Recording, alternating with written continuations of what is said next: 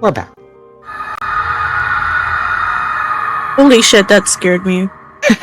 Welcome to what is hopefully the final session of World of Syklos, Wail of the Whisperwind, a Daggerheart mini-adventure where, during the first session, we, made the journey, started making the journey towards Ishara's Grove, which we reached last session, where after, hurriedly preparing some offerings to appease a cold and, frankly, murderous winter spirit, we've managed to gain the right information to identify the problem of the Wailing Whisperwind and its source. Foreign invaders have been observed to be going in and out of one Monadra Tower to the east of the valley, an old relic tower that has been long since abandoned after after the events of the rupture and the Whisperwind. The party now sets forth to go, walking across the now frozen River of Souls from the aid of the Frost Maiden. The party now finds themselves going uphill, and with that, a new challenge, one of verticality. Alright, let's immediately start ourselves off. Hopefully you guys are hearing this right. As the party finds themselves going through the rough trek of walking uphill. Those silhouettes are not supposed to be there. This is just going to be a background because we are in a bit of a challenge. How's the party reacting so far now that you guys are all the way over here? It's still a snowstorm.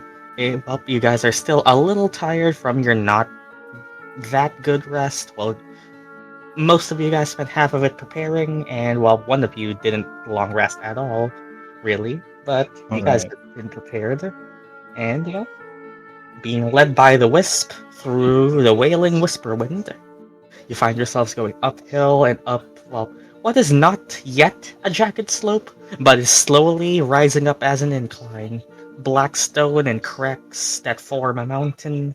Clearly not a natural formation of a mountain, as the land was once raised by the magic of the champions 500 years ago, but still a mountain nonetheless. And with that, a climbing challenge. Before we roll anything, spotlight's on you. Roleplay whatever you want. So, are the winds stronger or not stronger than when we first went through? It's honestly, at this point, it's hard to tell, Syzygy. Who knows? Maybe if you gotten acclimated to the wind, or I mean, you could give me a instinct roll to check for yourself specifically. But to the untrained sense of touch, it's become hard to tell after spending now multiple days in the valley. Yeah. First roll of the session, I guess. I guess. Don't fucking roll with fear. I have enough already. Okay. Okay. Okay. Okay. Well, that's a way to start the session. Sure. Why not? I'll take it. The Whisperwind has been growing relatively stronger, actually, Syzygy. You can't tell if that's just because of, time. The longer the problem stays, the stronger the Whisperwind goes. Or it could be stronger because you are literally walking towards what you have identified to be the source of the wails itself. Whether it's the wailing coming from the tower itself, or just the fact that something's happening at the tower causing the entire Whisperwind to wail louder. That part is hard to tell even with this critical success. However, with that critical success though, you are an expert ranger. During the moments when the Whisperwind gets stronger, you manage to lead your party towards a little underneath jutting rock to protect yourself from the winds, and you know what? It's a critical success. I'm gonna give you guys this buff. Choose one of the following. You all gain advantage on your first roll to navigate these mountains, or you disable the blizzard fear action that I use to give you guys stress for the following scene while you are navigating this mountain. We're so good at this chat. So it's either we gain advantage on the strength check, or All we of completely avoid the blizzard. for the Like following scene. When the reaction. scene changes again, well, it could come back. Yeah. This is the Advantage for all of us. all of you once. Yep. What do we think, chat? I'll leave that as a choice. Disable the Whisperwind or disable the Blizzard action that I've been using for the last 2 sessions, or all of you gain a D6 advantage die. And remember, advantage can stack even if you already have this advantage. You can just give yourselves advantage again to have an even higher bonus. Yeah. Actually, does advantage and disadvantage cancel each other out, or do you still roll both d6s? I've looked at Matt Mercer run an official game, and he makes the player roll both dice. So I guess Oh my god, that's Oh wonderful. wow. yeah, I have watched his official Age of Umbra game, and he makes players roll both dice. So I guess That's great. that's love more that. GM dependent, but that does sound more fun. It does sound more fun. What do we think? I think Because advantage. yeah, Whisperwind is also strength check, right? A strength Yes. reaction roll, yeah. Yeah, strength reaction roll. Yeah, I feel like advantage as well, solely because I'm scared that the climate challenge will end up making us lose HP, whereas the Whisperwind is just going to make us lose stress instead. I mean, gain stress instead. That is So yeah, a valid thought process. I know Yeah, what you guys think. It's you guys who are gonna be using this. yes, let's check the party's strength. Ooh, a +3. Ooh, a +2. Ooh, okay, a +0. That's fair. Another 0. I mean, that's pretty expected. Oh, a -1. -1. -1. But yeah, 2 are in favor of advantage. Yeah.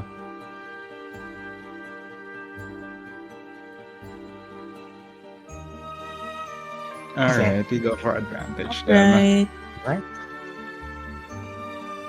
The wisp dances around you all, and you feel a bit more confident in this journey ahead. Alright, all of Thank you you, Wisp. gain. Thank you, critical success. Gain advantage on. Well, speaking of, the mountain challenge. Well, climbing the mountain is a bit of a challenge. With difficulty 14, the first slopes are starting to get more hazardous than more hazardous than they are casual. I will need you all to elect one person to lead a strength roll to push yourself up the mountain, and the others can support with a reaction roll of their choice. Noia specifically, like I said, this does stack with your already advantage. For rescuing the wisp and having it go attached to you, gain another advantage die. Remember, advantage stacking in Daggerheart means you roll your advantage die as many times as you have it, and you just take the highest d6 roll. So you could just. Also, Yeah. everybody gets an extra hope in the halfling. That's wonderful. My hope is full. Um, I'm gonna do the help action so I can use my hope. Use the help action on. You help others, not yourself. Yes, I'll use it on whoever volunteers.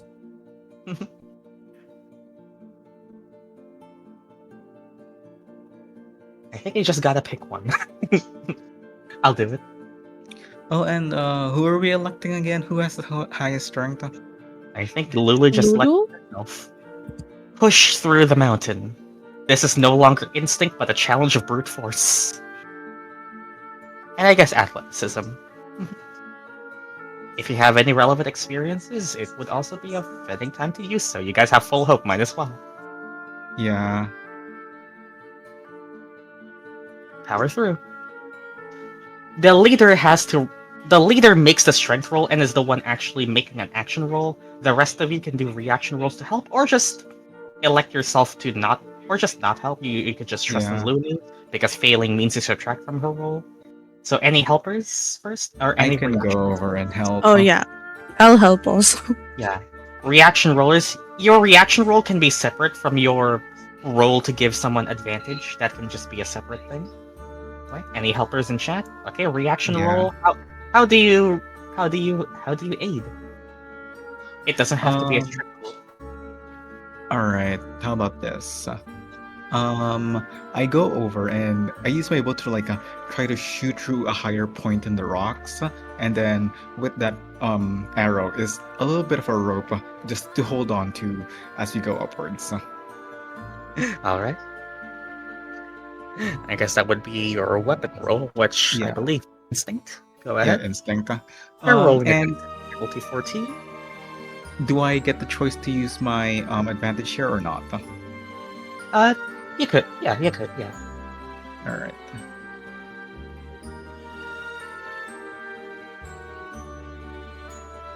Alright. 26 with hope. Wonderful. It's back.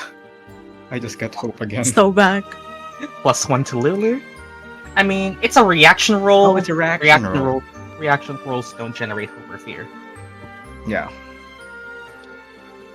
It's nice that I have one vacancy, you know?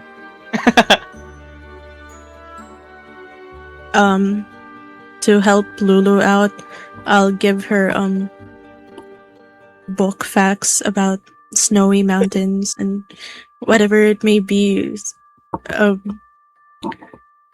Like, oh, you know, this ledge, this is like in this book I read, this is how you're like, you know, supposed to climb up it, and like the type of terrain, like stuff about geology and the type of terrain. Yeah. So, knowledge? Mm-hmm. Okay. Should I use Abre or should I use Daggerheart? Who are you more besties with? I'm more besties with Abre, but I want to try Daggerheart. You should give Daggerheart Dice its own nickname. Avray has had a name. Daggerheart Dice doesn't get a name. 16 with hope. Okay. Remember, reaction roll does not generate hope or fear. Yeah. You aim. You get Lulu is now rolling with a +2 from Zergast. +2. The thing is, unfortunately, I've already taken the nickname DD for one of my robots.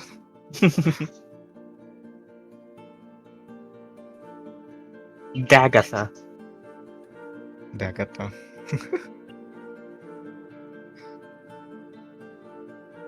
Dagatha. Destroyer of life. Destroyer of lives. I'll help and use my experience too, so 2 hope spent for me. Alright. Lulu gain a +2 already and another d6 advantage dice. We are that's a critical success. Wow. Oh. Add that to the. Oh yeah, counter. Crit counter.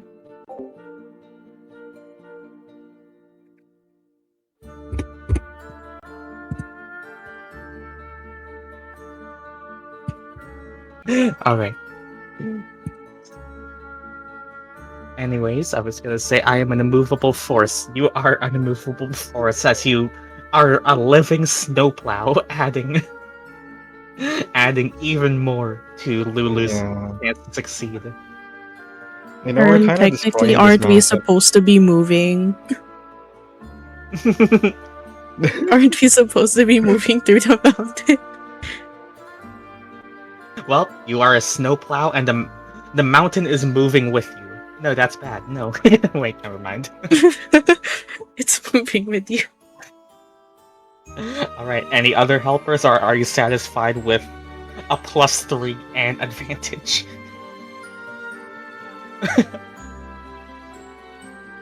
I mean, up to Vail. Vail, are you helping out as well, or You could just save your advantage for later. Yeah. If you're confident enough that Lulu would succeed at difficulty 14, you don't have to all invest it's a in. difficulty 14. I feel like we're good. She can I handle it. Alright, Lulu. Oh, That's You already can choose a when to 7. use your advantage for Yeah. climbing the mountains. Syzygy used his to help already. Lulu It's is about to already roll a 10 minimum. plus Yes. 3 and advantage, yes. Plus modifier, your own. Your For own strength. modifier. Critical success. Roll it now. So I think plus minimum 6 should be plus 10. d6. Plus 6 plus 21 with There hope, we go. right? Or d6? That's not even with Right. the 26. You roll double? You roll double the difficulty. I'm gonna give... The difficulty was 14. You roll, well, not double the difficulty, but you did break but you did break a 20, which I'm gonna reward with something. All right, 26. Lulu, what's your method of getting up a mountain?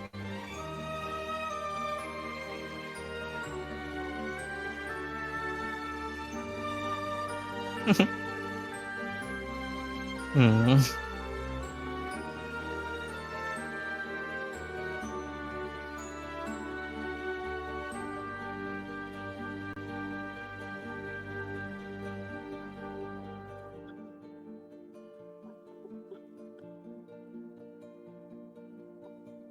I just kind of put her hands in front of me and push as hard as I can.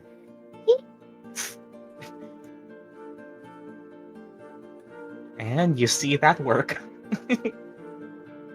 Alright. With that said, you all find yourself up the mountain and now through what I will say is a mountain pass.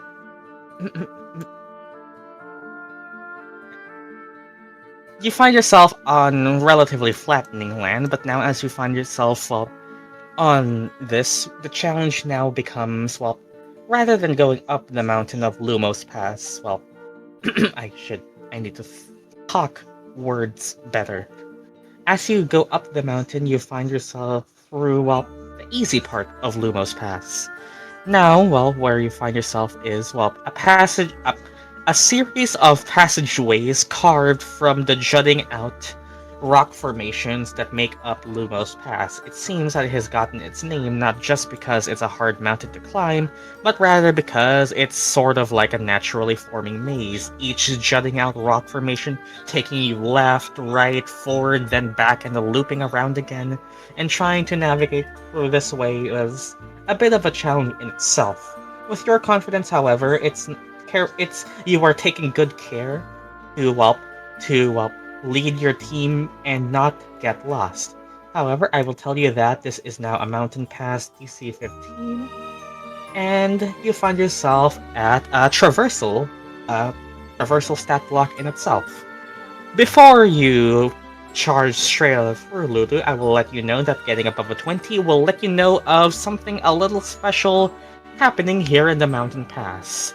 I will note to you some, well, first of all, again, the difficulty rises from 14 to 15. We're now at a tier 2 traversal. There are some key features about this mountain pass that you note, Lulu.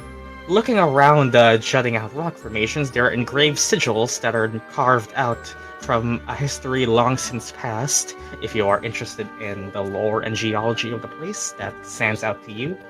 There are, well, the icy winds that, well, already permeate throughout the mountain. You already know that. However, there is also some jutting out formations that don't seem the most natural to you. Crystals of ice that rise from the ground, but most importantly, perhaps, through your care and, well, strength, you hesitate on the final ascent. As you note the particular structure here being reflective of a tale that you have once heard. Foolhardy adventurers charging straight up a mountain without realizing they have trapped themselves in an invisible prison. A bit of snow falls from one of the tips of, well, the rock formations, and you immediately hesitate, as you know what that danger signs. Potential avalanche. Alright, Wonderful. if you guys roll a failure with fear in this mountain pass, I will tick down a counter of 4 and an avalanche triggers whenever you roll a failure with fear. It will reset and can happen again if you keep rolling with Lovely. failure with fear. The counter is at 4. Well, the counter is at 4 right now, so I'm just gonna mark that with this. And Red, your way lovely. through. I will tell you now that because you rolled pretty high, Lulu, an avalanche has the following mechanical statistics. Targets who fail an agility or strength reaction roll, difficulty 15, will be knocked backwards to far range. I think that's 60 feet. Yeah, And 60. take 2d20 physical damage and must mark a stress.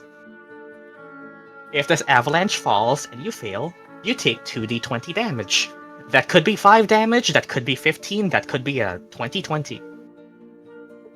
Just a question, but like in the very case that it's 2020, that would be 4 HP, wouldn't it? Probably. Sick. I mean, it's a 5% chance multiplied by another 5% chance. What's the odds of taking 40 damage from an avalanche? I will say that it does not say direct physical damage, so you apparently can use armor to block an avalanche. Rules as written. No, I'm good on it. Anyways, and you all that's make already way. on top of like frostbite. Yeah, he's already on top of frostbite. You all make your way through narrow passageways and, well, any roleplay that happens in this party before anything else triggers. Also, while you're here, you see a faint silhouette of a black jutting stone pillar at the far distance beyond the blizzard. You normally, to regular passersby, they might normally note it down as, well, just a tall stone spire, but you have a feeling you're getting closer to your final destination. Again, you can roll for you. We're getting near. Well. Any last words? Any last word? I mean, like, first of all, let's take in their surroundings first. Great spires and all that. You said that there were some insignia and all that. Sigils, Sigils. icy crystals, which I didn't have on the map, but you can imagine they're there. Actually, icy crystals. Is it like a? Would you say that it's like local here, or is like common or something? Give me a knowledge roll. All right. Don't roll a fear, please. I already have enough.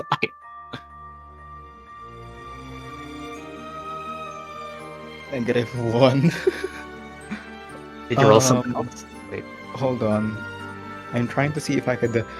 Since I'm trying to figure out whether it's local or not, can I cross-reference it with the places I've been to see if I've seen it before? And with that, can I use my experience for that? Sure. All right, thank you. So that's going to be a +1 instead. That's comforting. With fear. Great. Lovely. We pick this back up. And alright. With that being said, with that being said, you look at the crystals of ice and note that while it's not logically not really the most uncommon thing to see crystals of ice in a place that is blanketed in an eternal snowstorm, you note rather that your question was specifically on whether or not they're common, or well, they are. What's your specific question? Whether I've seen them before, or if there's something special about them as compared to the ice in other places. All right. Well, from what you can tell, Syzygy, no other place really has the right conditions to form anything like this in the first place. The question of whether or not it's naturally forming is something that's kind of thrown to the wind right now, as a lot of Spiritwind Valley is what happens when nature gives up. So who's to say if natural formation is, even if there's even natural formations in this place at all. But from what you can tell, it's made of, you place your hand to it after identifying that it's safe enough. Just imagine it's happening on the map. In the map, and you can tell that it's ice it's ice that, fittingly, doesn't seem to melt even through the warmth of your fingertips, but it doesn't fully freeze you cold yet. you can identify that it's, well, something more, well, I mean, well, it's not weather-based. Probably more of an elemental creature-based things. You've seen ice elementals already accompany the Frost Maiden before, but looking around, you can see and you can tell that there are several of them. You are probably in a place that is frequented by them. Lovely. Are you going to summon another one on us? Maybe not yet. Right. Ashen, I'm taking the hints. With that fear, though, I will say that something. Sure, why not? Let's make this a little bit interesting. A little, a little patch of snow forms in this, in the place where you would normally go forwards. Moving towards here, cuts your movement speed a bit in half. Not really the safest place structurally. With a roll with fear. Alright, how's everyone else doing?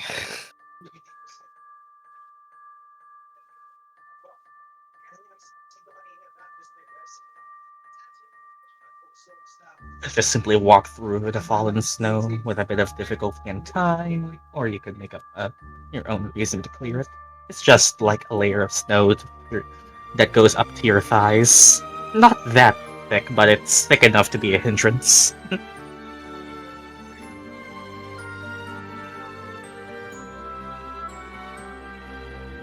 Anything else that anyone wants to? You know, the avalanche risk, engraved sigils, and, well, formations of ice all around.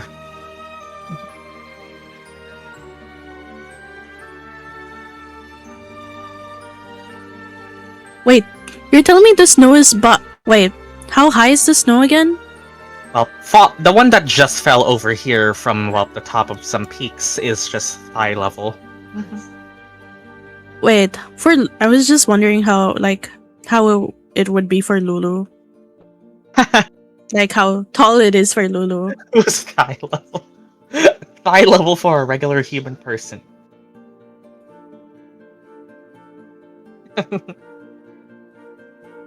What is it for halfling?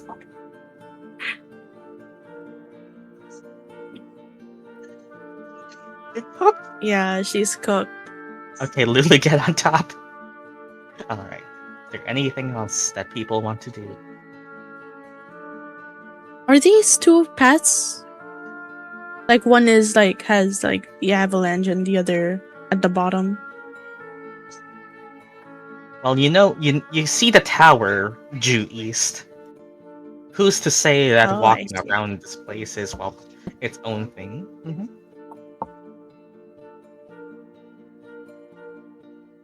So it's either we walk around it or go through it.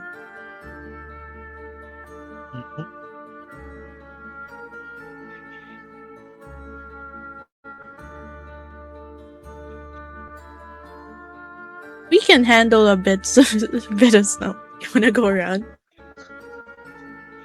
We can handle a bit of snow. Sure.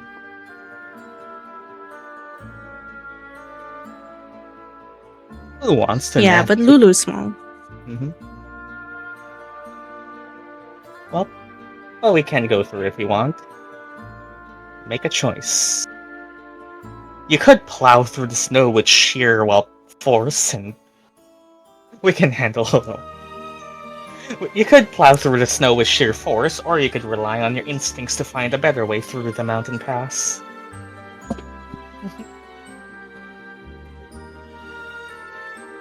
I mean, what's the consensus? We love democracy. Split the party. Easy. Split the party, exactly. Can you split the party? I mean, No, that is a horrible idea. splitting the party in Daggerheart is a lot easier than D&D in fairness, but it still has the same risks. Yeah, Because of the spotlight because of the spotlight system, it's actually not that unbalanced to have a party, split off.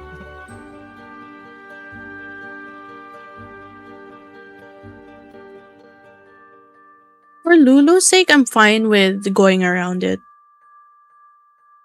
Yeah, she would probably. Lulu specifically would probably have disadvantage walking through that still. Yeah, she'd have disadvantage and might like take a bit of hits to her health. And we don't want that. Yeah, we don't want our tank tanking some hits before the battle, I mean. Before the battle.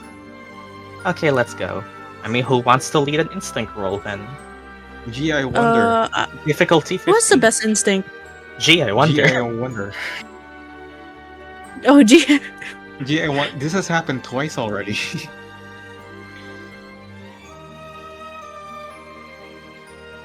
Alright. Do you trust that you can handle? Yeah, sure, I could do it. That's fine. You guys can do help actions if you want to use You up don't more. wanna. You don't want help. I mean, yeah, I'm assuming I'm getting help. Aside from that, though, is the what do you call it?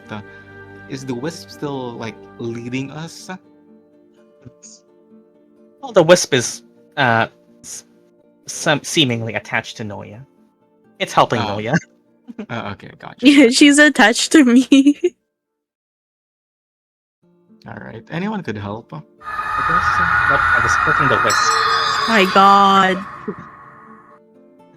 It has some boot swings.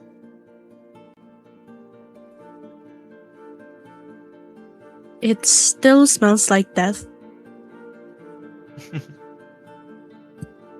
You know what? I'm gonna help again. Go for it. Help. Yeah, Roll the- and I'm roll gonna the advantage use. dice. Yep. Roll the advantage dice for red, and then red can just add a flat number so that we don't have the bot having a seizure. Yeah. Wait, who's rolling the advantage dice? You roll. Yeah, you roll the advantage dice just to make it more fun. Have the helper roll their own dice. Yeah. Okay. So D6. D6. I'll just roll a flat D. D6. Okay. Roll a d6 and add red adds. Oh my god. Oh my Sure. God. I mean, like, this is +9 at this point. How bad could I possibly roll? I got. Yeah, It's a the wisp buff. 15 now. Yeah, it's the wisp buff. Yeah. Should I just roll right now, or do you guys also want to roll, like, for fun? Yeah. do you want to add even more insurance to this roll? Just go for it, man. Go for it. Just go Alright. for it. Imagine if I still fail this, that'd be really funny. Noia takes severe. Oh my God.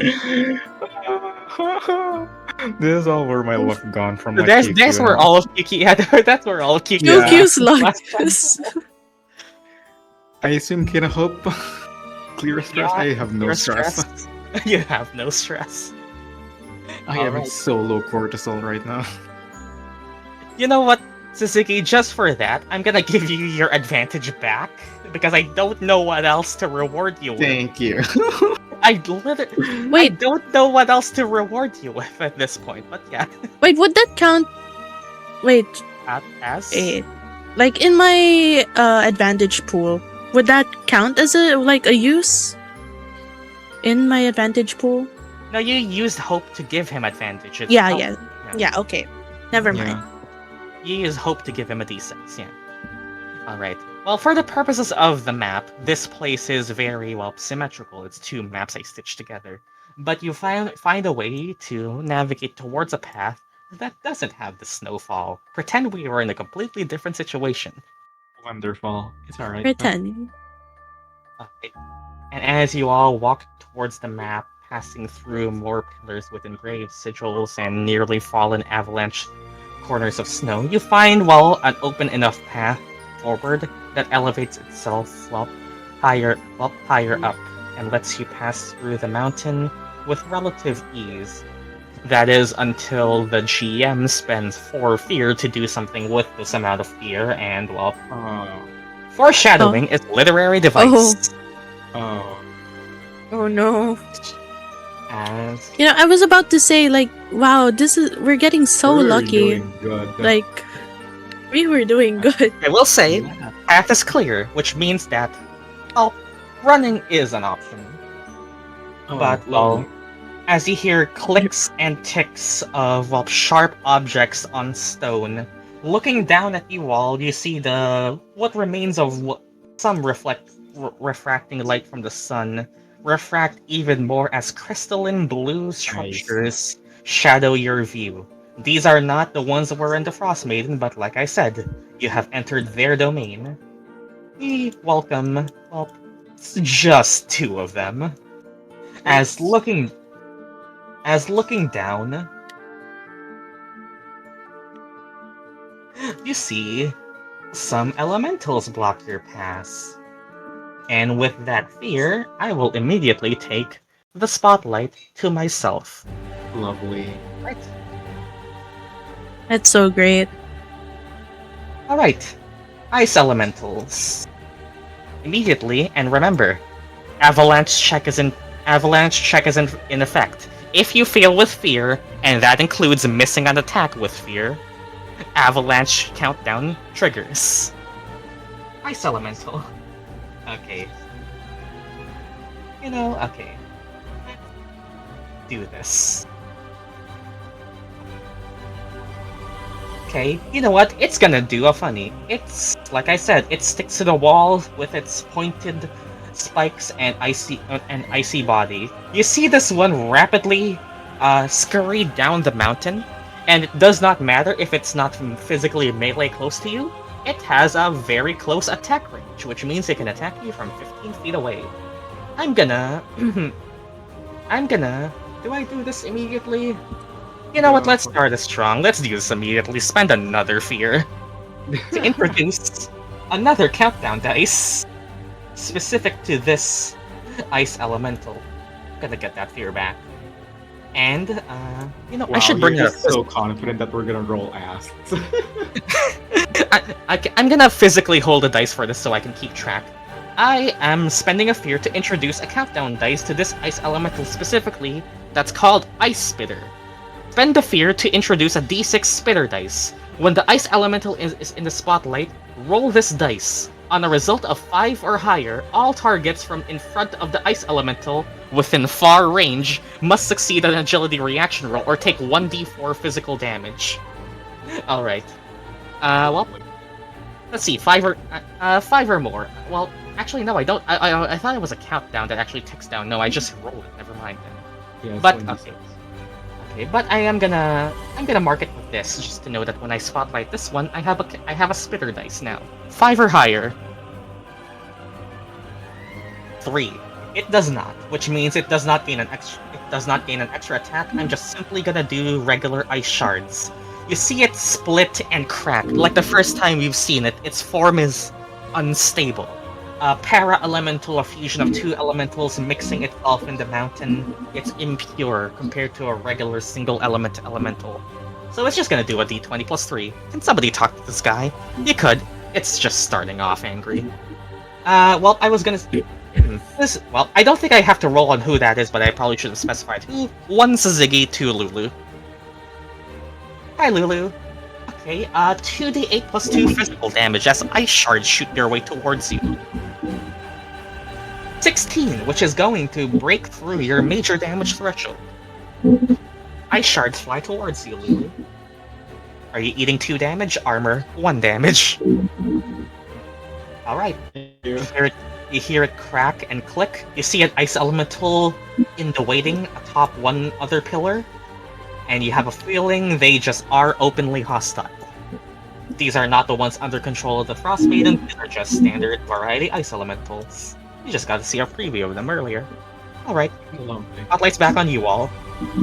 Spotlight back on us. Can I just take a moment to, I'm assuming that since we had like a longest duration between scenes that my beetles are gone, so I'm just gonna mark a stress to like regenerate my armor of beetles around me.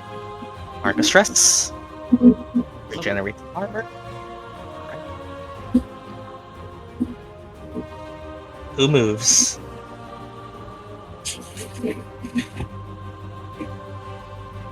I'm assuming that the ice element in front of us is still like not in close enough for melee range, right? Since it's on a wall. Yep, it's on the wall. It's 15 feet away from you. Let's just say it's like about 10 feet up a wall. The path is open because you find yourselves on a path that isn't covered by snow. Thankfully, you aren't immediately trapped in. But you can see over the horizon. One is eagerly awaiting. Alright, so what's the plan? Do we just run? Who wants to run? Who wants to... We can run. We should just run. Yeah. Yeah, you guys could... Alright, so do we just like... Right? One person one can by move one? for free again. If you want to dash, that's an agility action roll. Mm-hmm.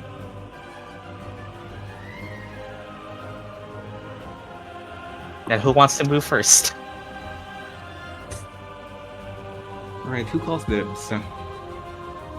I guess let's do a funny. I'll call dibs. Right? Go for it then. I'll just have the wisp move with you. Remember, you all have your advantages given from the critical success earlier. You can cash that in during this scene. And I will say, because I said during the scene, when the scene ends, that advantage goes away. Yeah. I'm going to dash away with advantage. One of my advantages. Do I still need to roll agility? Agility roll. You Or are something. rolling against the Yeah. mountain pass, which is a difficulty 15. Okay. Base movement, you can move 30. Okay.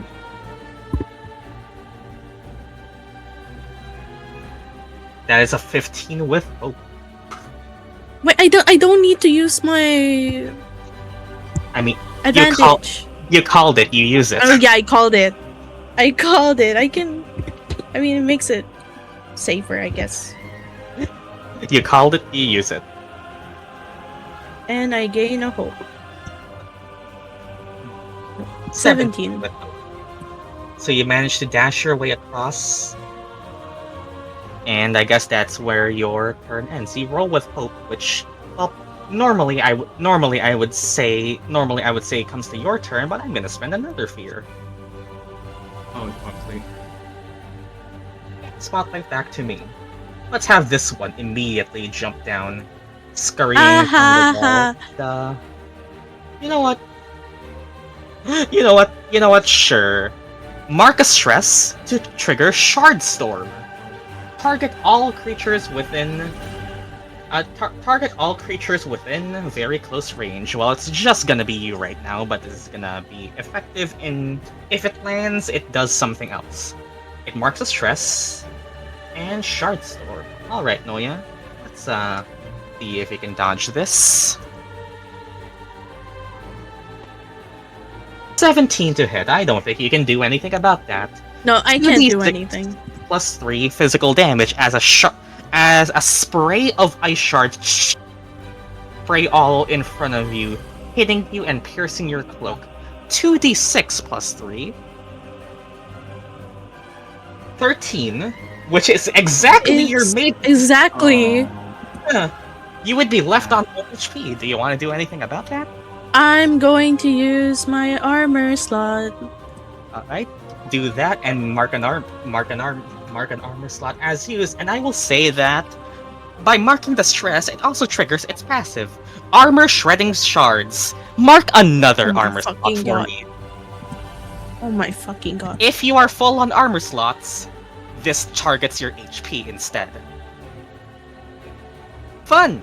They shred your armor. Which damage? Wait, how much damage was it, major? It was major reduced to Mine. minor.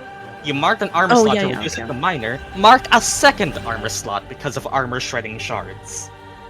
Oh my fucking god, I'm gonna If die. you run out of armor Yeah, slots, no. you're targeted by this No, again. I don't- mark HP I don't think it's instead. a good idea to be in front.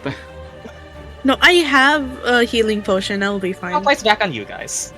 Alright. Do you want to drink that healing potion first? Yes, I'm wanna going drink to drink that right now. I'm gonna drink. It effortlessly hit your major damage threshold. I think you might want to drink that now. Of course. 1d4, Yeah. please. I just want 1d4. to clarify on like the part.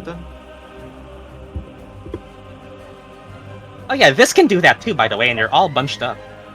I'm dying. Oh, Is it Two. the regular Fuck. healing potion? yeah. It's a minor. Minor than 2 HP. Regular is +1, so 2 HP. Yeah. Clear 2 HP on your sheet. You are back on 4 out of 5. Are we still running? Yeah. We run past them. I Attack think of we should opportunities don't run. exist. Yeah. Just a question though. Just for the part where is it every time they gain stress they do that, or is it every time that you make them gain I have stress? I have to make them gain stress. Oh, okay, gotcha. So if they are full on You know- stress, I can't use that anymore. I You know wonder what? who has What the if we abilities just fight- to give the enemy stress. You know what? What if we just fight one of the elementals while we're running? Yeah, but I think we should like not bunch up. Like, Yeah. can we all Remember- do 30 feet of movement first? All of us. No, one person moves. If you keep rolling, if you keep rolling with hope, sure, then that. Okay, essentially, Okay, one gotcha. person moves for free, and then somebody can take one action. It could just be one Gotcha. person moves for free, somebody else takes an action to move a second time during the turn. And then the turn ends. Gotcha. I don't think that's really an official rule, but it feels right to me, Yeah, so that that's what makes I'm gonna sense. use. Yeah, I don't think it's really fair to like every time we get spotlight, each of us get like move. All 30 of us feet. move 30 feet, yeah. Yeah. It's in the Uh, spirit of. All right. Who else wants to move then? Because I'm assuming that's a maximum of 3 stress for them, which in my case I think I can like get a way to increase that stress. Wow, an enemy that actually benefits from you stressing it out for once. Yeah. Please help me. Yeah, unless someone wants to, Please. I can take spotlight. Okay. I just moved like 30 feet northeast. Just a little bit there. Yeah, just 30 feet. Yeah. And I simply pull out my bow and I try doing Ranger's focus on Alright. the target. Do you mark any stress to do that, or is it just activated? It's a hope, It's a hope. All right. right? 3. 11 with No. fear. That's a failure with fear, baby. Lovely.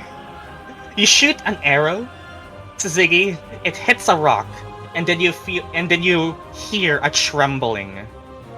1 out of 4. Lovely. But- Very comforting. Yeah, we are so screwed. That's a miss, and spotlight goes back to me, and also I gain a fear. I should remember that. Oh, but like I said, I'll get that fear back. I'll spotlight this one again, and since it has the spitter dice, I'm gonna roll a d6 on a 5 or 6. 1. It No. does not. All right. On a 5 or 6, it does a little spin attack flip. All right. It's gonna go back to. It's gonna go to melee range. And you know what? It can't. Okay. It's physically. The shard storm happens in a cone around it, and while Daggerheart does not have exact measurements for cone, I'm gonna be kind and say Vail and Zorik as immediately spitting forward is a shard storm. Why not use it? It has no gain stress. Why not use it? Shard storm? Vail and Zorik. It just is an attack roll. So I roll once, and and this is compared between either of your evasion scores. D20 plus 3. I think that hits both of you. 2d6 plus 3 physical damage. Hi, Vail. Hi, Zorik. Take 9. I think that's still major damage for Vail, though. Lovely. I... we love being squishy. Guess still gonna armor that, not taking a risk. Womp womp! Zorik got take 1 minor damage. In Vail, are you doing anything about that? Armor as well, take 1 minor damage.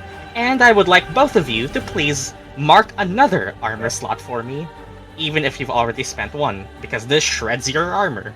Lovely. Okay, turns back to you guys.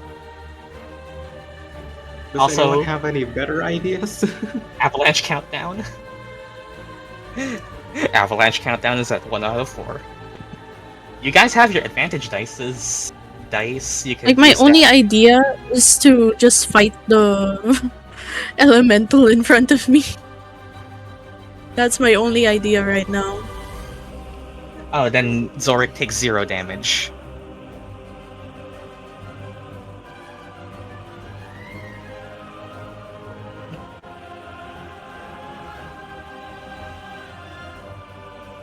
Ice elementals. The music, by the way, is the 4th chorus from Hollow Knight Silksong. Anyways, I'm gonna mark a stress and use 2 favors instead of marking an armor slot. Shadowy flames wrap around Vail as he, well, is just slightly shielded from the attack. You have cashed in some of your favor. You will need to tithe again to replenish that. Anyways, spotlight's back on you guys. Does anyone else have any great and wonderful ideas back there?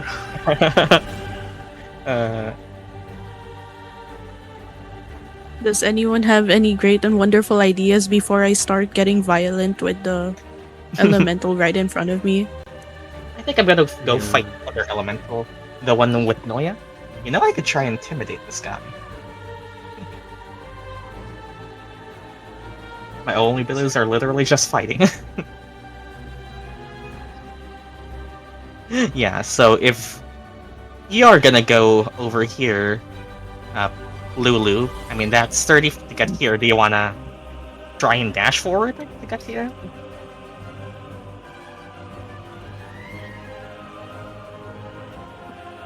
Nah. Oh, can you reach it from there?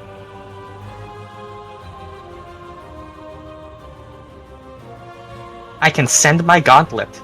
Flying gauntlet, hell yeah, let's go. Literally throw your hands. Alright, let's go.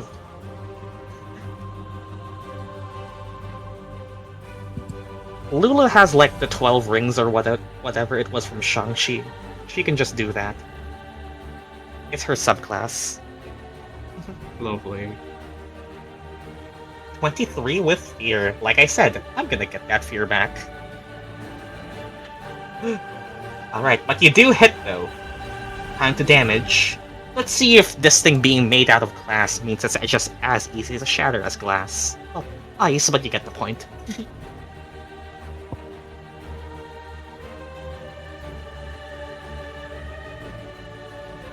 That is 22.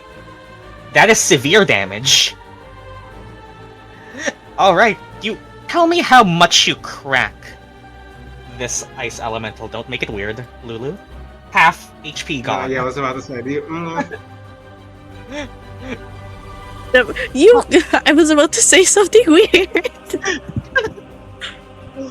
Don't make it weird.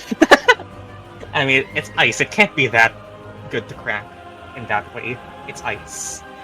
Let's not bring out. I mean, like, we were unanimous with the Frost Maiden. It's cool.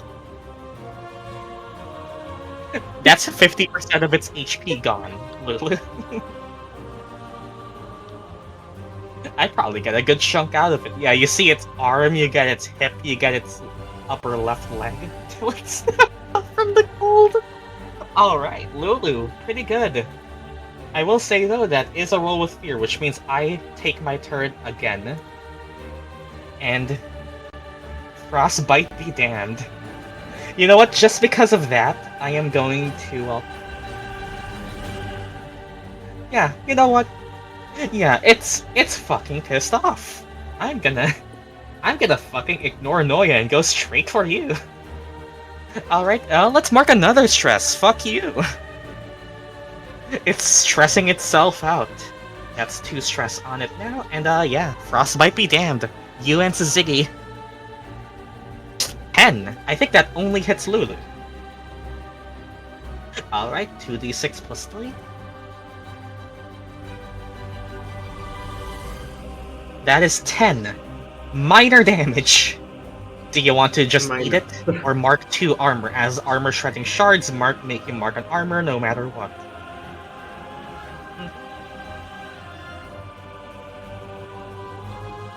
How much armor are you willing to conserve? These things eat your armor. I'll eat it. Alright, 1 HP and forcibly mark an armor slot for me as the shards very much slice away at your defenses. A leather strap comes undone, and well, some ice goes through no matter how much you defend. Close range 30? Yep, close range is 30, I'm pretty sure. Alright, that's my turn done. Okay, so they are relatively glass cannons, actually. Is Lulu within close range? You can just move 10 feet to the right, and she will be, yes.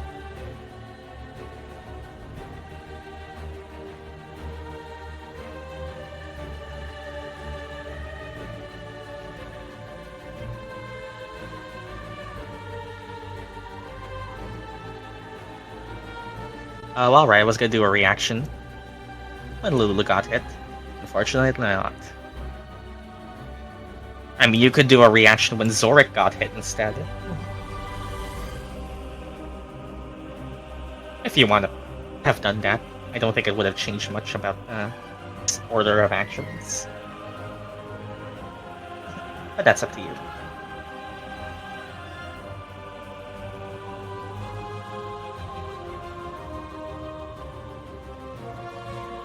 Spotlight's back on you guys. Wait, is this melee range?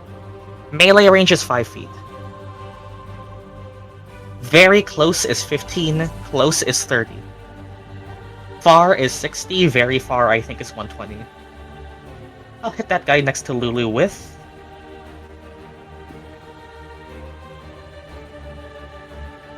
Blighting Strike. Alright. Channel some shadows into your staff and shoot.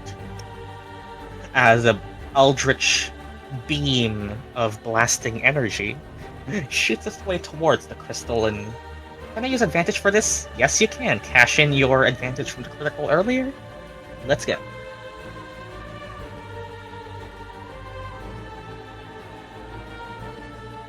Any failure with fear triggers the avalanche counter, so it's good to roll high. At the very least, you can at least succeed with fear. Blighting Strike. 30 with hope! Oh my Damn, God. what roll happened to be 30? 12, 4, and 11, Jesus! Damn. Yeah, Daggerheart characters, they roll they roll an average of 15, but when both dice decide to roll high, they do indeed roll high. Alright, well that's a 30 with hope at the very least. Gain a hope. And that definitely hits. That is 8 damage. Ooh, so close. One more and you would have done major, but that's minor. Does it have a secondary effect with a Blighting Strike? That's minor damage, 1 HP. Also, the next time a target deals damage to an ally, it is reduced by half. That is good. Wow. It is physically weakened as the shadows grip its form and slow down the pace of its movements. It looks around, checking and confused. Right, debuffed. I had flashbacks. Jeez. Yeah, that's Daggerheart. Yep. Alright. That is a roll with hope. Turn still on you. Spotlight's still on you all. I'm not gonna use a And fear. I make an attack Go ahead. against the against the elemental besides Vail. That's far range, right? Yep. I'd say okay. Here's the situation. You are currently visually blocked by the ice elemental and the rock formations around you right now. Shooting through it would probably be at disadvantage. I'll just attack the one in front of me then. Alright. With Wild Flame. Wild Flame. That hits up to a maximum of 3 creatures, but you can hit 1 creature just fine. Yes. Wild Flame. Okay. And I'm going to use my experience Heresy Against Humanity. And I'm also going to use Adept, which makes me mark a stress and double that roll. And because of the Grimoire, because of the Grimoire or the lore book, lore book Grimoire +1. So that's going to be attack +2, +4, +1, 7? Hell yeah, that's why we play Daggerheart, baby. Stack all of those. Who said that a knowledge wizard has to exclusively use their knowledge for knowledge rolls? It can be for violence too. I was thinking, should I use my advantage for this? Should I use advantage to stash? We were losing it afterwards, it's fine. Oh yeah. We're losing it afterwards. You're gonna lose the advantage after the scene ends. Yeah, I'm gonna add advantage to that.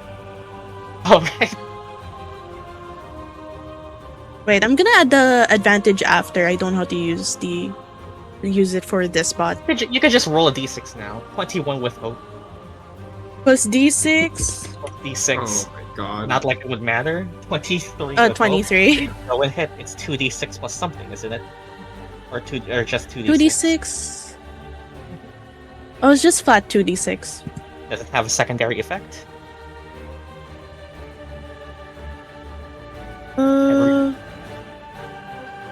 Oh yeah, the secondary effect is I have to mark a stress. You have to mark it, or the enemy Another has to mark stress. I have to mark it.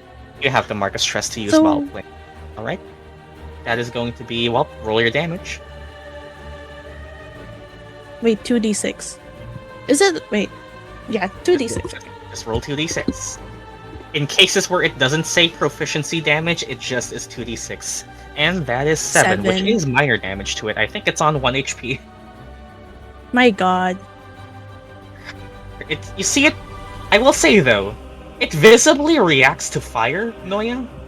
As you are hitting it with fire, you see it visibly stressed out. Attacking ice elementals with fire stresses them the fuck out. It's it's maxed out on stress, which means it gains the vulnerable condition. Rolls against this ice elemental have advantage.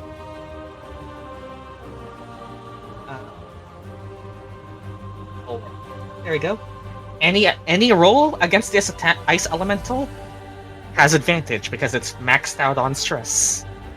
If you force it to mark a stress, it will immediately mark a hit point instead. Roll with Hope is still, Roll with Hope would normally mean on you guys, but I'm gonna spend another fear. Let's keep this momentum moving. I'm back with full hope. Alright. Let's spotlight this ice elemental again. So on a Spitter, it still does not get Ice Spitter. Okay, you guys are avoiding the AoE. It hears its ice elemental compatriot very much squeal in pain to the fire user over here. So it's gonna move in to help, climbing a bit on the wall and shooting down towards Syzygy. Let's go for that. I think I'm just gonna go for a basic attack, which just is a d20 plus 3. Oh wait, I think Zorik has something for this. Yeah, I think yep. Did it go into melee range with it hit me? I'd say during the movement it would. Sure. Not fighter thing. You get to use your warrior ability, sure. Okay then, yeah. Attack of opportunity doesn't exist in Daggerheart. Unless you are a warrior. Unless you are the warrior. Opportunity attack. They still have it. I genuinely forgot about that. That wasn't me setting it up for Zork specifically. I genuinely forgot she has that. Attack of opportunity. Or opportunity attack. If an adversary within melee range attempts to leave that range, make a reaction roll, so no hope or fear. Choose one of the effects, or two if you critically succeed. Alright. Make a reaction roll using so it can be any trait of your choice, actually, damn. You can opportunity attack with your sheer aura. That's that's cool. I like how they do that. What does move with them mean? Like You you just chase grab onto them? You chase them. You Oh, move okay. in the same direction as them. Do I get advantage with this? If you want to spend your advantage, sure, might as well. That advantage is going to disappear after the scene, might as well. If you critically succeed, yeah.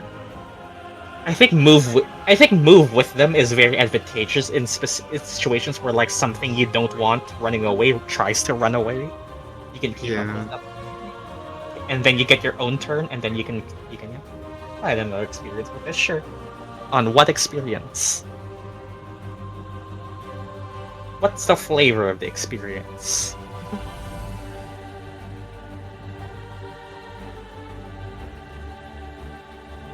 I think you guys got this. You guys shredded some armor. I can take him. Literally hugs their leg. Yeah, with the experience, I can take him. And your warrior training, then yeah, hell yeah, roll that reaction roll. You don't gain any hope or fear from this, or a reaction roll, but opportunity attack. You can either lock it in place, or you can deal damage, or you can move with them. If you succeed first, let's see.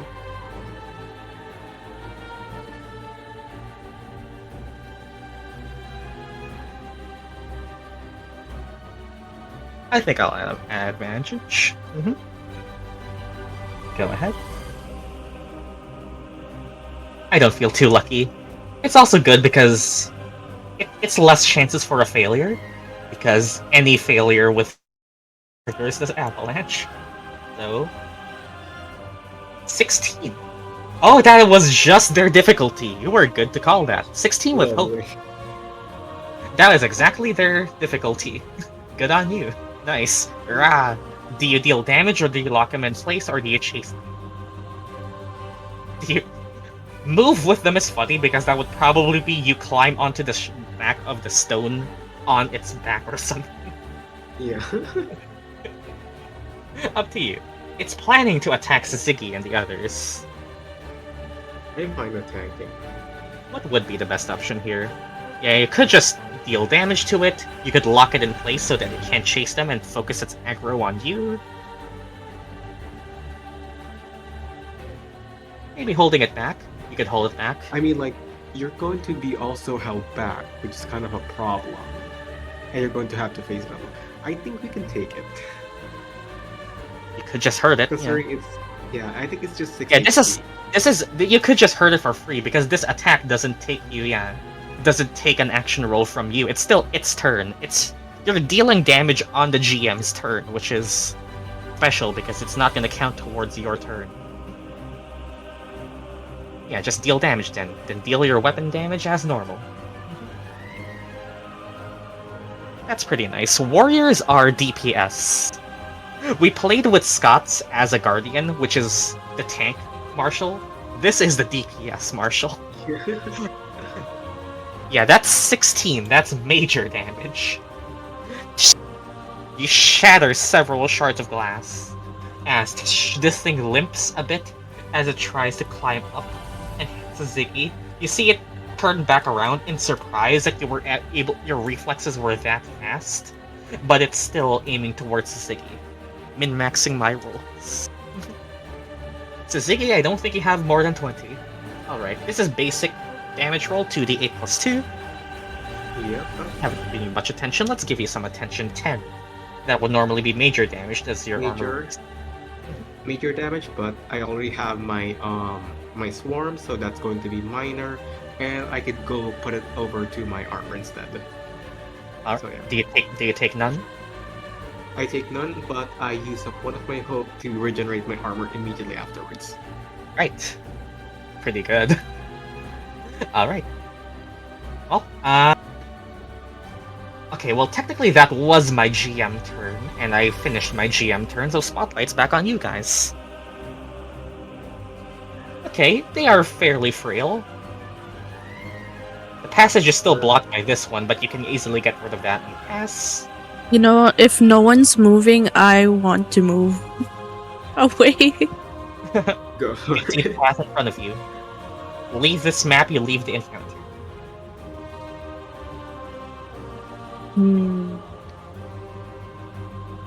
Should I dash, or should I just use my movement?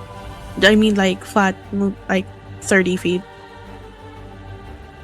Should I leave you guys? I mean, like, What it's Noia do? basically over, I feel like. I mean, yeah, it's almost over. Aren't you, like, evil? Yes, but is she evil Okay, with a first sense of all, I'm camaraderie thinking- or solo evil? Like, The thing is, I'm speaking as the player right now. Like, me, player, Azii. I don't want to be mean, but then, like, my character is... Yeah, my character is Go selfish. for it. I'm gonna dash. I'm gonna I'm dash. fine with it. alright. I'm sure we're all fine with it. I mean, the party saw you took a major hit. Getting some distance seems fair. You could justify it, probably. Yeah, I can justify it. Let's Alright. go! Oh, Agility! Yep, movement is just 30, but then dash is agility, correct? Daggerheart, please! Difficulty 15 because of the mountain pass difficulty. 9 with hope. Oh no! That is a failure with My hope. hope is... My So hope is full. So you kind of stumble What's your that? way.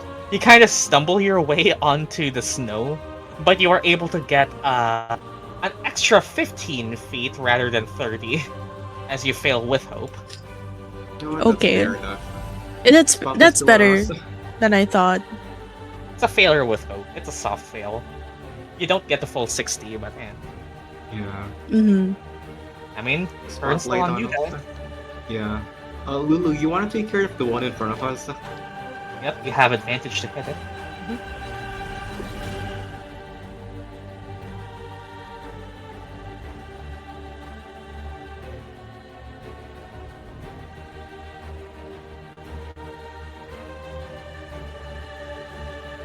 Okay, so what you then? want to take the one in front of us?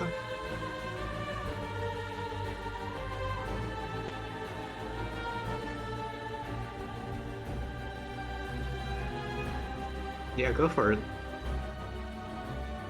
Alright.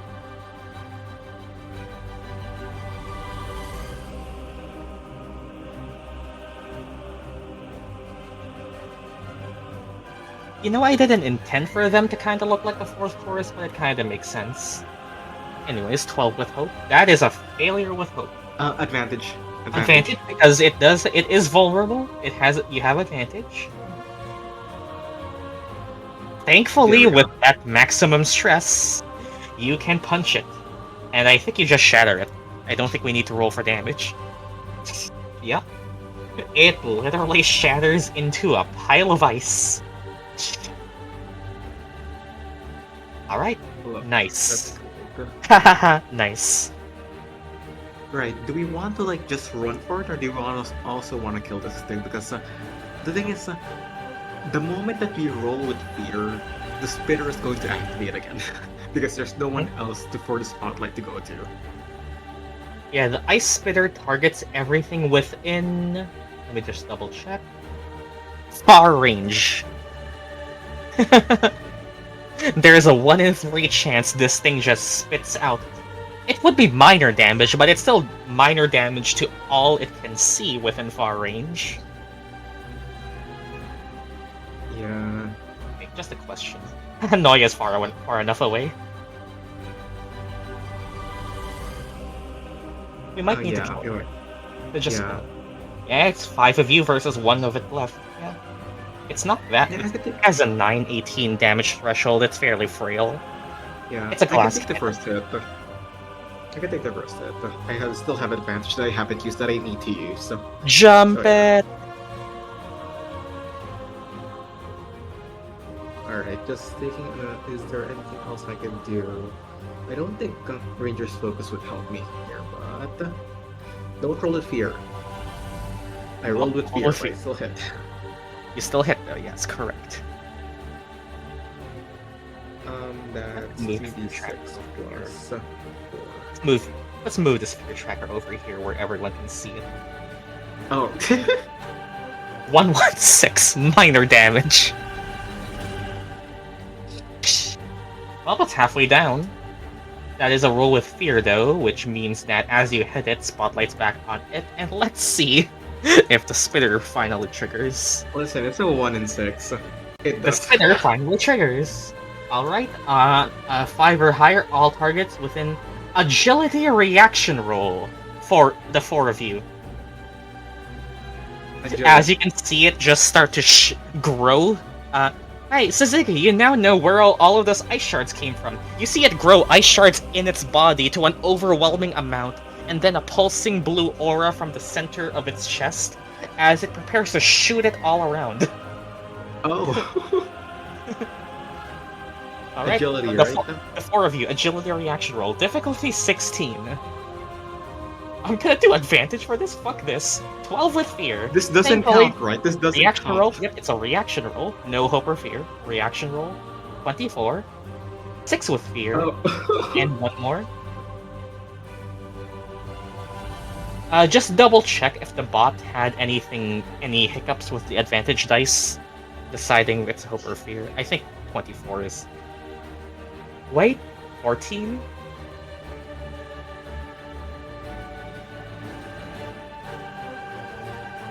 I rolled a 1 on the hope dice. Finally! You can re-roll halfling luck!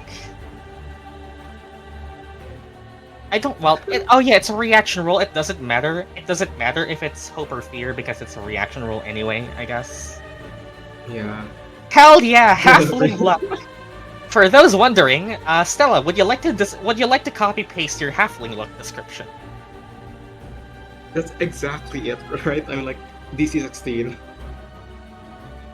Oh, is it the 16 now for? Okay, who got below a 16?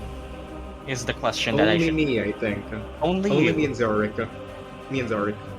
Only you and Zorik.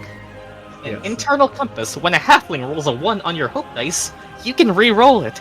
That's stronger than the D&D version because it's on a D12. Yeah, it's a D12. So That yeah, said, though, if they get Snake Eyes, they have to reroll it or no? you can re-roll it. So Oh, so can. it's optional. Okay. So Zorik and Zorik and everyone else can describe how they dodge firing shards of ice all across, but I mean it's only gonna be a D4, which is only going to be 3 minor damage, but the fact is that could have been minor damage to all 4 of you if it hit 4 times. Yeah, AoE. Yeah. It's less about the damage and more just it hits everything in far range. So if anyone wants to armor that, you can, if you still want to be gung-ho about armor after all of the armor they've shred. Yeah, I mean, like, that's another set of beetles dead. No, the Beatles! Oh no. Alright. I And also, the second part of the Ice Spitter reaction text is that it says that even if I triggered it, I can still take a turn. Right. Oh, right. Because Oh, it's armor. Yeah. Alright, you shield yourself against that. And the beetles are gone. And, well, with the... You know what? Sure. I'm gonna roll a d4. Oh, I resummon them, of course. Yeah, resummon them, of course. It's gonna go for Vail, apparently. I don't know why. If I take one single severe damage, I might be fucked. Alright. Hi, Vail. It's gonna go down here. Simply. Can it finally just miss? I think I've hit all of my strikes. Nope, it's still going to hit. 2d8 plus 2? As this just shoots 6 damage. Wow, for once Vail takes a minor damage. Wow. I'll favor. Shadowy clouds surround Vail once again, marking none. Alright, spotlight's back on you guys. It's at half HP. How bad could it possibly be? Has 918 on this damage threshold. So you guys can end this with a tag team. You guys could end this with a tag team. The more spotlights it gets, the more chances for that spitter dice to reactivate. You could just end this with a tag team. Yeah. That's up to you.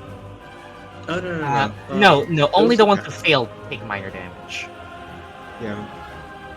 So it was just Zorik and Syzygy. Yeah. So who has a lot of hope that they want to use? Yeah. All you need to hit is a difficulty 16 and deal more than 18 damage, and it's dead. There's a 1 in 3 chance every time you guys roll in fear that the spitter dice activates again. I can spend mine. I could use 3 hope. I still have 5. I can also do it. Alright? You guys tell me which two of you... Who wants to initiate it? Because the person who initiates it can't initiate another tag team again for the rest of the session. Alright. This is essentially how you want to do this. Right? Go Lulu. Who are you picking to be your ally?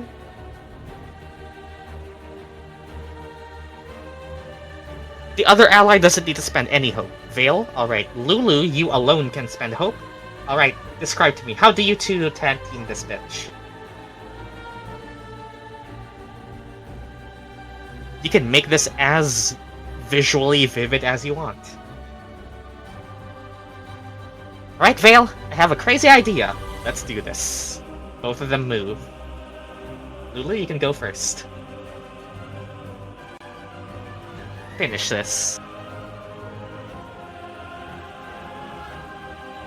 Let's stop that ice spitter from triggering again.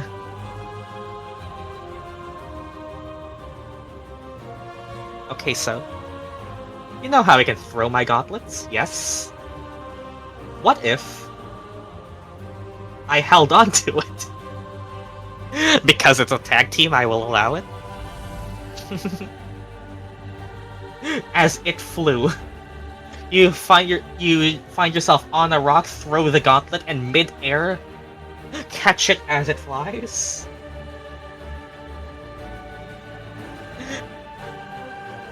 Alright, Vail, what are you doing? As I just extra punch this elemental, you do a Superman, Lulu, that's what you do. Vail, what do you do?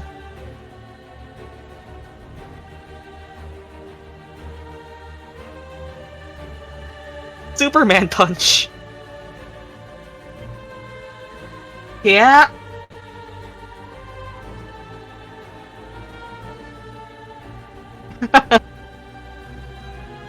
Since this ice bitch is distracted by Lulu?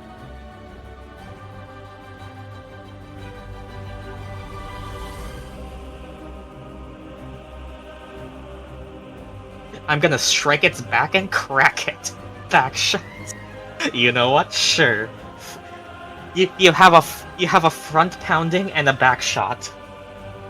Alright, both of you roll your attack rolls, you can pick which one you want to use. We have front punch and back shot. Double attack rolls, one from each of you, go. If you pick the one that rolled with hope, both of you gain a hope. If you pick one that rolled with fear, I gain 2 fear.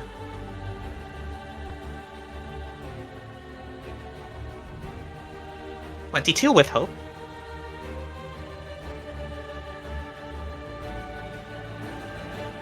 $22 with hope. Alright. Well, both of you roll damage and combine it. I'll spend hope to get advantage. Oh. So it's actually with fear. What? Huh? Oh. What?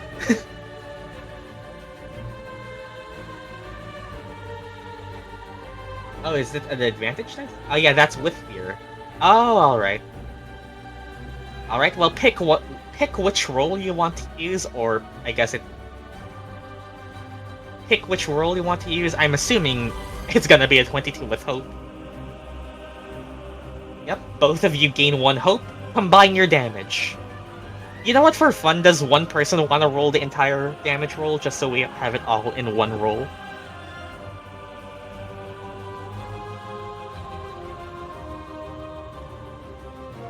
Sure, I can do it. Okay. Combine your damage roll, 2d6 plus 1. It's magic and physical. It doesn't matter, but it doesn't matter in this case. The ice elemental does not have magic. 30 damage! Hell fucking yeah, now that's what I call a tag team. Alright, how do you two want to do this? Wow, I can say that for 2 people. How does it die? With frontal pounding and a back shot, how does it die? As that is severe damage, clearly enough to end it.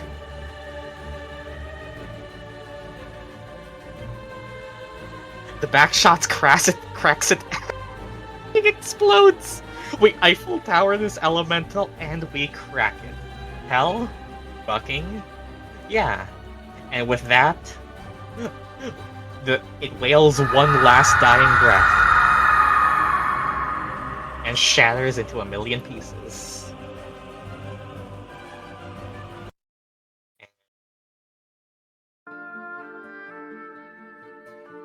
Yeah, I suppose. Lulu does a excellent front flip onto the ground. Do we level up? No. Yippee!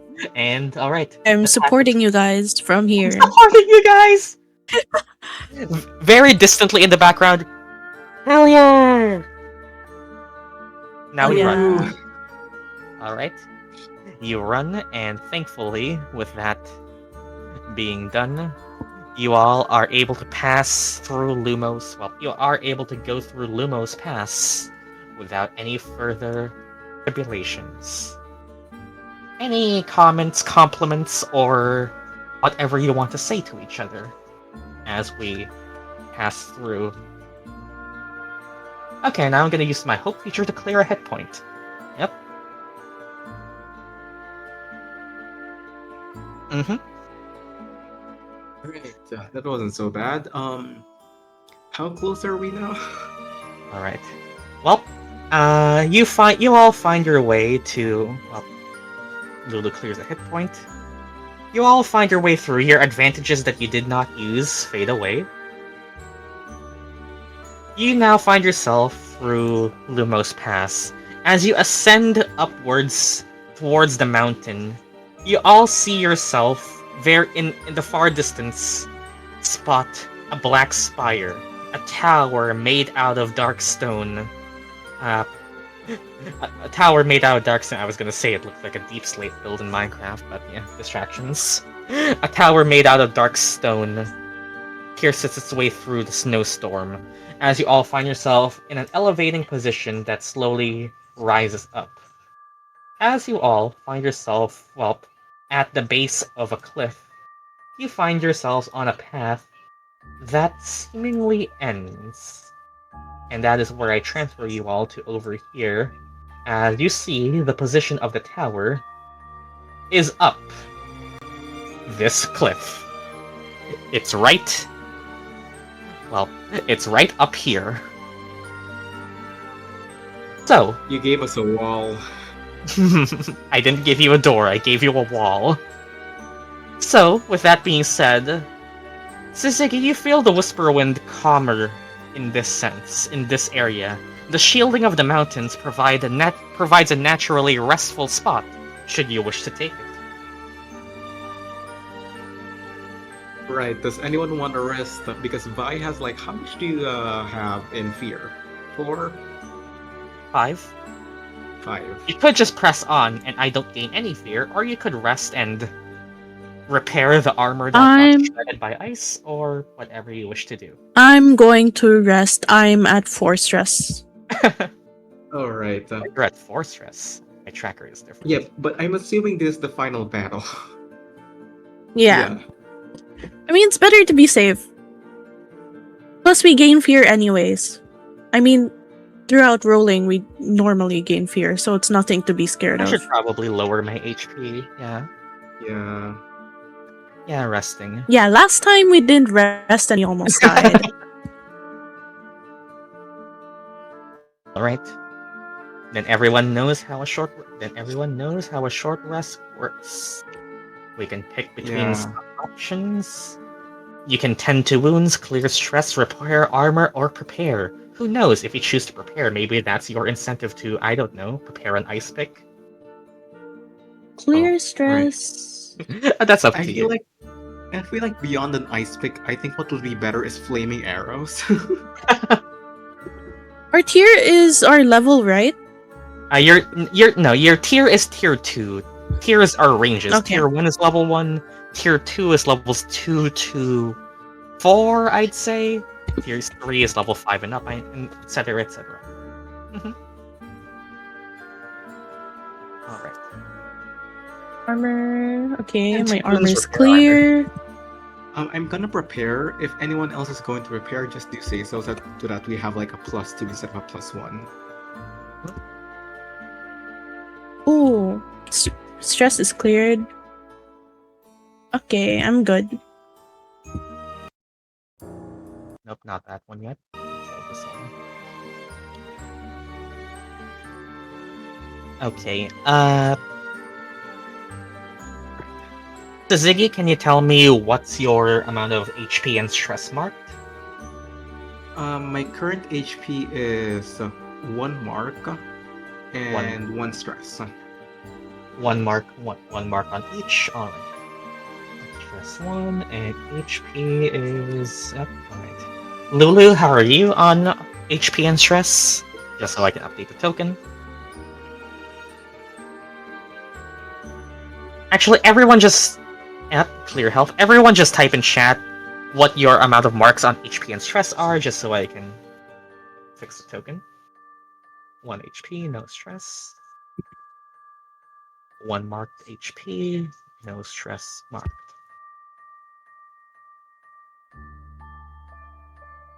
1 marked HP, no stress marked.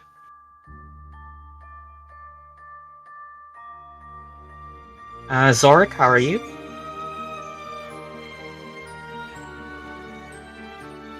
No?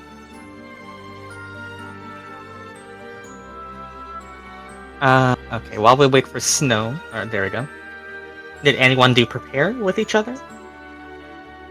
Is anyone else going to prepare, or is it just me?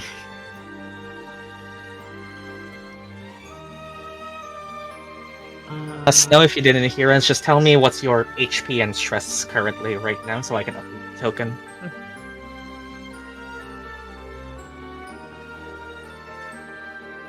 There's a roll. I think it's just you. Everyone else repaired stuff. Alright. That's sad. Alright. Prepare is... Describe how you prepare yourself for the path ahead. How do you prepare yourself for the path ahead, Syzygy? Narrate for us. 0 meg HP. Okay, the Zorik's on full. What did you say? Stretches? Stretches. You stretch and prepare 30 yourself. minutes of straight stretches, yes. I repair my armor slots for the second option. Go ahead and do that. Alright, so where did I put the thing? I'm supposed to have a stat block for this. Let me find it. There it was.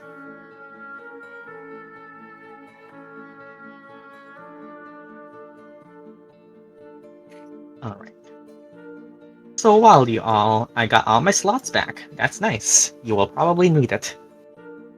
As you all find yourself at the base of a cliffside ascent, I will note this down. Alright.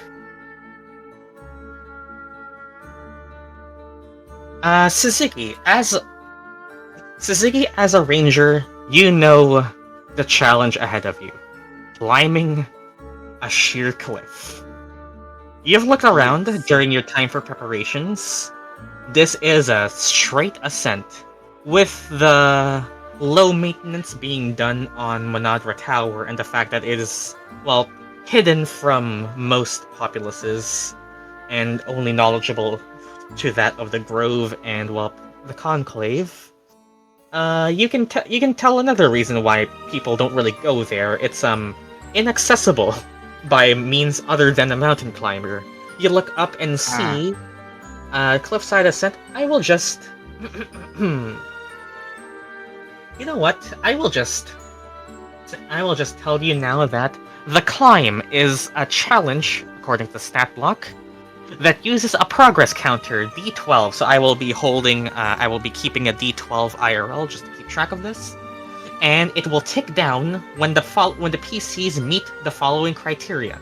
You need to, well, first of all, roll against a difficulty 15 to climb at all during this cliff. And this D12 countdown will tick down by 3 on a critical success, tick down by 2 on a success with hope, tick down by 1 on a success with fear. A failure with hope does nothing to the counter. A failure with fear ticks it up by 1. When this D12 countdown is, well, at 0, you guys have climbed the cliff successfully. There are some signs of easier or harder paths on the cliff, but that's something we find out by rolling to check. So this is progress countdown, essentially, in Daggerheart. I have a counter that starts at 12, you tick it down based on how many successful things you do that tick it down. Right, so just a question, but like, will it be all of us climbing all at once, or can just one of us simply do the climb, the rest of us observe, and once someone gets to the top, they just simply like let down a rope or something? Because this is just a countdown, it doesn't specify amount of players. It can just be one person who does it and then makes it easier for the rest of you, yes. Not everyone has to participate if they don't want to. You just simply have to tick this counter down by 12. Gotcha. Critical success is 3. Success with hope ticks down 2. Success with fear ticks down 1. Failure with hope, no advancement. Failure with fear, you tick the counter back up by 1, doing negative progress. There's some stuff and signs on the cliff, but that's something probably an instinct roll will reveal to you. Which I guess is part of the countdown as well. Yeah. Right. So it starts at 12, I'm holding an IRL D12. Start us off with an instinct roll. Alright, what are you checking the cliff for signs of what? I'd like to see for signs of previous like areas that have been climbed, like something where it has been climbed before, because you said this is the only way forward, right? Mm-hmm. So yeah, someone must have gone through here first, and someone must already have climbed before. Alright. Cliffside Ascent, go ahead. Roll an instinct roll against a difficulty 15. I should have had... No, I'm just gonna use HP bar for this. That's probably actually better. Yeah, I'll just use this to represent the countdown as well, visually. Yeah. Actually, can I... Alright, I think I'll just use my experience for this all over the place, like experience from climbing previous mountains. Alright, I'll allow that. Alright. So the countdown will be represented by this rock. That's an 18 with hope, which is a success with hope. The countdown ticks down by 2, meaning it's now you need to lower it by 10 more. Alright, and on an 18 with hope, you identify some things left behind, Syzygy. There are protruding beyond some of the black stone, are, some protrusions that have a more metallic sheen to them. They are pythons left behind, the things that climbers stick into the sides of mountains in order to tie a rope through. Previous climbers have left behind large metal rods that, can be used to aid their ascent. Pythons and, they have been dismantled, probably because of the Whisperwind, you'd hazard a guess. But a PC that uses the pythons to... If the PC using the pythons fails an action roll to climb, you can mark a stress instead of ticking the countdown up. So when you are going to fail with fear on climbing, on physically the action of climbing, you can mark a stress to prevent your progress being reset. Or you could come up with your own way to utilize these pythons that have been left behind. Alright, so the countdown has been lowered from 12 to 10. Everyone else can participate if they want, or you can just trust the experts on this. I guess we're playing Peak. Who else wants to do this? Who else want to help?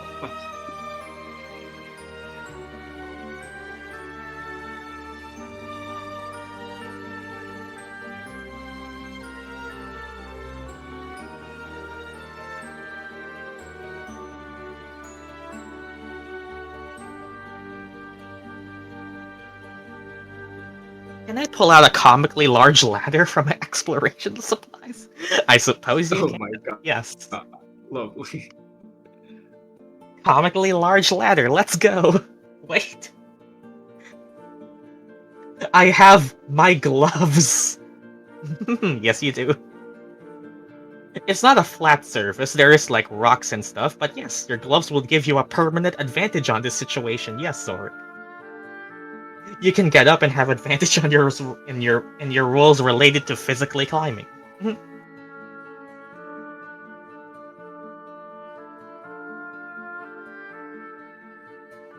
You can just be Spider-Man. Okay, I'll do that. Pull out your comically large ladder, you have advantage on a roll.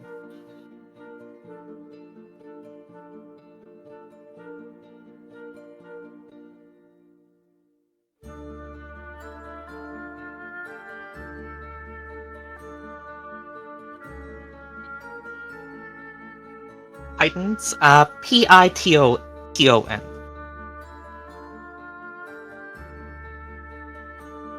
I think they're a thing in D&D as well.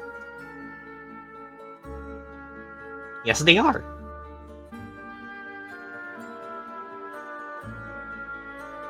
A steel spike with an eye through it, which you can loop a rope through. Yep, it's the thing used by climbers, professional climbers. Yeah, I just use that for the description.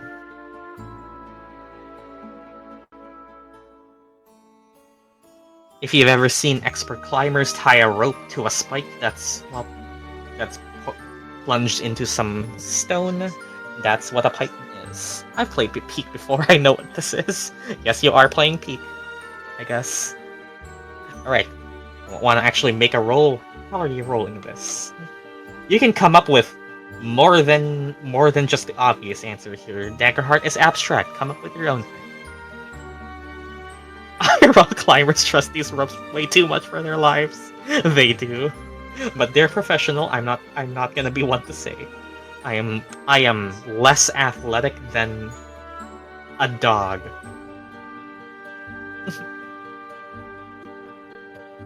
Well, I'll try to reach for the first one. What roll would you think that is? Would that be finesse? Would that be pure strength to grab onto it?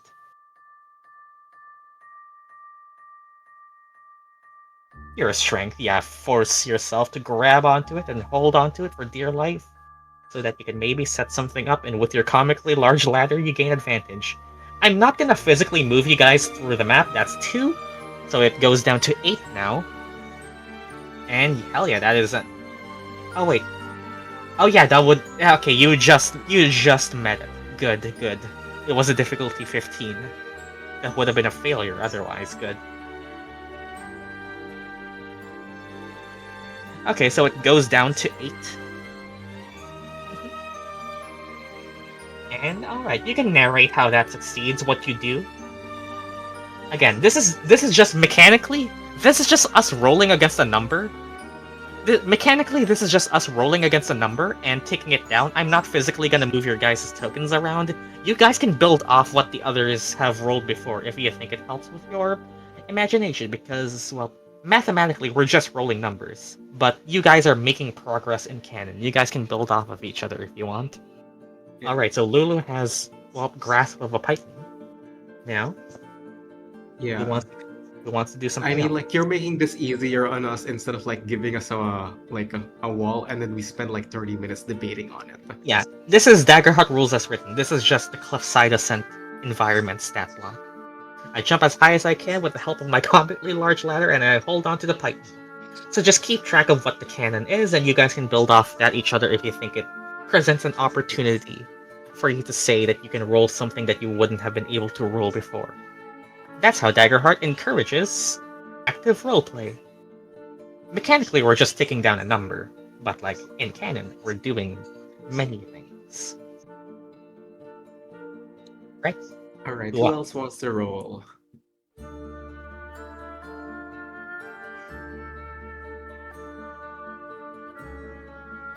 You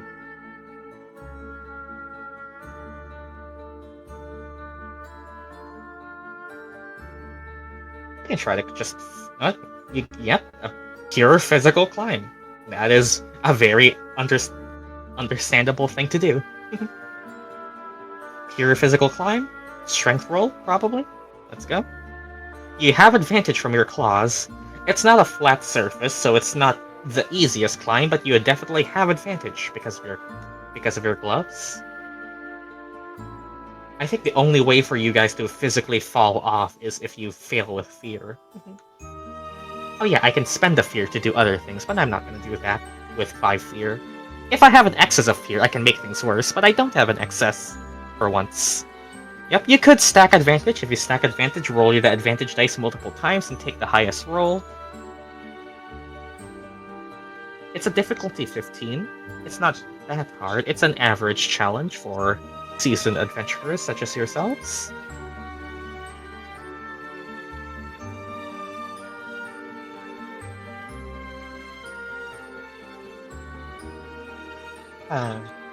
This is fun. I want to implement the kind of ticking countdown feature in D&D and Syklos because of Daggerheart now. They made a good system for this.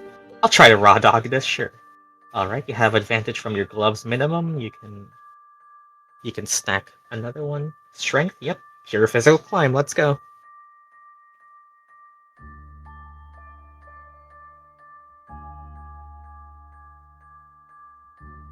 And I use Skilled Explorer. That definitely fits. Skilled Explorer, let's go. Climb up a wall.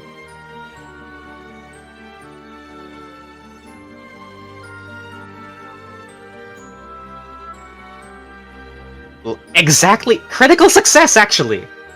Never mind. It isn't just exactly what you needed. It's a critical success, which means it ticks down by 3. I'm a...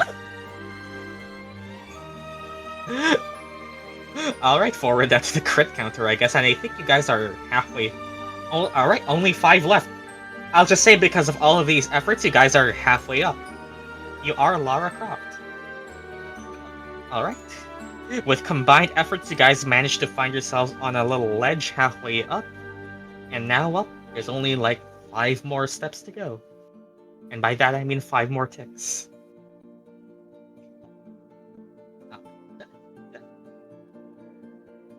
Mechanically, I will say, as a game master, this also functions as a kind of like fear barrier. The more I make you guys roll, the more chances I just have to replenish fear. So I think it's just pretty good game design to have stuff like this because, well, if you guys roll well, you succeed. You get rewarded by a lot of hope. And if you guys roll with fear, I get a lot of fear before, well, the final dungeon.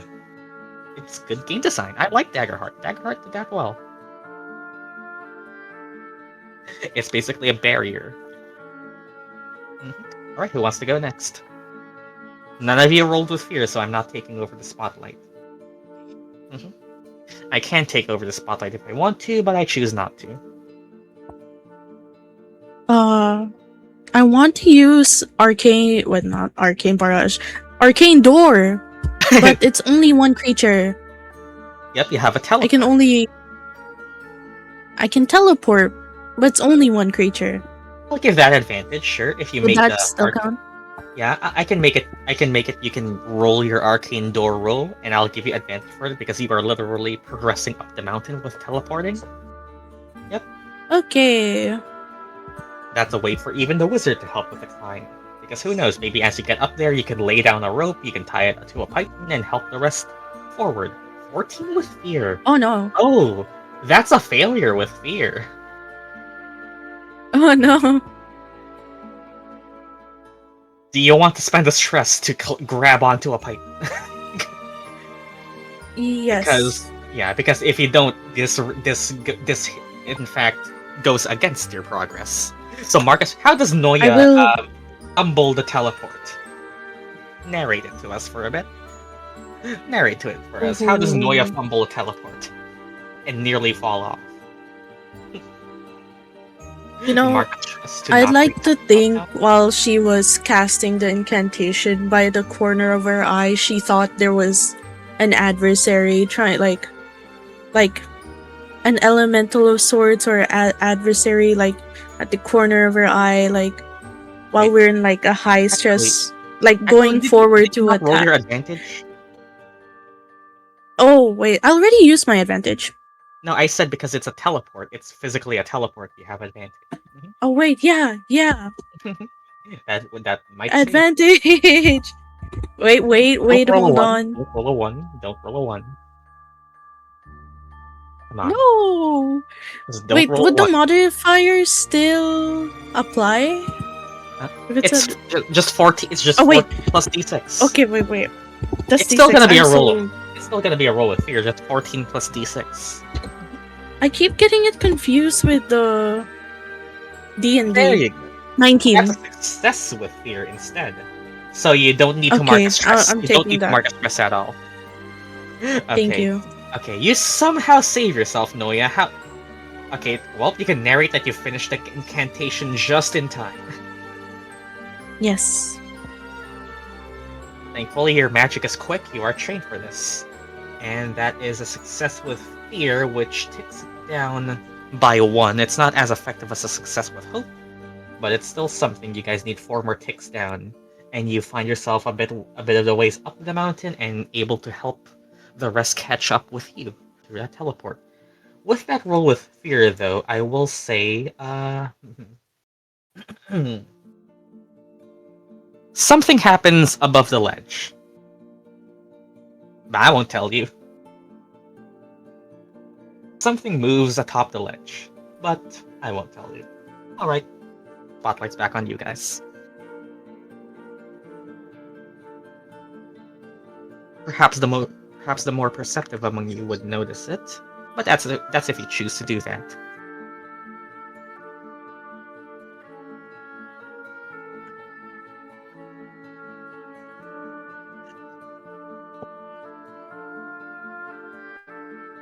If you want to try and notice what it was, I will allow that to not be metagaming. I'll do it. Instinct, probably? Alright, Vail? Tell me, something moves atop the ledge. What is it? Instinct.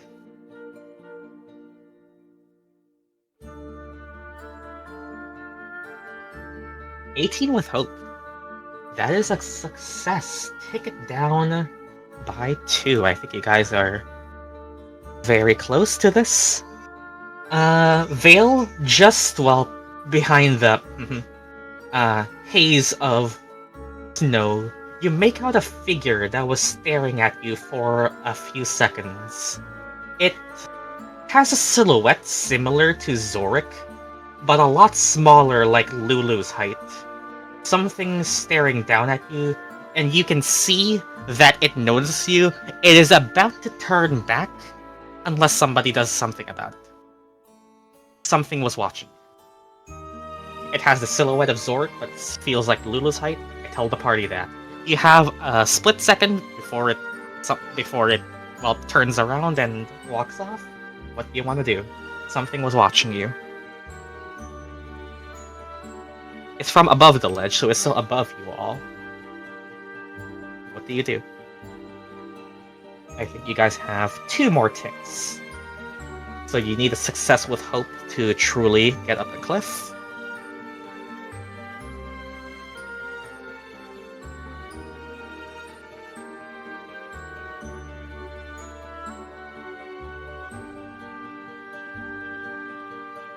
What do you do? That's if you react, though. You could just let it pass peacefully. I'm just giving you the option. Should I call to it? Yeah. You see a silhouette of it because it's far enough up the cliff where the haze of the blizzard makes its exact appearance. Fading, but that's up. I guess calling into it would be presence. I guess. That makes sense.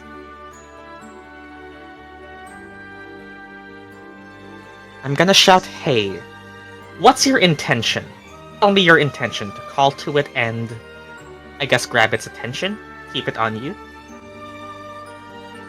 Yep, alright. Then roll me a presence roll. You can have an, if you want, yep, apply whatever experience or whatever you want to add to this.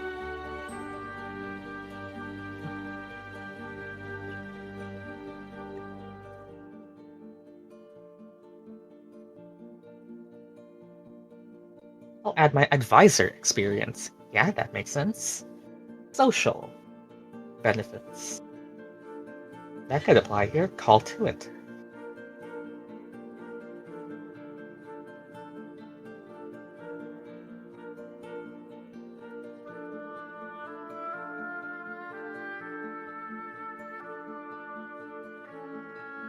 $15 with hope. Alright, 15 was exactly what you needed once again. You guys are rolling exactly on DC. Nice. Alright. With that being said, you call out to it. Hey! Well, in a more probably commanding voice than what I just did. Hey. And it hears you. You can tell it hears you as it cocks its head. And let's say it replies back. That is a success with hope, which means you guys find a way. Okay, so this is what happens. You all now find a way to get up the cliff, but Vail, keeping this thing distracted, is a bit at the bottom of a ledge, maybe somewhere around this height. The thing that noticed you was up here. The rest of you find a way up the cliff, and I'm saying this as, well, for you to have information to know this. The thing that paid attention to Vail, which I will have to grab a token of. Be right back, because I need to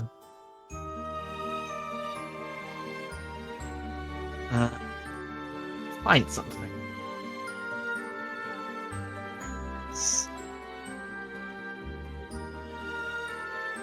Alright. Adding a token for it.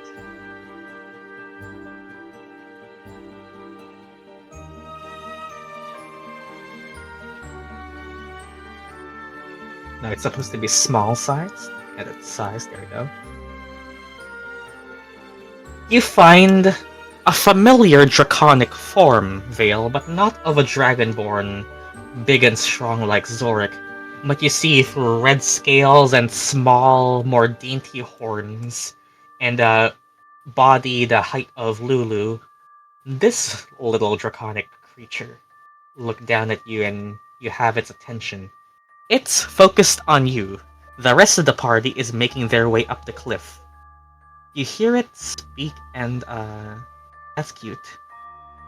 You hear it speak and, Vail, do you speak Draconic? I know you have a D&D character sheet, I don't remember what languages that's. But does it make sense for Vail to know Draconic? Yep. It speaks in Draconic and you immediately know it. Zorik might be able to overhear it if she chooses, because, well, I'm gonna assume Zorik probably knows Draconic. As it, well, says, like... Well, it just asks you a basic question, like, Who goes there? Who? The rest of the party is making their way up.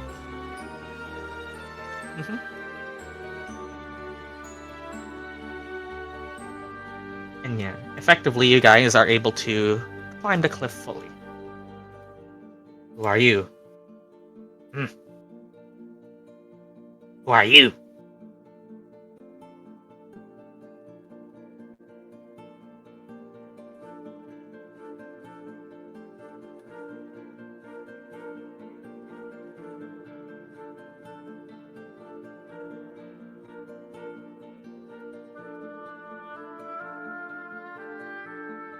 I am an adventurer.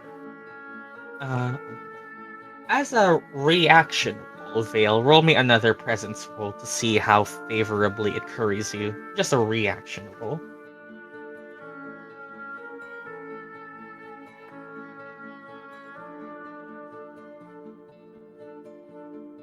"19 with fear doesn't generate any hope or fear. This is a reaction roll. It favors you. Okay, it's willing to believe that. Ah, Yeah, makes sense, makes sense. I am... You know what? Hi. What's its name? You decide. This is I guess now an NPC I made up on the spot because of this role. What's its name? Name it for me. Get attached.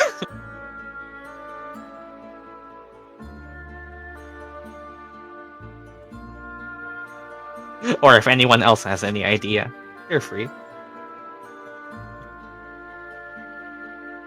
Its name is Pikachu. Pikachu.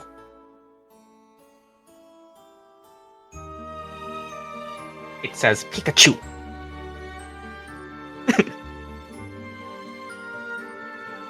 Because I keep watch. I Pikachu. I'm watching. For no reason. No reason at all. I'm just here to Pikachu.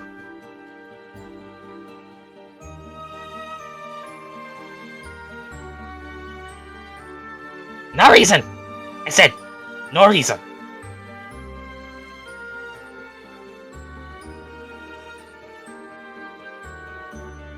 I should go. No. I must go. For no reason. No reason. Tell me why you're here. Alright. I guess if you're gonna solo this, roll me another presence roll, active roll this time.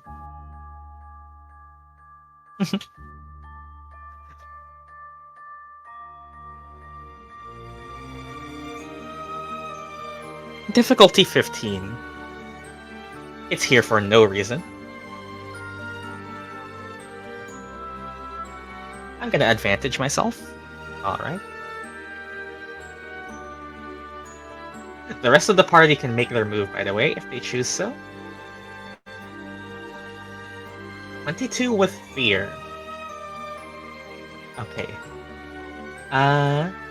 You will hear it say, I'm here to keep watch. Keep watch for people like you. And with that, it says, it admits, it turns around and spends the rest of its action to move 30 feet. If it leaves the map, it does its job. Okay.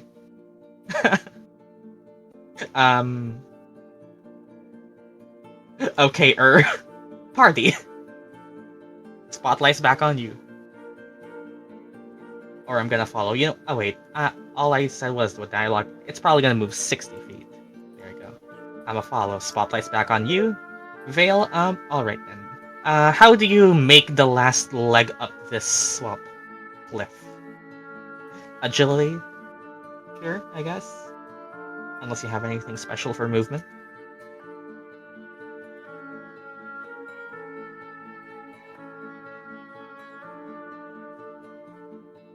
It says it was here to keep watch. And now it must go.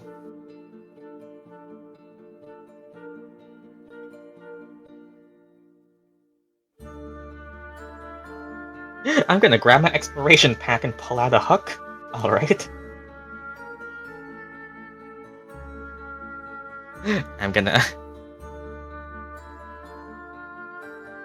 name it Pikachu.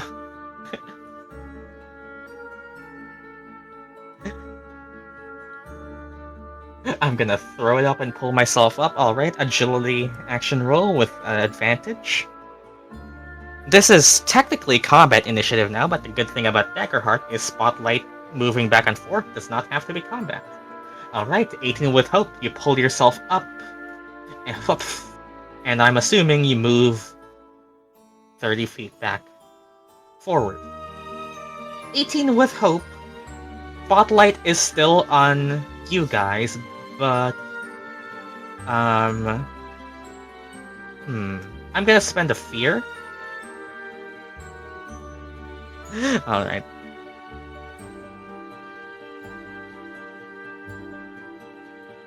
I'm gonna spend a fear to have Pikachu trip a wire as you see a little snowfall fall on this cliff and create a physical barrier that just stops you from going forward the most effectively.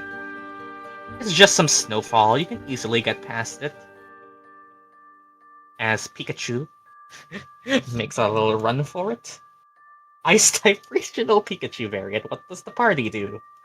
The rest of you all just got up the ledge and see how Vail has had that happen.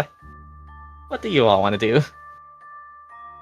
If Pikachu leaves this map, and I mean to this corner, Pikachu gets elsewhere.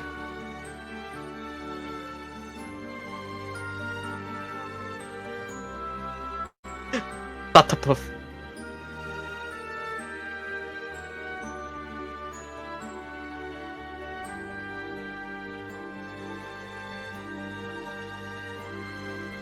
What do you do? Can I still see Pikachu? Yes, you can. It's only a physical obstacle of walking through.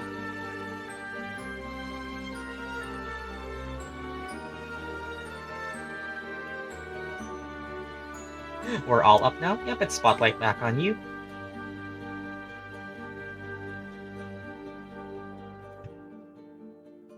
Okay, Voice of Dread. What does that do? I need to grab Pikachu's stat block now. Let me grab that. You can magically speak directly into the ears of a creature you see torment this world. Make a spell cut. What the happening over there? And Zorik, you see a kobold. I don't think I have to tell you what a kobold is, because you are a dragonborn, you see a fellow draconic creature. Alright, spend the stress, or not spend the stress, make a spellcast roll as I double check what their evasion is.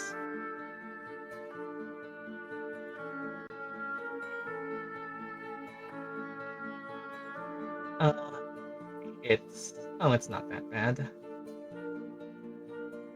Let me just do this, do that. Okay.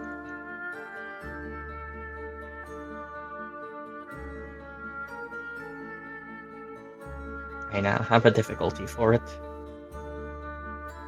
which is going to be... I'll use advantage again, why not?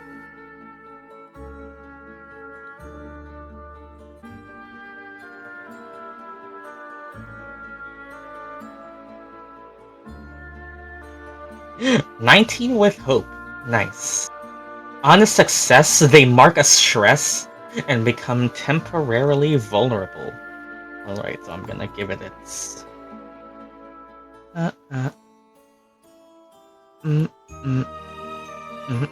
Alright. So it marks a stress. Did I get that right?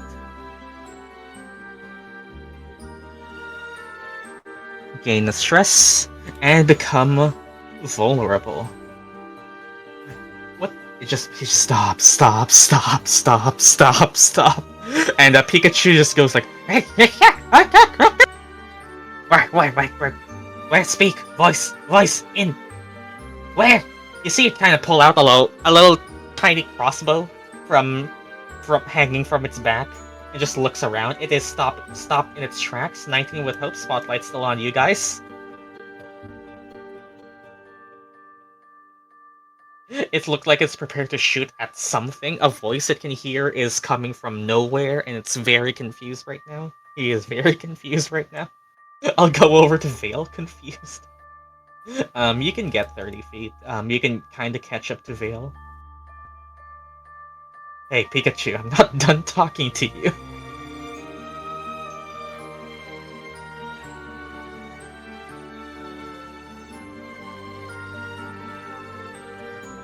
So are we capturing that little guy?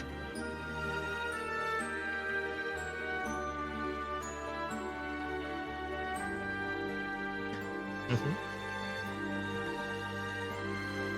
Yes. Well, now that you've got his attention again, I guess you can make another presence roll to keep its attention back on you. Mm-hmm.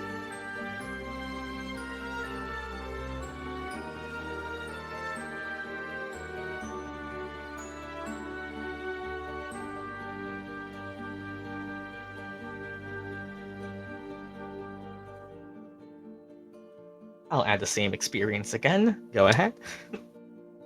You find we have a good use of Vail's high charisma in this encounter.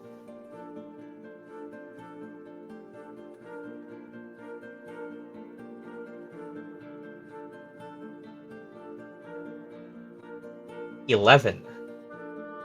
You only rolled a 1d12. Roll another one. Let's just say 6 hope. And critical success. Alright. Critical success. That's a crit. Okay, wait. This is... this is how I'm gonna do it for the crit counter. Wait. I'm just gonna take a screenshot. And send that to the counter. Oh, wait.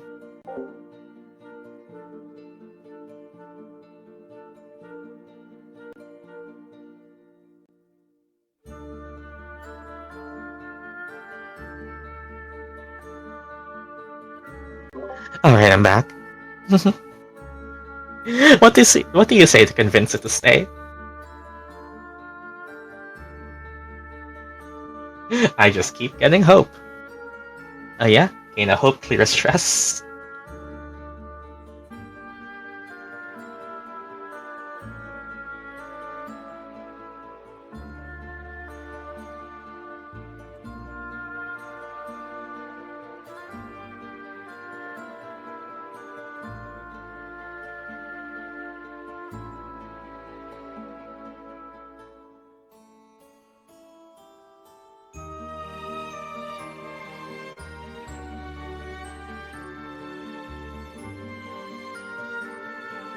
Come closer to us.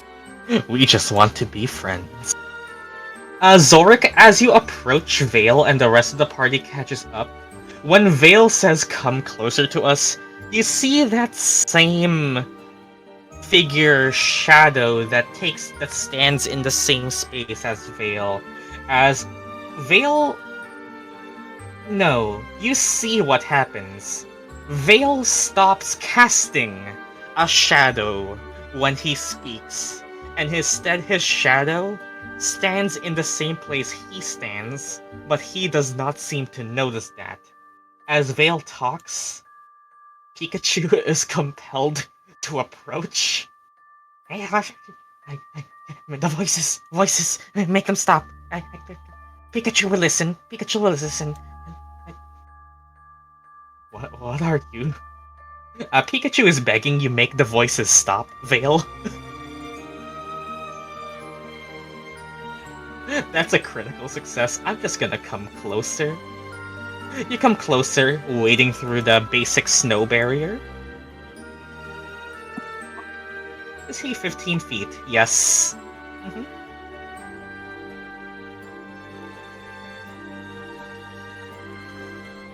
I'm gonna cast a spell again. Go ahead. Can I be mean and cast telepathy on Pikachu so I can? Well, I mean, let's I see don't what know. Vail does as he called this action. Let's see what. Vail called this action first. Make a spellcaster roll against success. They can't lie to you while they remain within close range, but they are not compelled to speak. If you ask a question they refuse to answer, they must mark a stress and the effect ends. The target is unaware to scare. Alright, make a spellcast roll against Pikachu. I will give you advantage because you just crit against them. Why are we catching the kobold? Okay, double advantage that. Roll a d6 twice and take the higher result.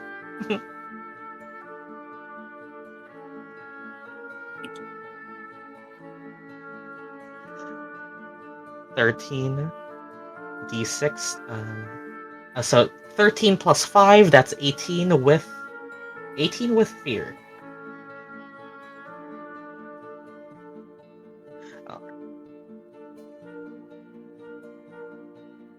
So 18, that's gonna be 18 with fear. Pikachu, no. Pikachu, you, okay. Okay, wait, no. You succeed with fear. You just succeed with fear on the spellcast roll. So if you succeed... Yeah, you just succeed. Alright then. Then Pikachu says, make it... Voices! Stop, voices. Pikachu can't long. You see Pikachu hold out a crossbow in your direction. Voices, stop. Make voices stop, I speak. You see it trembling, with its hands barely holding on.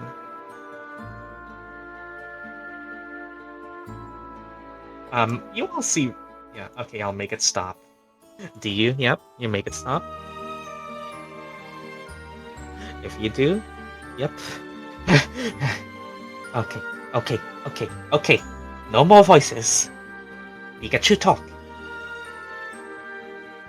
Right, what do you wish to know?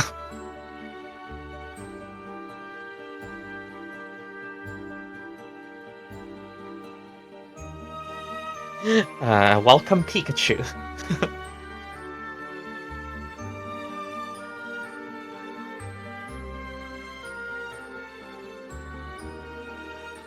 You can do your thing now, Noya, if you want. Nah, it didn't make sense. Tell me who you're with and how many of you are there. I mean, Pikachu can talk, but Pikachu here for you see it stop as it physically can't. It physically can't tell a lie.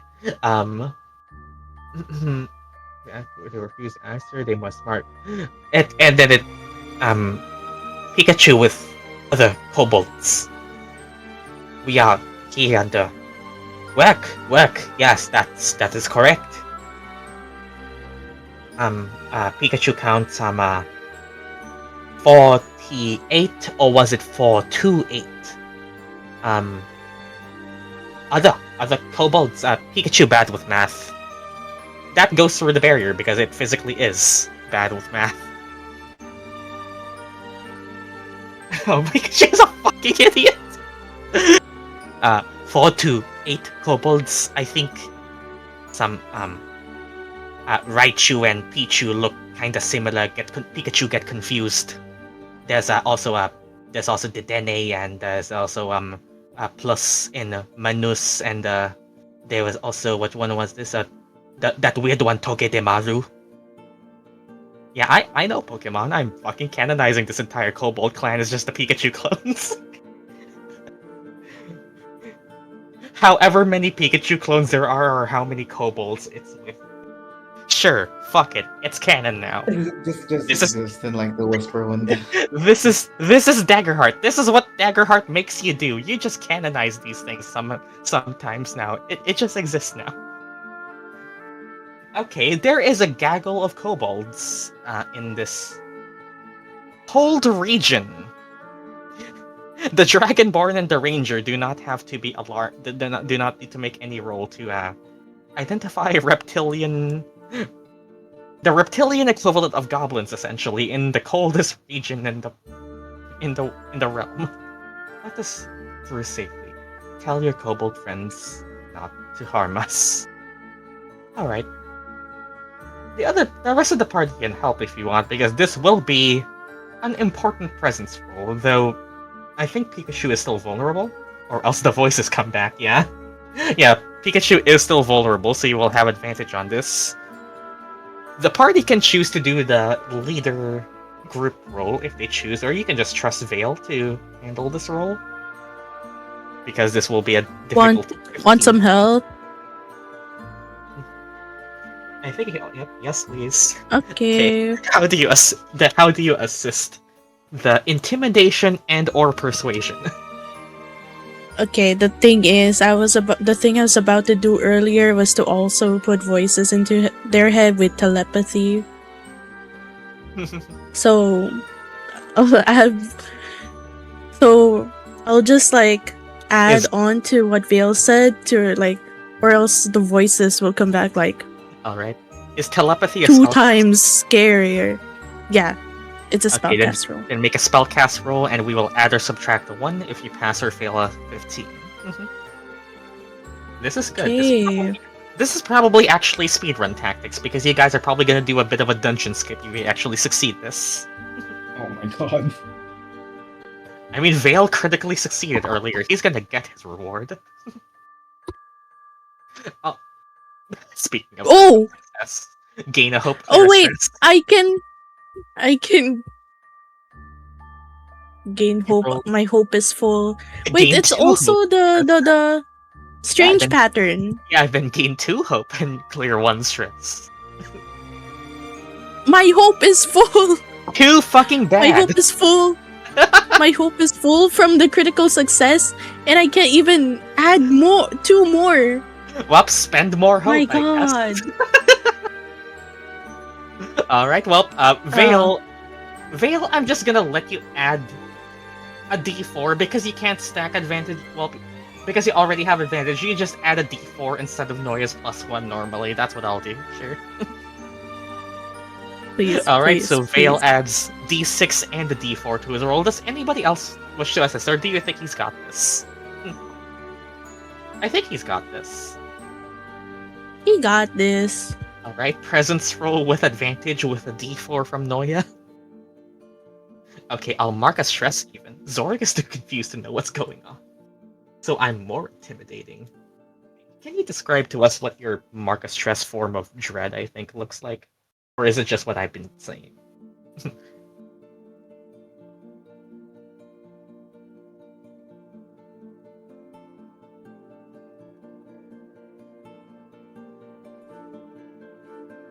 You also have free reign to describe it yourself. Mm-hmm.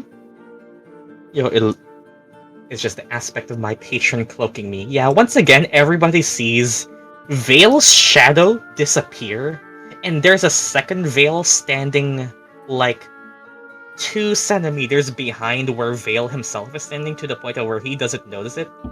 But it's like himself is clipping into himself, but it's instead, well, his shadow.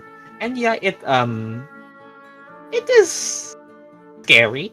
You feel a little tremble as Vail makes his demand. Go ahead, make your presence roll then. Damn, Vail, what the fuck are you? What the fuck are you? I'll Yeah. spend a hope to use my experience as a follower of Redacted. Yeah, we still don't know what his deal is, but hey, that's the fun part about Warlocks. You have to socialize with them to know more, and this party doesn't do that. This party is super antisocial. Very antisocial. Remember when we first met, we never talked to each other and we didn't even know Yeah. our names? Do we know our names now? Like, ooh. I think we've assume announced. we do. Yeah, I think we announced it like during the river. Oh yes, yes. All right. Okay. Yeah, we need to be almost dead again. We Pikachu need to will vice. You look capable. Is this and- counted as a pacifist run? Yeah, you could have easily just shot Pikachu. Like, nothing was stopping you from just shooting Pikachu dead into the snow, bleeding out, where no one will miss him. Pikachu is now your Pokemon. Yep, Pikachu will now. Pikachu loyally digs a shoveling of snow so that you can walk straight through. And Vail, you have experience being a courtesan or something of your own right, like sucking up to a higher minister. You now know what it feels to have somebody do that to you instead, as Pikachu shows you the way. Neat. I mean, I guess before we leave the map, now's the time to ask Vail what the fuck he just did or why we even had to do all of that, if you want to ask at all. Or do you just go? Is this a no questions asked kind of party, or do we Yeah. we just accept that this is weird? Oh god. So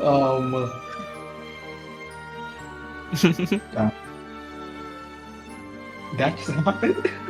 That just happened? You all look to each other? Vail just kind of walks with confidence. The shadow behind Vail slowly disappears. Vail is casting a regular shadow again.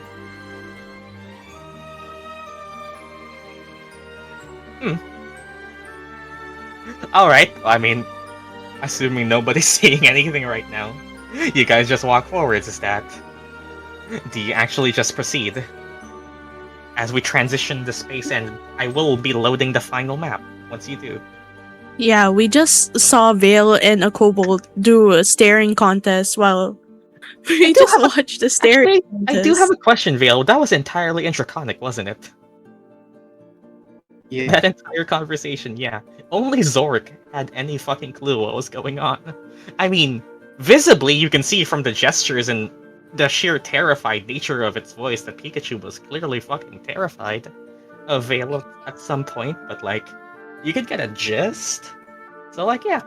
Anyways, as you guys proceed This forward, is a normal Tuesday for Syzygy.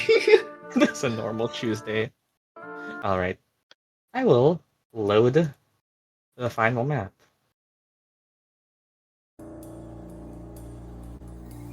Proceed.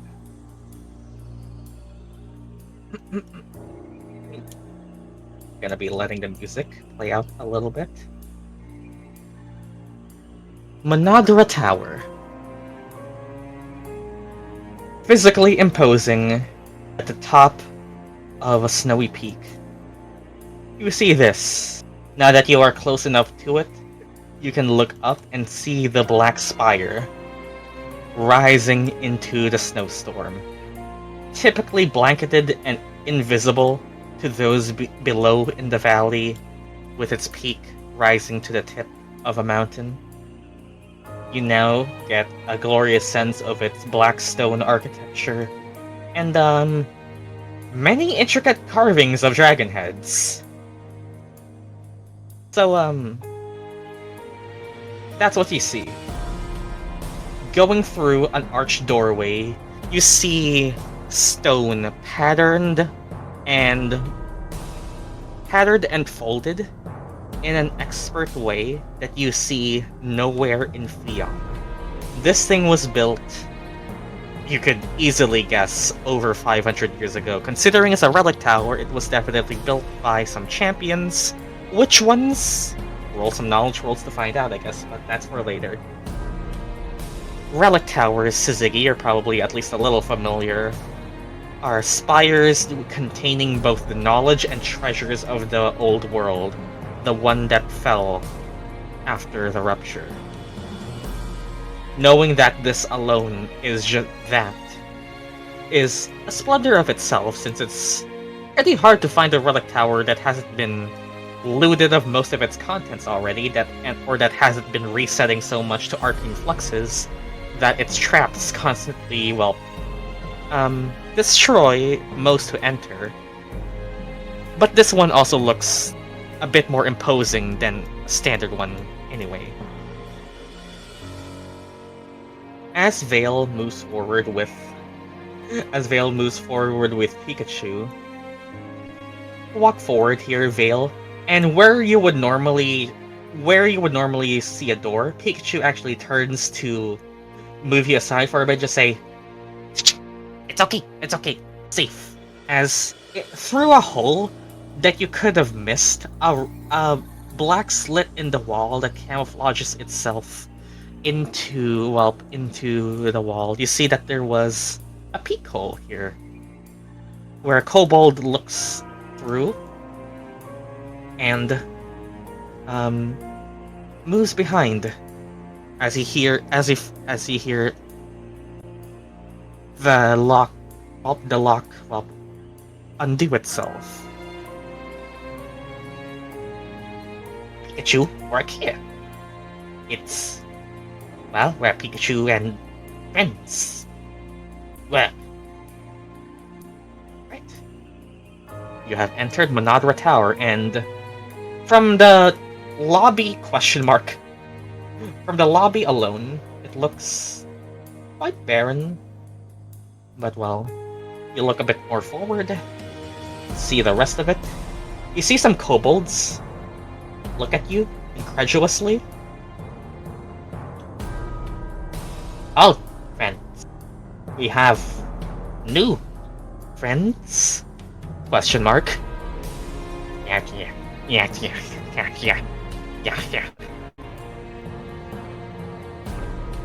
They seem unconvinced. What do you do? You see the place looking They're utterly not trashed. convinced. Pikachu not good leader.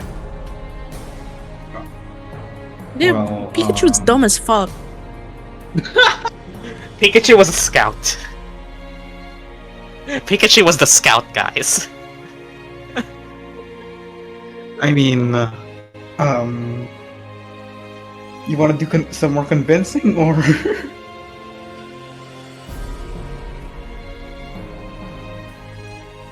I mean, You see we better do hallways this and because doors I feel that like it's lead going to help many us. places. There are So many much. hallways and doors that lead all other places, and at the end you can see. Oh, we're gonna hallway get that- confused with this. Mhm. It's gonna take us 2 more hours if we don't get through this correctly. And a long hallway at the end. What do you do to convince the kobolds? I'm sorry, I got us the idiot. We have a giant kobold in the party. We Just have a kidding. giant kobold in the Kobold. Hello there. We are adventurers that got scouted by Pikachu. We're here to help. I am the Yeah, mighty and eagle. For some reason, the voice that I hear. There's only two of us that could speak Draconic, right? Yeah. Yeah. The actual Dragonborn Only and the two. person that knows Draconic. Alright, I mean, once again, by default, this is just a presence roll unless you have anything else to give. Vail finally gets a shine as the high presence user. I can help him again. Well, I have so much hope. Yeah, we'll set this at a bit of a higher difficulty, well, 17 this time. You're convincing a whole group this time. Pikachu alone was 15, this entire group is 17 probably. Help. Yeah, I'm gonna help. My presence is a +2.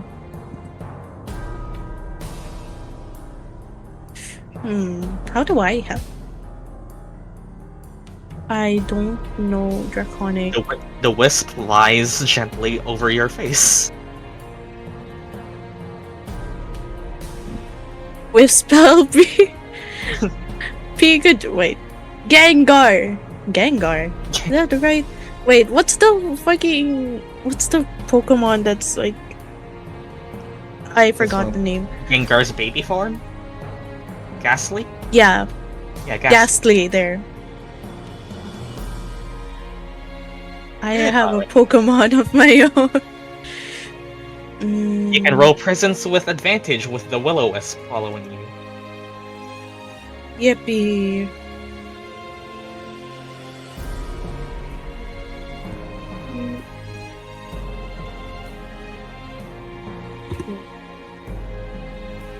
And with hope. That is the roll advantage. 16! 16. I said 17. Wait, no, I need one more. Wait. Is there anything? Lulu. Is there Lulu. anything? Lulu. Lulu. Prayers. Lulu. Thoughts and prayers. Thoughts and prayers.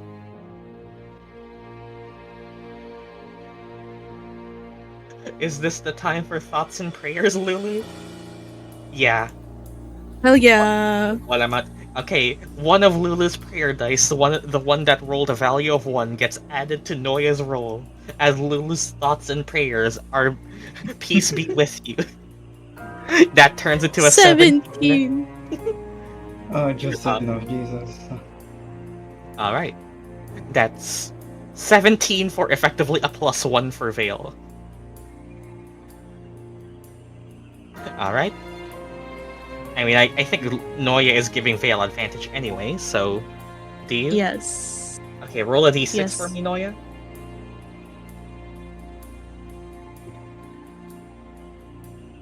2. So Vail add 3 from Noya alone, and well, Noya and Lulu, in a way. Do you trust Vail to roll a 17 with a +6 modifier? Well, he has his own. I trust him. It has its own experiences and whatnot, anyway. Vail.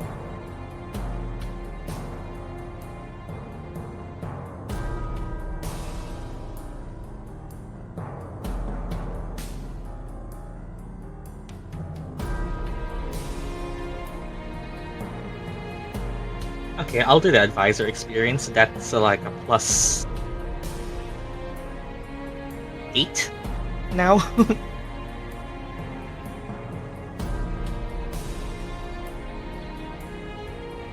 I think. 21. With hope. What do you say that sounds like a convince? Well, I think you already said it earlier. Hello there, we are adventurers that got scouted by Pikachu. We're here to help. And while you say that, well, the wisp gives a little in support. He talks with spirits. He smells like them. Yeah, probably works with them. I don't trust it, but I don't get paid enough for this. This one speaks quite That's eloquently. amazing. Alright. You see them It's disperse. above my pay grade. I need a drink. Goes to the kitchen. I'll probably go chat with boss. I want to go nap. What do I do? Now as drinks too. You get a hint as to what some of the other rooms are. But you also see a long hallway. What do you do? Okay, job description says Pikachu must keep scout. Will Master allow Pikachu to scout? He means go back to his post. We need Pikachu. We need Pikachu with us. No. No.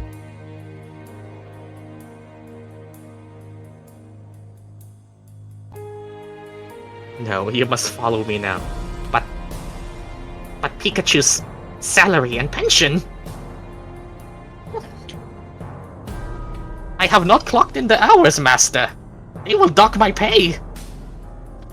My time card. Capitus. Even in the Spiritwind Valley, they have to worry about this shit. There's no inch of Syklos that has not been subsumed by caravels, and god damn it. They will dock Pikachu's pay, Master. Pikachu, I have a little secret. You want to know what it is? Yes! It's called evasion. It's called... Let me tell you. I'm gonna whisper this to...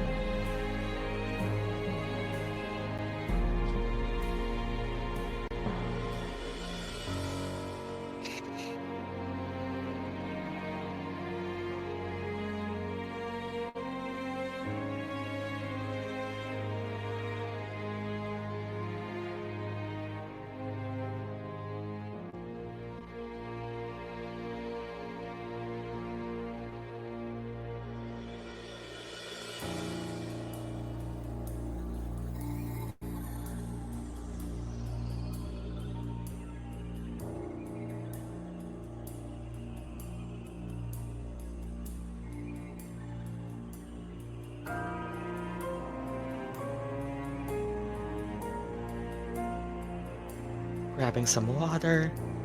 Man, my jug is fully shot. Pikachu says, "Whoa."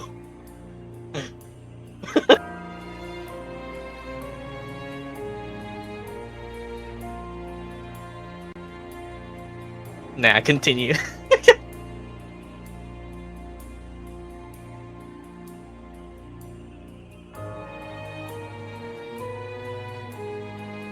Surprisingly, I'm not feeling sleepy yet today. I think going outside was just good for my exhaustion today. I don't feel like going to sleep yet. I can still keep going. It's the opposite for me. I don't know. I guess I was just active today and it gave me enough stamina. I promised someone I'll give them all the bodies here. If you don't come with me, you'll be sacrificed too. Oh. Okay. Pikachu, come. Alright. You know what? I'm just gonna let you. You've intimidated Pikachu enough. You got into what some may do, but well, something does stand out at the end of the hallway, which is two statues of probably recognizable figures if you were closer enough. Man, I love Pikachu. We call that a milp. Anyways, what do you do? Gee, I wonder whose statues those are. I wonder if they are the champions. God,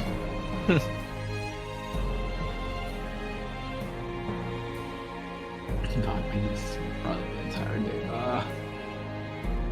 We can. It is possible to speedrun this, and you guys have technically already committed to some point of the speedrun by befriending the Kobold Scouts. We don't have to stay in just one room for 1 hour. Mm-hmm.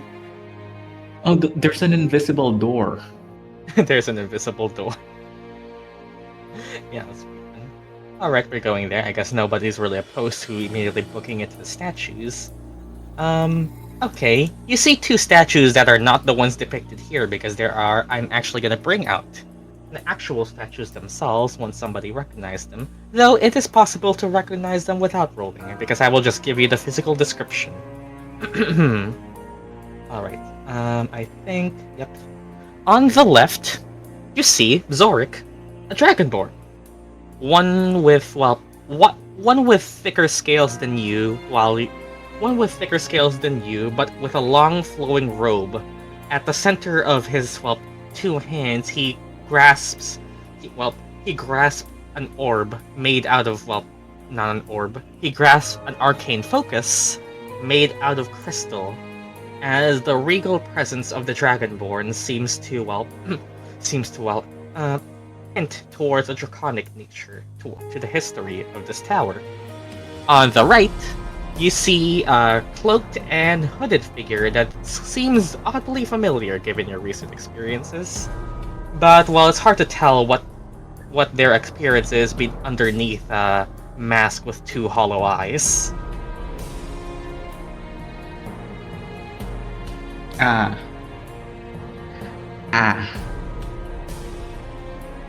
You know what, at the very least we did not find a statue of the gracious one. At the end of the day, that's all that matters. I mean...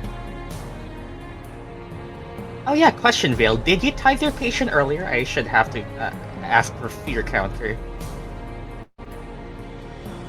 I did. Okay, so I don't have an extra fear. Saw my fear tracker.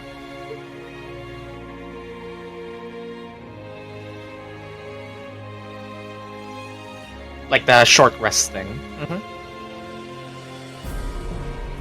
Yeah. No. Oh yeah. So I should have one more fear then. All right. That's.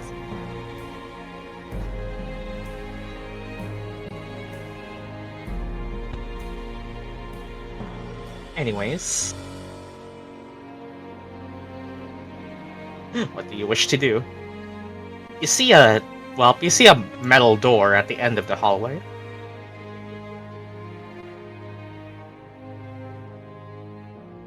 Door? The door to the final boss room. But first you must unlock the door.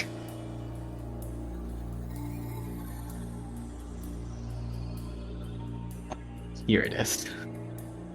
I was joking with the invisible door. Well, this one's a visible door. Right, Pikachu. Go to the second statue. Vail goes to the second statue.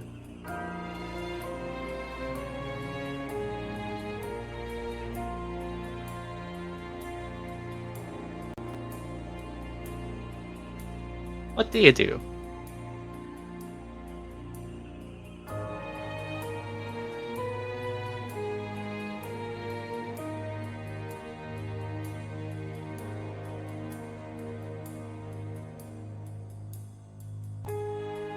I bow and give my gold as offering. As you bow and give your gold as offering. Give me, well, this is going to be, presence roll, actually. A very fitting difficulty of 12.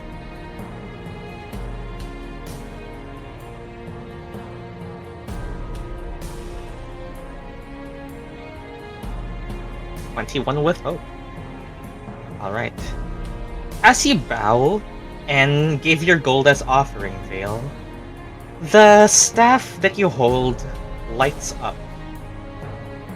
And you see one half of this door, its engravings, also glow with a faint purple as the statue accepts your offering. I have it here. Alright. Oh, I just cracked the fucking code!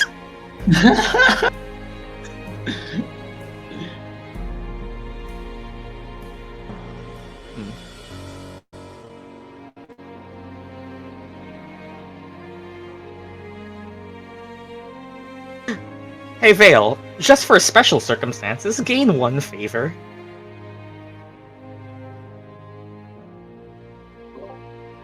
Thanks. Alright, well you all see that happen. Wow, Master is good. Only the stout people were able to make that light up earlier. The stout people? Well, that was in Draconic. Okay, never mind. I do not understand what you mean. You will learn a lot of things, Pikachu. Everything the light touches. Is alright. Well, in this case, everything the shadow darkens, I guess, because tonight will be the night I fall for you. Mama said it's my fault I put my heart on my sleeve or something.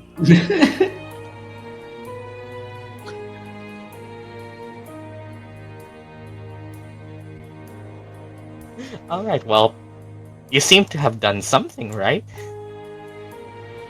Now, someone else offer something to the other statue?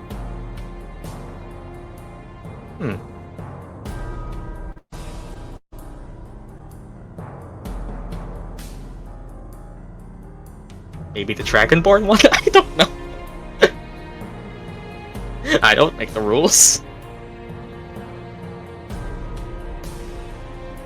You see the Dragonborn statue with flowing robes and an arcane crystal held between his palms. I mean, unless somebody, as actual players, remembers the actual name for free, I will reveal it. But, well, otherwise, you know what you know. I forgot. Oh. Yeah,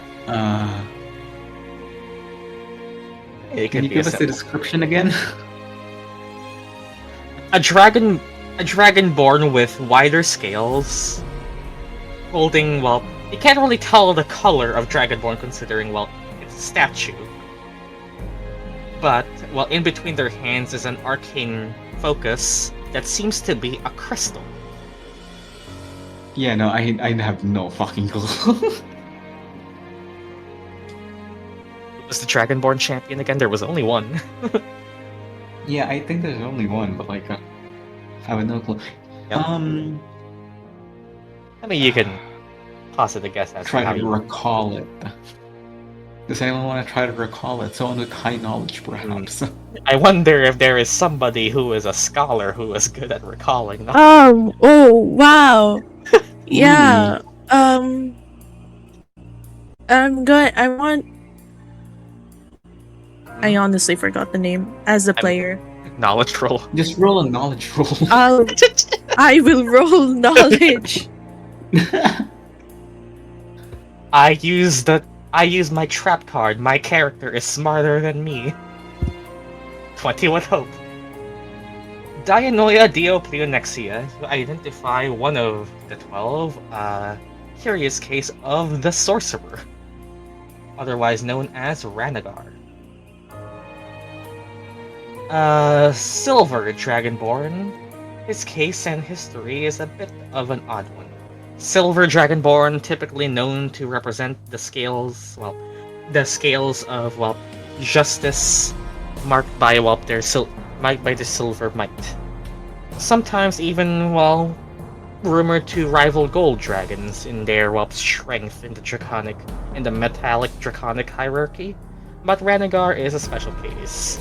A more loner type among the champions, his contributions to, the 12 were more that of resources and sheer raw power.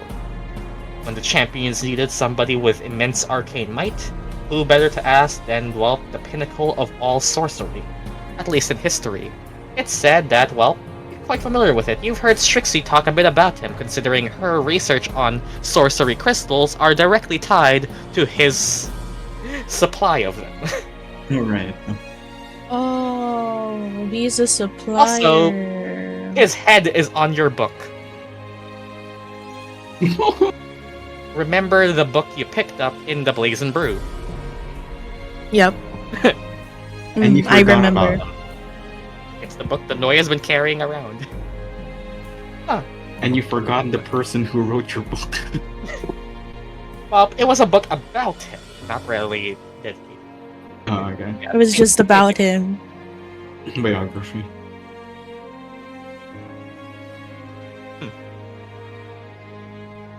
So now, you see, Damn, what do I offer?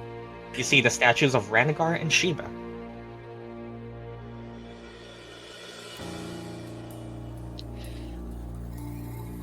Wait, has anyone offered anything to the? Oh, so this is the Empire. No.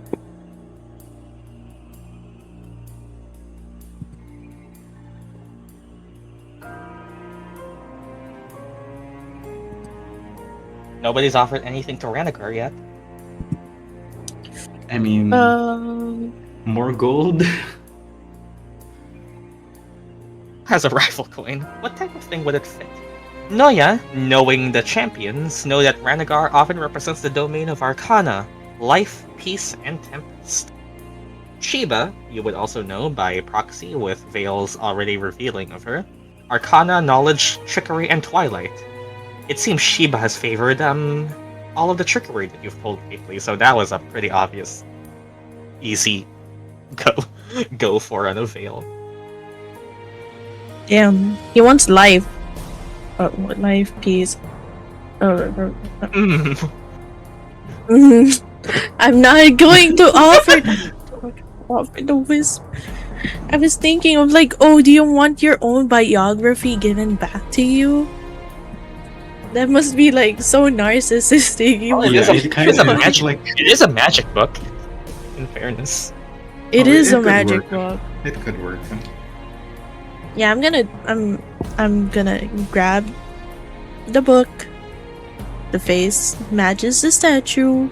I'm gonna give it back to him. do you leave an offering of gold? As I don't Vail, have much gold. as Vail I did. mean, we have handfuls. It's fine. Um, I mean, is wait, there how any much other did place Vail you're gonna give? spend it? You are in the finale. Yeah, is there Yes, any other but how place much- you want to spend gold? I'm You gonna are spend behind what I two- literally said is the final boss door. I'm going to spend 2 handfuls. Alright. Basically all my money. Roll me a presence roll. Difficulty, Yeah. fittingly, of 12. Presents. Yeah, Can I use my experience as a Experience. scholar? Of Syklos? Yeah, that works. Yeah. and I'm gonna spend the stress to make it +4. We're really banking on this DC 12 check. That's a DC 12. Yeah, I just said it earlier. Wait, I don't. Okay, never mind. I'm not gonna use that. I'm not gonna use that. I This is the DC 12. You all heard me say DC 12, right? I'm not crazy, right?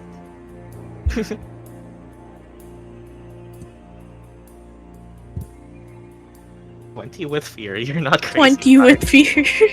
Alright. I'm crazy. You know what? I gain a fear, but I'm immediately gonna spend it. Alright? You offer 6, 7. you offer the book, Noya. As well. And the money. Yeah, the book and money to Ranagar. Knowledge returned to knowledge once given. You recall the contents of that book. The notes on it on how adamantine is made through the sacrilegious fusion of spirits and rare metals only found in select mountains of the Empire. You have done your research with it as reference, and it has provided you some useful academic backing for your own acts of heresy. As you roll with fear, you see the silver linings of the statue glow on the door and filling the rest of it. You turn to look at Vail, whose staff glows in striking similarities to the staff the statue is holding.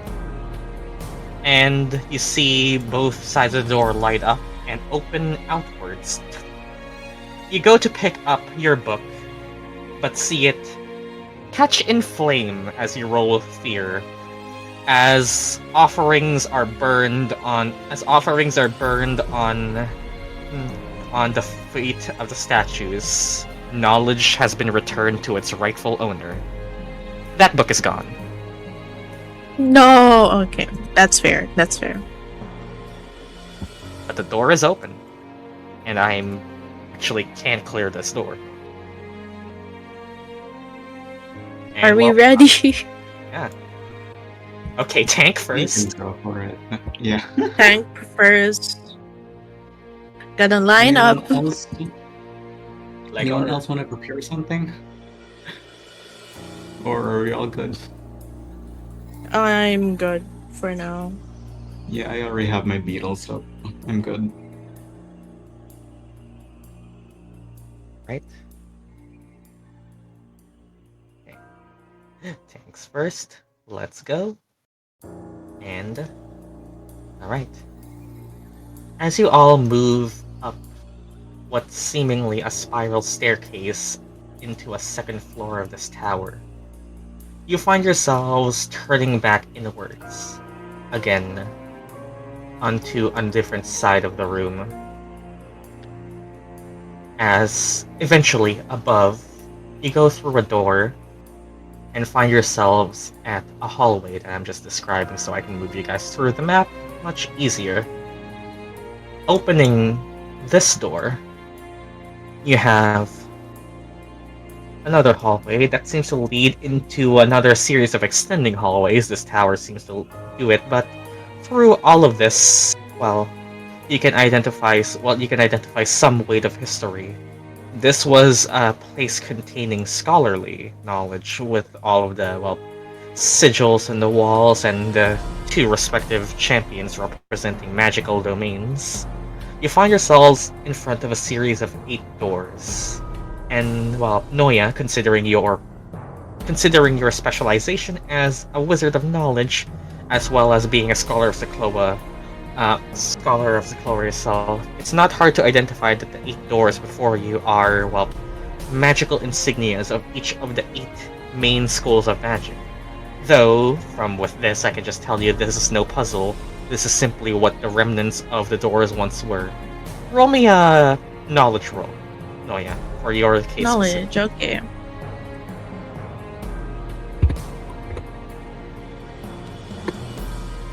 Just one final bit of lore before we through. 18 with fear. And wait. Clear, get a hope. No, my hope's full.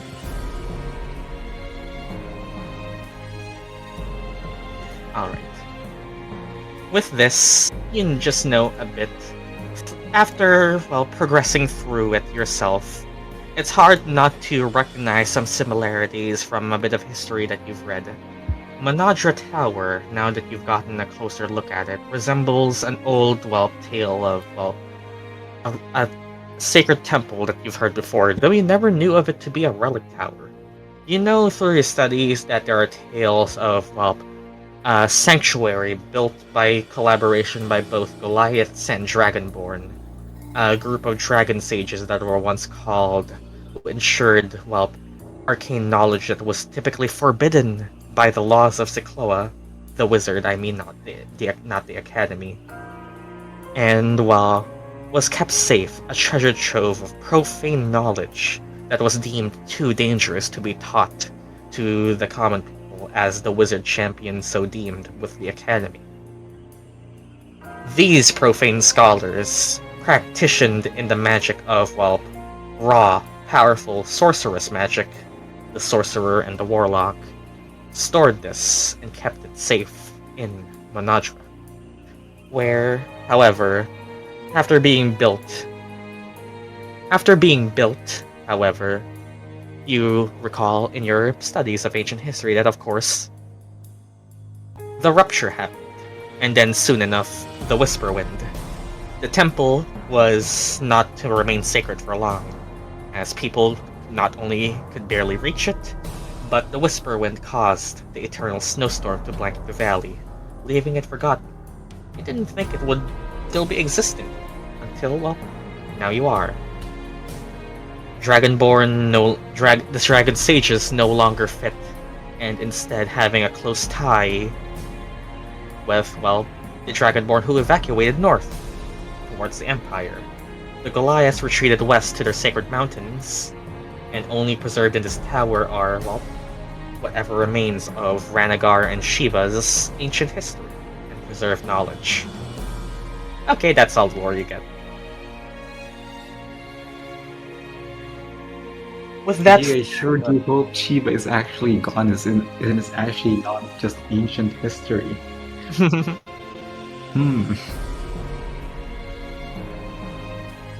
Alright.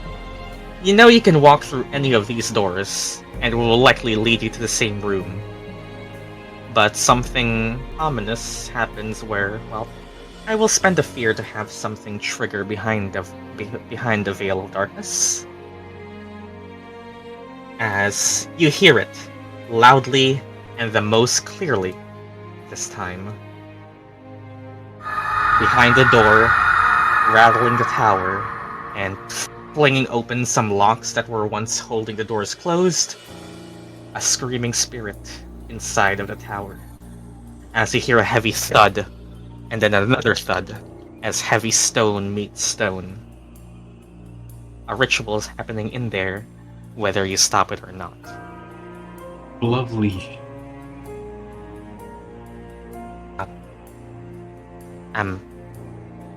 Pikachu will introduce Master to old masters, and hopefully, Pikachu earns a bonus.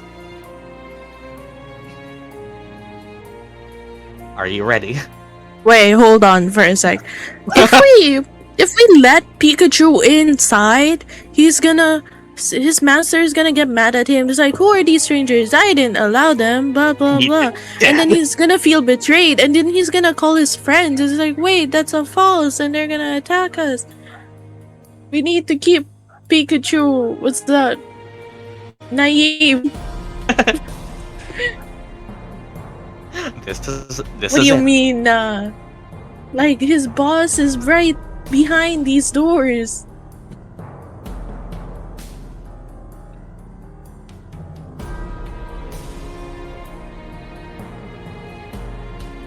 Pikachu is betrayed. Oh no. Vail, how could you do this to me?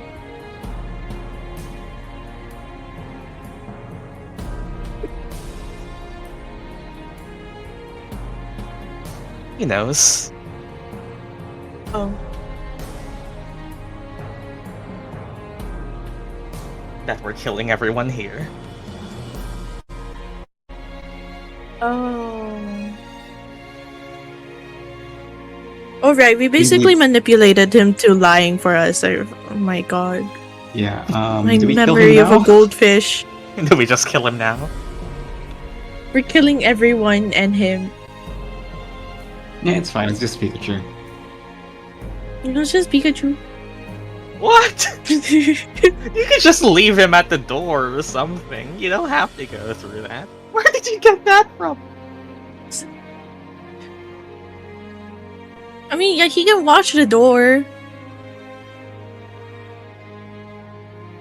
He can I watch the mean, door, and then like there's Looney Tunes as like sounds coming from inside during the boss fight. You can do Or that. what if we make him go through the door first? So in case anything happens, he's gonna be the sacrifice. Now you're thinking like Noya. Amazing. The session will go on for I as mean- long as you guys go on. I mean, we just met him, like, minutes ago. He's dispensable. He's dispensable.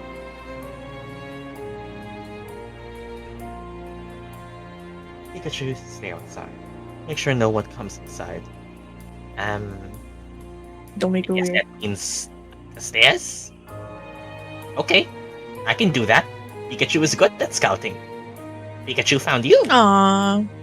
You're good. Aww. Pikachu will walk the stairs.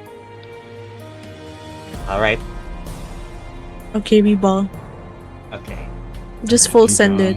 What door do you go through? Who goes first? We roll. Let's roll for the doors, guys. All right. Can someone list out each of the elements? I mean, each of the spellcasting. What the fuck do you call it again? Schools. Schools of Magic. Yeah. Someone Uh, list them all for- out. Evocation, abjuration, enchantment, divination. Let's just say Fuck, I didn't count. It goes in order where But whatever it is, I'm going through evocation. I need to find Okay. What else? Necromancy. let's see. Necromancy. Ethics. What else? It's one more. Just for you guys to know. Conjuration. Or let's just say that it's in order of right to left. There you go. Yeah, okay. Those are the deans of Syklos, but they all represent the schools, of course. But it goes from right to left. So who goes where?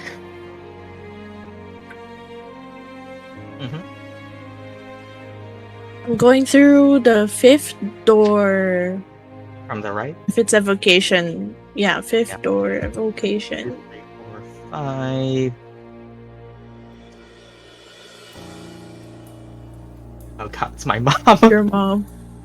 Reef's mom. Reef's mother. You're not Reef right now, I guess.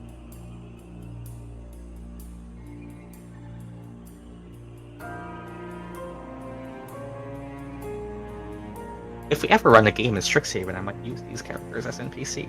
Hey, man. Not Strixhaven, in Syklos. Third door Oh my from God. the left, guys. I'm just gonna assume when you say your numbers from the left.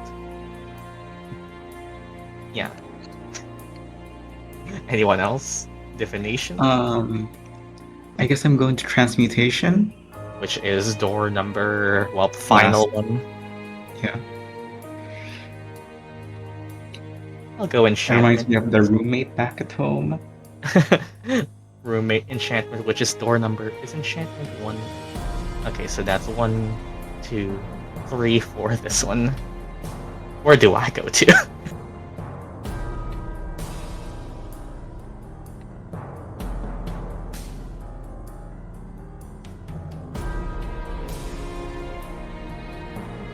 Now, well, as you guys decide on which doors to go through, if any of you had any assumption that you can go through a door and you will be able to follow your party, that is quickly dissuaded as the moment that one of you goes through one door, the door closes behind them, and then, well, Another goes through another door, that door closes behind them.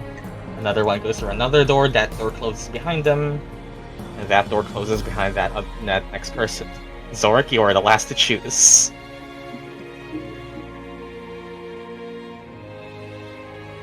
Good luck, Red.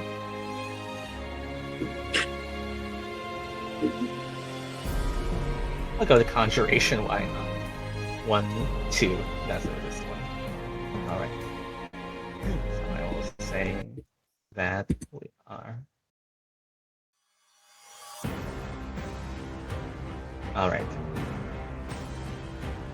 You walk through the door.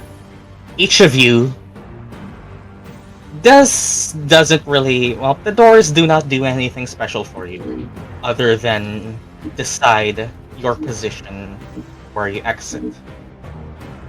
All of you walk out, and Syzygy, I guess, gets a side door all the way here. Oh, okay. I was a bit scared. I was worried. That door was so long. It's the map work.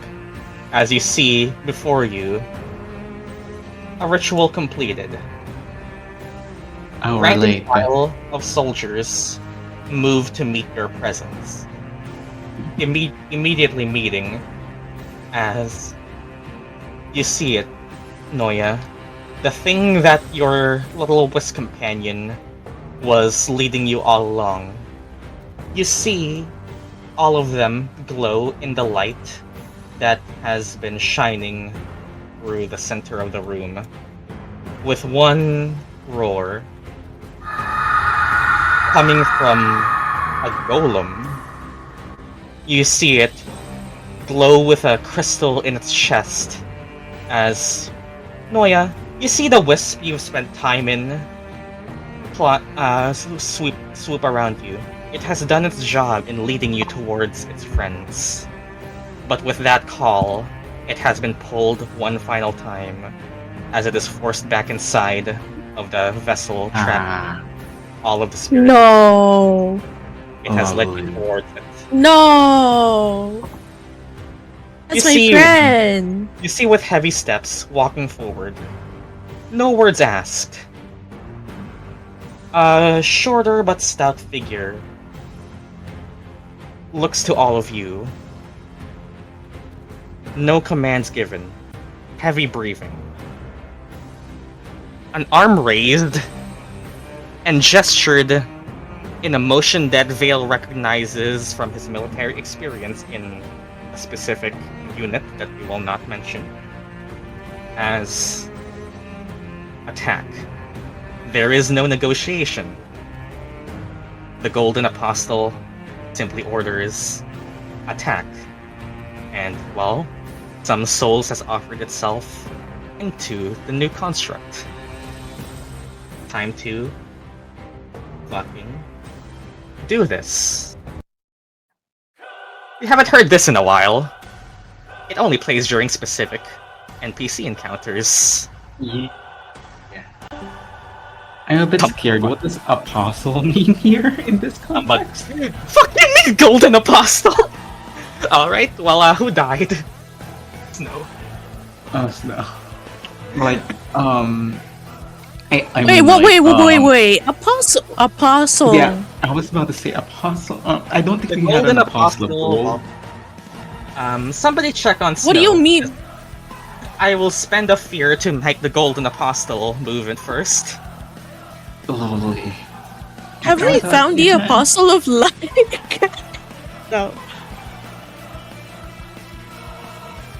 Hold on. Like, I'm sorry, you're having a side quest here while the apostle of wails fucking died. Who the fuck is this? Okay. Snow back.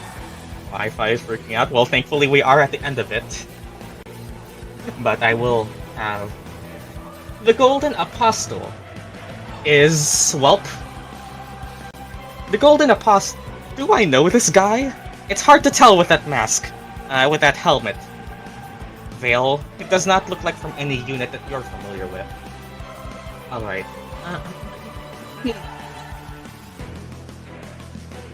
Alright. Let's establish this very clearly. Alright. Very close means that. Noia, roll a 1d2. 1 is Lulu, 2 is Vail. Whoever you roll is your second casualty in this AoE. It's you and Vail. Oh my god. Alright. Okay, please, Noia and Vail, make me an agility reaction roll.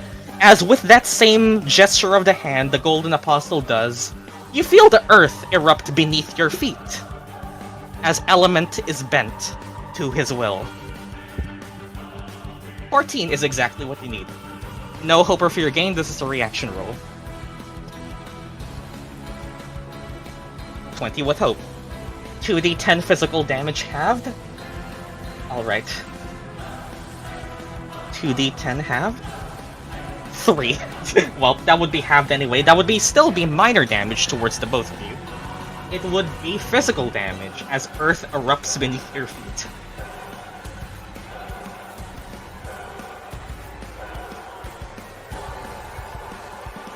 Anyone marking anything? Or do you just take 1 damage? Oh yeah, I'm gonna mark it. Shield, mark. No damage taken from the both of you. Earth erupts beneath your feet, and with that, the Golden Apostle activates a battle teleport passive feature. Actually, no, Zorik, you aren't involved. Alright. And, alright. Yeah, you know what? We'll just stay there. You see a spirit stone golem whiz to life as it has absorbed your whisk companion, Noia. It's trapped there, alongside many other voices. Spotlight's back on you guys.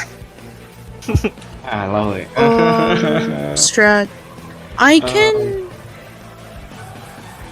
You see Which the one Golden do you- so if Apostle you have look at each of you, as if waiting with a timed reaction towards anyone who moves. Right. Who do we focus? You see I 4 think armored we- guards, large metal hammers in their hands. Spirit Stone Golem moves. I can whirl probably to get an AoE hit. I can make it vulnerable. Yeah, but are we going for like the large guy or like the apostle? I feel I like missed playing this music. It's been a while since I played this music. Yeah. I feel like we can split it. Yeah, I'm asking mostly because I want to know which one I'm going to be focusing my rangers focus on. You don't know if any of them have any stress features yet. Yeah. Focus on Apostle. Apostle. Okay, gotcha. Anyone want to go first though?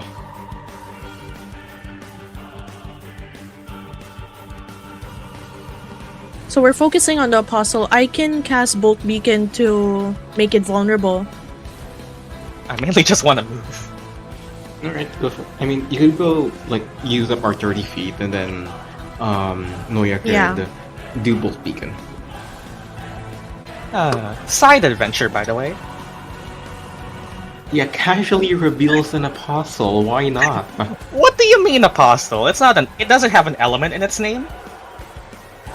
Ignore. Gold is not an element? Are you sure? Gold is not an. You know what else is golden? You know what else is significant? Yeah, I'm I'll just move gonna and Noia roll. can do her thing. Where do you want to move? I'm just gonna roll. Near Zorik? Like next to her like this? Or just like 10 feet? What's that 10 with fear to hit the Apostle? Yeah. With Bolt Beacon? Yes. That's a failure with fear, Noia. Ooh. Uh-uh.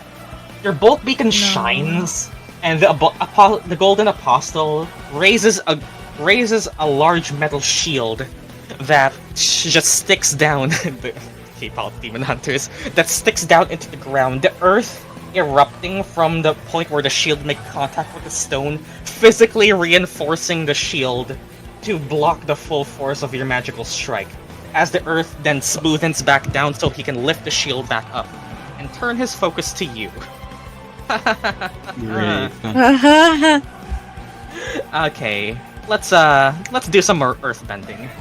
Noya, the ceiling collapses in on you as a giant hand comes down and grasps you. Oh, you thought... Okay. Well, if Sunder can get some firewalls, I can get a stone hand. That seems fair. Wait, this might be the Earth Apostle, guys. Alright. Yeah, It might be casually the having a Earth side quest Apostle. here. Oh my god. A stone hand You jumps get it? down. Save apostles for the D&D Gungeon Master. Alright. So the stone hand has a feature called Rocky Ambush. It can mark a stress, so I will do that.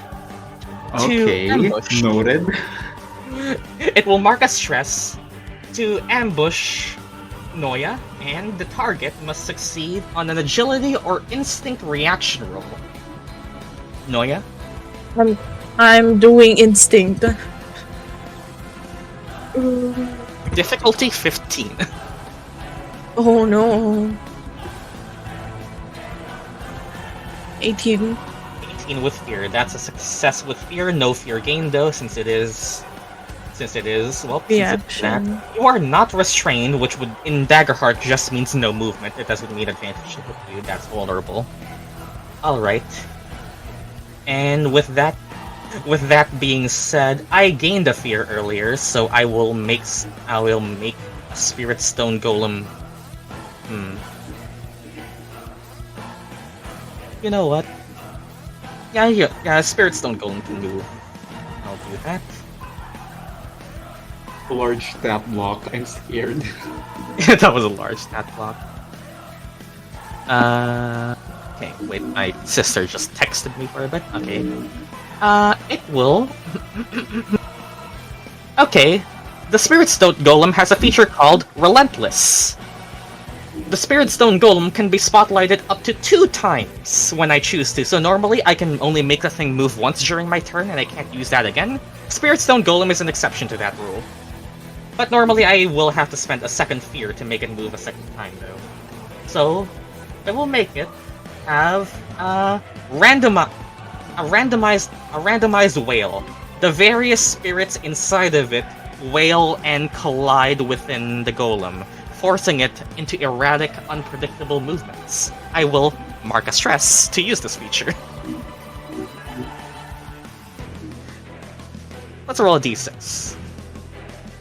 2. What roll is that? Aha! Fire jets! The golem shoots into the air, releasing jets of flame, making an attack against all targets within close range.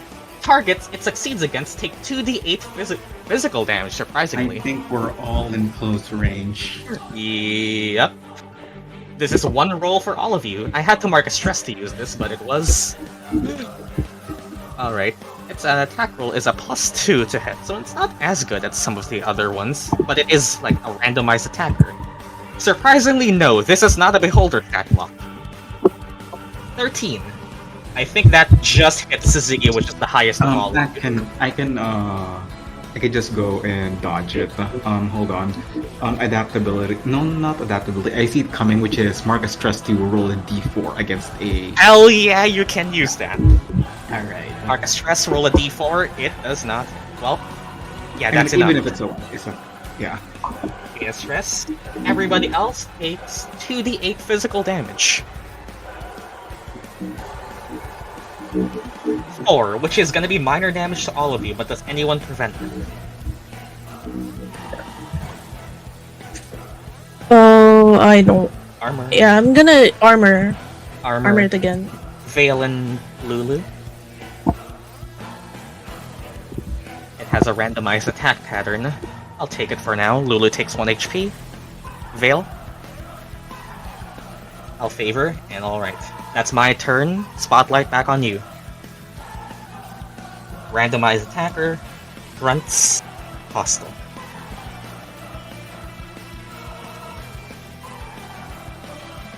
Who want to go?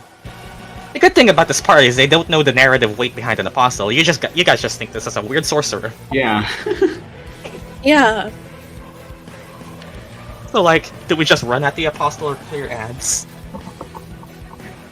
Yeah, the unfortunate part about the spotlight system is I can't move the ads unless I choose to do so, which I'll probably do when you roll with fear, but I already did that for Stone Hand. I could already imagine like Syzygy going back home and like, oh hey Kiki, I had like this crazy ass experience. I'm like, what the fuck do you mean you encountered like? I thought the tech focus on the Apostle, rest handle ads, but I don't know how efficient that would be. Yeah, I got to showcase the main guys at the very least, the main players. Assuming we make it back Does home. anyone have AoE? Beatles? Yeah, I have no. It's not beetles. It's fireflies. It's Fireflies. either beetles for armor or beetles for. Yeah, the problem with that is you'd probably have to put yourself at the center of everything to hit everything. Yeah, it's at close range, so it's not Close exactly range, exact center. you can still hit this right corner of the room. Yeah.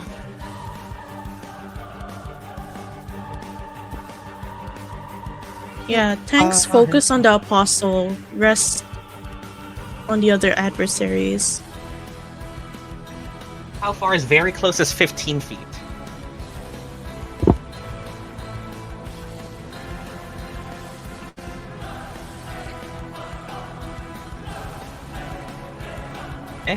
Just as a reminder, you also have your guys' magical items that were given to you at the start that may or may not be useful.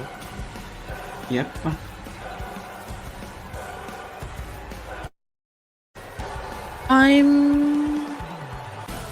If no one's going to move, I'm going to move. I mean, you could use up Stone the hand 30 on your feet. desk. Like, yeah. Lulu's just typing right Yeah. now, so I'm just waiting for a moment. Hmm. I can apply like focus on the sprites. That could be a thing since I believe each time it's gonna randomize something, it uses up a stress, so that might be something that might be good. Yeah. But you were saying you were gonna move, or I'm punching the guard in front of me for now. That's a good start. Move Now, forward. if Lulu's gonna move, then I'm fine with staying in position. We're flying gauntlet. yeah. So not Dianoia can move. No, yeah. That's a good question. Okay. Only you can use as many abilities until you need to make a roll, or I interrupt you with fear. You can't stack multiple abilities until you roll. Your turn essentially ends when you finish rolling and moving. Abilities are free to use, no action cost. Daggerheart decided. Alright. You can't I'm just stack going to multiple move abilities. towards the left side entrance. Okay, Lulu rolls and left side entrance. Yeah.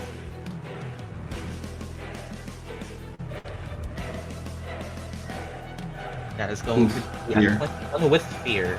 Alright. That does hit with their difficulty of 15. Go ahead. That's going to be. Oh my god, 22 damage! That is severe. You immediately knock this guard down to his knees, as that is 3 out of 4 HP marked. They are gonna survive a severe hit, even if you mark them with severe. But they are still ads. Okay, does that have any...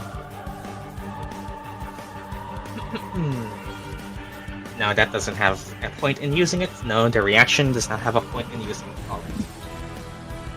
Alright, that hurt, but that was a roll with fear, which means I gain a fear. And I get to move instead. Alright. Yeah, let's move...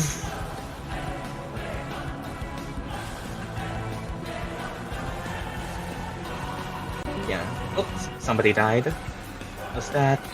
It's high. It's High who died. Alright. Well, I am going to move the golem to melee range of Vail and just simply fucking punch it. Make it punch. Amazing. It has a basic attack which will just slam. It's the closest thing. Alright. Why is it here? Well, let's check for now. I can move other things, thankfully. That is gonna miss Vail. Alright. You see the Spirit Stone Golem plank down as it punches downwards into the stone. Vail, despite not being here, manages to jump out of the way. However, alright, I will spend... I will spend... Okay, let's do 2 fear. Where can I click, please? There we go. I will spend 2 fear to make this guard move forward and attack Zorik, while 1 fear on this guard, which will mean that I attack with a warhammer +1 to hit.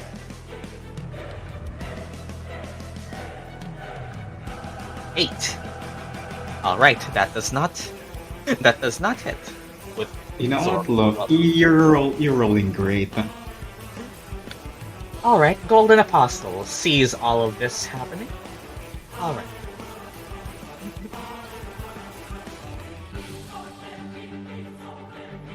Yeah, what's the problematic thing happening here? You know what? He's not gonna move. I'm just gonna move the other guard instead. Towards you, Syzygy. Yay. Alright. Let's do the same thing. 10 misses you. Miss. Alright. That is my turn over. Alright. Just wondering, but is the golem? I mean, what do I call it? Is it golem? Do I just say golem? Sure. Golem. Okay, gotcha. I keep calling it between spirit and golem, but like, yeah. Can I still attempt to hit the golem right behind the guard because it's large enough and all that? Sure. Okay. Alright. I'm gonna try to, yeah. Zorik, do you want to go first, actually? Okay, let's resolve this action, and then I'll communicate with Kai.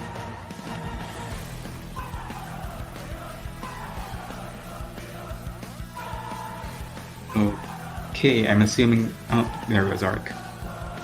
Yeah, sure. You go for it.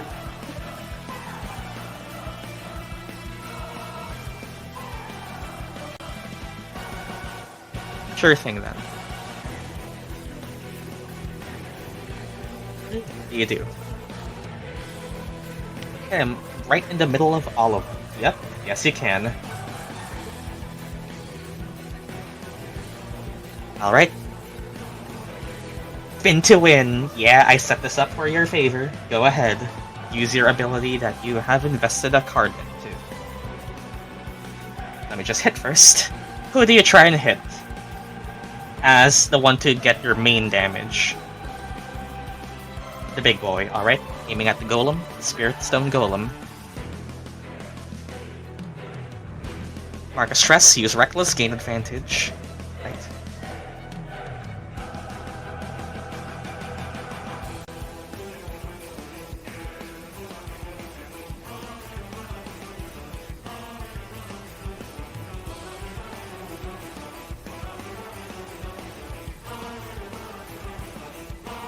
That is going to be a 22 to hit. Definitely hits, and that's a roll with hope.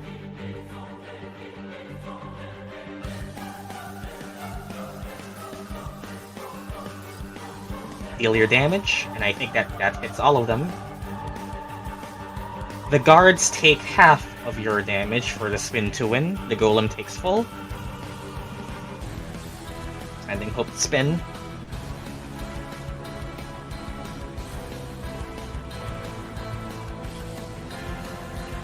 And also, adding a Slayer dice. Yes, you can indeed do that.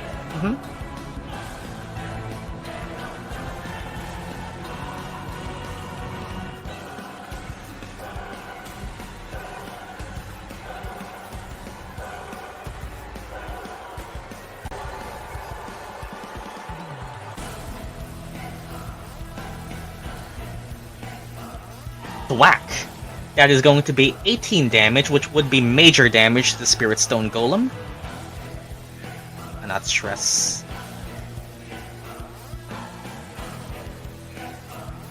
And then the rest take 9, which is, thankfully, you just hit their major threshold for the guards as well. Zorik, you deal 6 points of damage. 6 hit points of damage right here. Did somebody just cleared one block? I did say it was a boss encounter. Yeah, I mean, like, it doesn't feel that bad. I think we could handle this. Okay. Well, that is going to be a roll with hope normally, but I will spend 1 fear. And then I will probably call to high that I gained a fear instead of use. And I will call to high. You're running a bit low there. I will call to him after I resolve this action to put the fear of God in everyone, as I have the Golden Apostle cast Arcane Artillery. Spend the fear to unleash. Oh, High's actually back. Okay, never mind. Okay. Hi, a thing tried to attack you and it missed. Well, the golem tried to attack you and it missed all of it. Alright. I will read out straight up what this ability says. Arcane Artillery.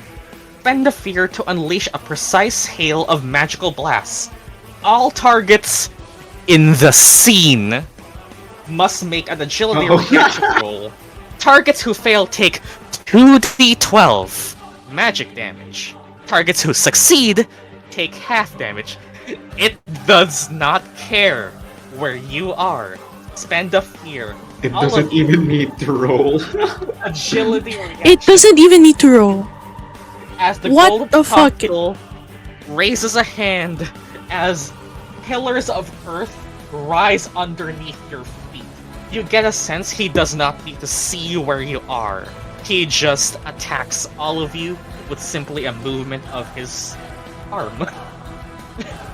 Yeah, like, look at those motherfuckers over at the Cyclone Sea needing like multiple ships to fight an apostle. Meanwhile, all of us here, all of us chumps, are just dealing with all Side of this. characters, by the way. Side characters.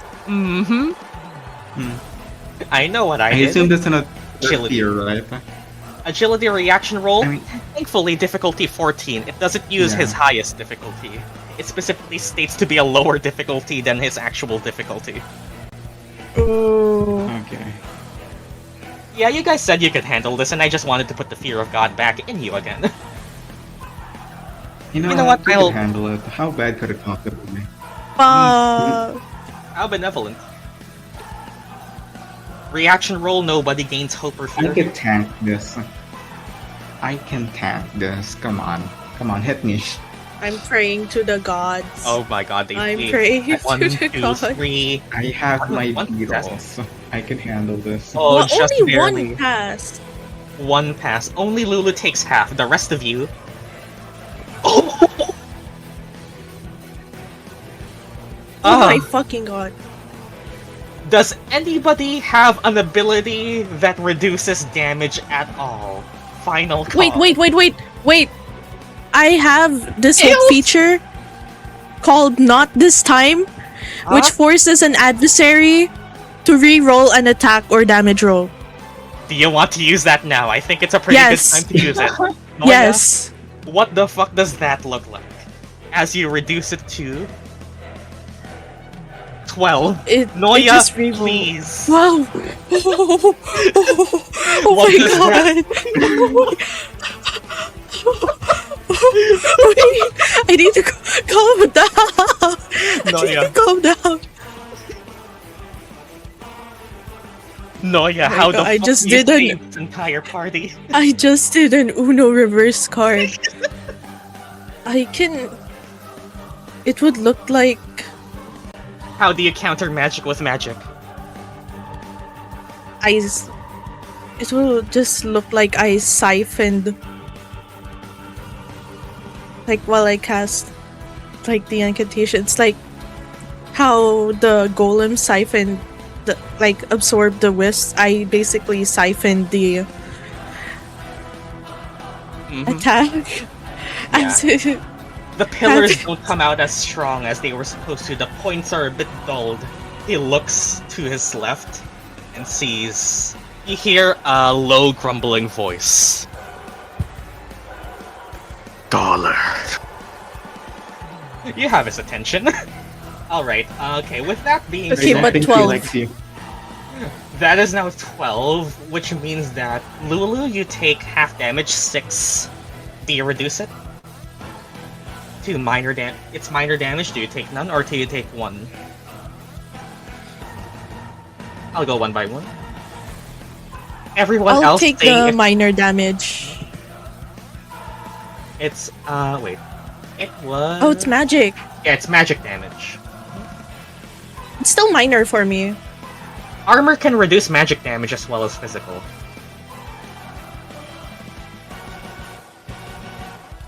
Yeah. I'll reduce it. Alright. It's 12 damage, so... Okay, so Noya will eat minor damage. It's 12 damage now, rather than 23. Thank fucking god. Oh, my fucking... Alright. Was that the Wizard's Hope feature? Yes, it is. Yeah, it took 3 hope to do that. I think it was well worth it. I'll use armor to reduce that to minor damage for Zorik. 12 damage, Vail and Syzygy. Syzygy just takes -1 shield, -1 beetles, no damage taken. Hi, are you back? Armor. Alright, that will be turned from minor damage, so 1. Okay, spotlight's back on you guys again. That was my one action. Okay. Alright. Oh, Just you a still think you got question. this? Yeah, we got this so in the bag. Just a question, since you're running a bit low on fear, so I'm focusing a little bit more on the economy now. Mm-hmm. But it was 1 fear to swap it back to your turn, right? I forced the spotlight to be back on me since you rolled with hope the last time, yeah. Yes. And then you spent 1 more fear to do that previous action. Yeah?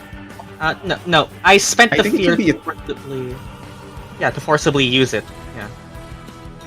Oh, okay, gotcha. I don't know if it should be free, but like, yeah. I think I'm gonna do an action from the previous round now, which is just try to... I'm gonna do Ranger's Focus on the Golem, and then while I'm at it, I'm going to use the Corrector Sprite that has been with me and I have not been using. Alright. So yeah. Go Corrector ahead. Sprite, which is advantage. Okay, there we go. I think that should be it. Can I get the fuck out of this corner? 23 with hope, go forth. Alright. And I can just simply roll with a 2d6 plus 4. That is going to be an 11. 11 damage, I mean. Which is going to be, actually, major damage. You see the flawed construction of thank the you for the golem. official. It's not as sturdy as you would think. The cracks and the wailing spirits give it a flawed construction. It's experimental. It's clearly not a perfected design. You are able to pierce. Major damage. Ranger's Focus does what? Ranger's Focus, it just means that I have it on focus, and each time I do damage to it, it's going to mark a stress. And I know exactly what direction that is in. Yep. Right. Oh, and aside from that, I'm assuming Spotlight's still on us, you're not going to steal it away. Reconjure the Swarm. So 1 stress for me. Right. Anyone else want to take a move? I was just planning to reuse Bolt Beacon. Or wait, no, Bolt Beacon uses my hope. So I'm just gonna cast Wild Flame on the nearest guy. I mean, since he's already down. Mm-hmm.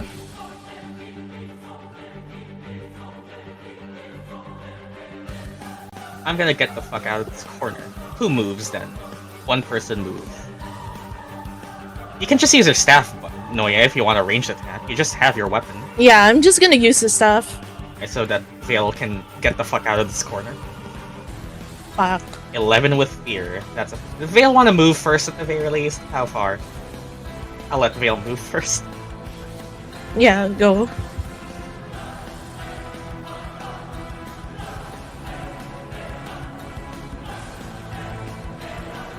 I'll move to Lulu. Ruh-roh. I mean, do you want to tiptoe around the hand? Or do you just cool with being here? Like, do you want to be like...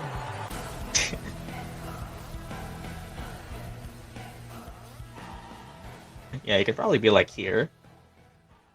Tiptoe around the hand. Here's fine, alright.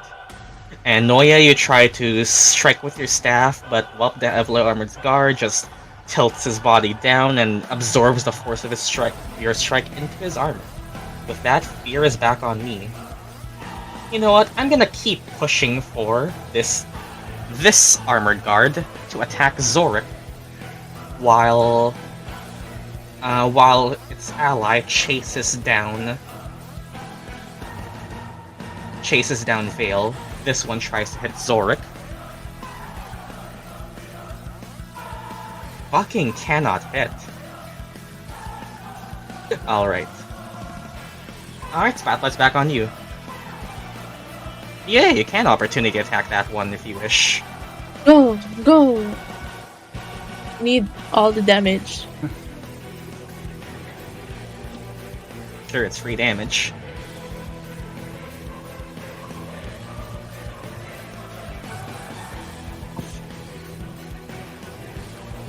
That was a reaction roll, no hope or fear gain, that will hit.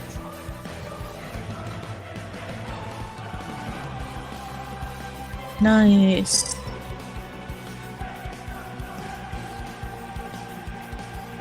That's going to be 16. That is major damage again. You see this guard fall, and is eliminated from the battle. I guess it would be right here, since it's right before. Where is Zorik? Okay, I'm striking the Apostle. Yep. Back to you. Strike the Apostle.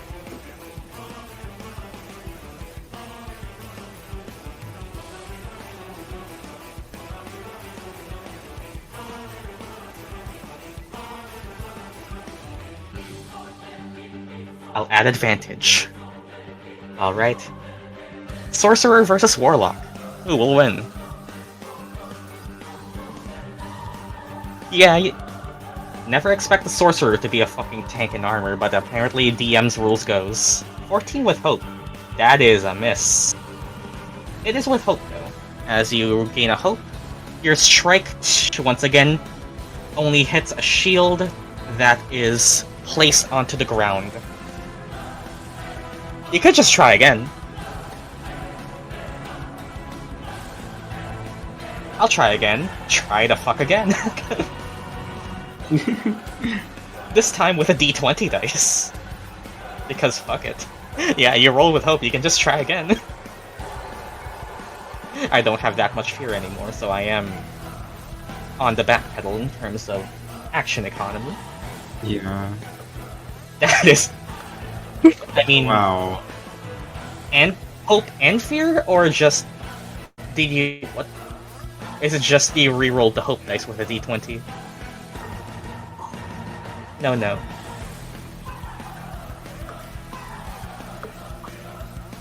I'm rolling d20 for hope. Oh. And d12 for fear. You better get a 3 for fear. You better get a 3 for fear. Please. Alright. Come on.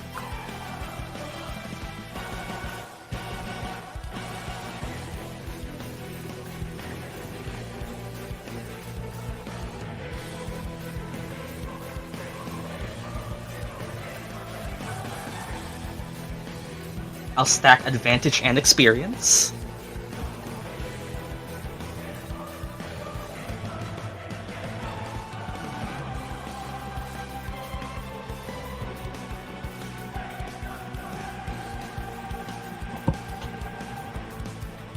That is going to be a... Wow.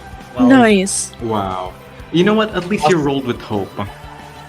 Is it a 15? I'm gonna re-roll. Alright. Put everything on this. Mark a stress to re-roll! It's just- the dice aren't with me, but I'm gonna force them to be with Yeah. me. I'm just imagining the apostle right now, like seeing, oh, okay, alright, we roll that. I'm not gonna add this. The Apostle has made 2 moves. Okay, do you add all of the other modifiers?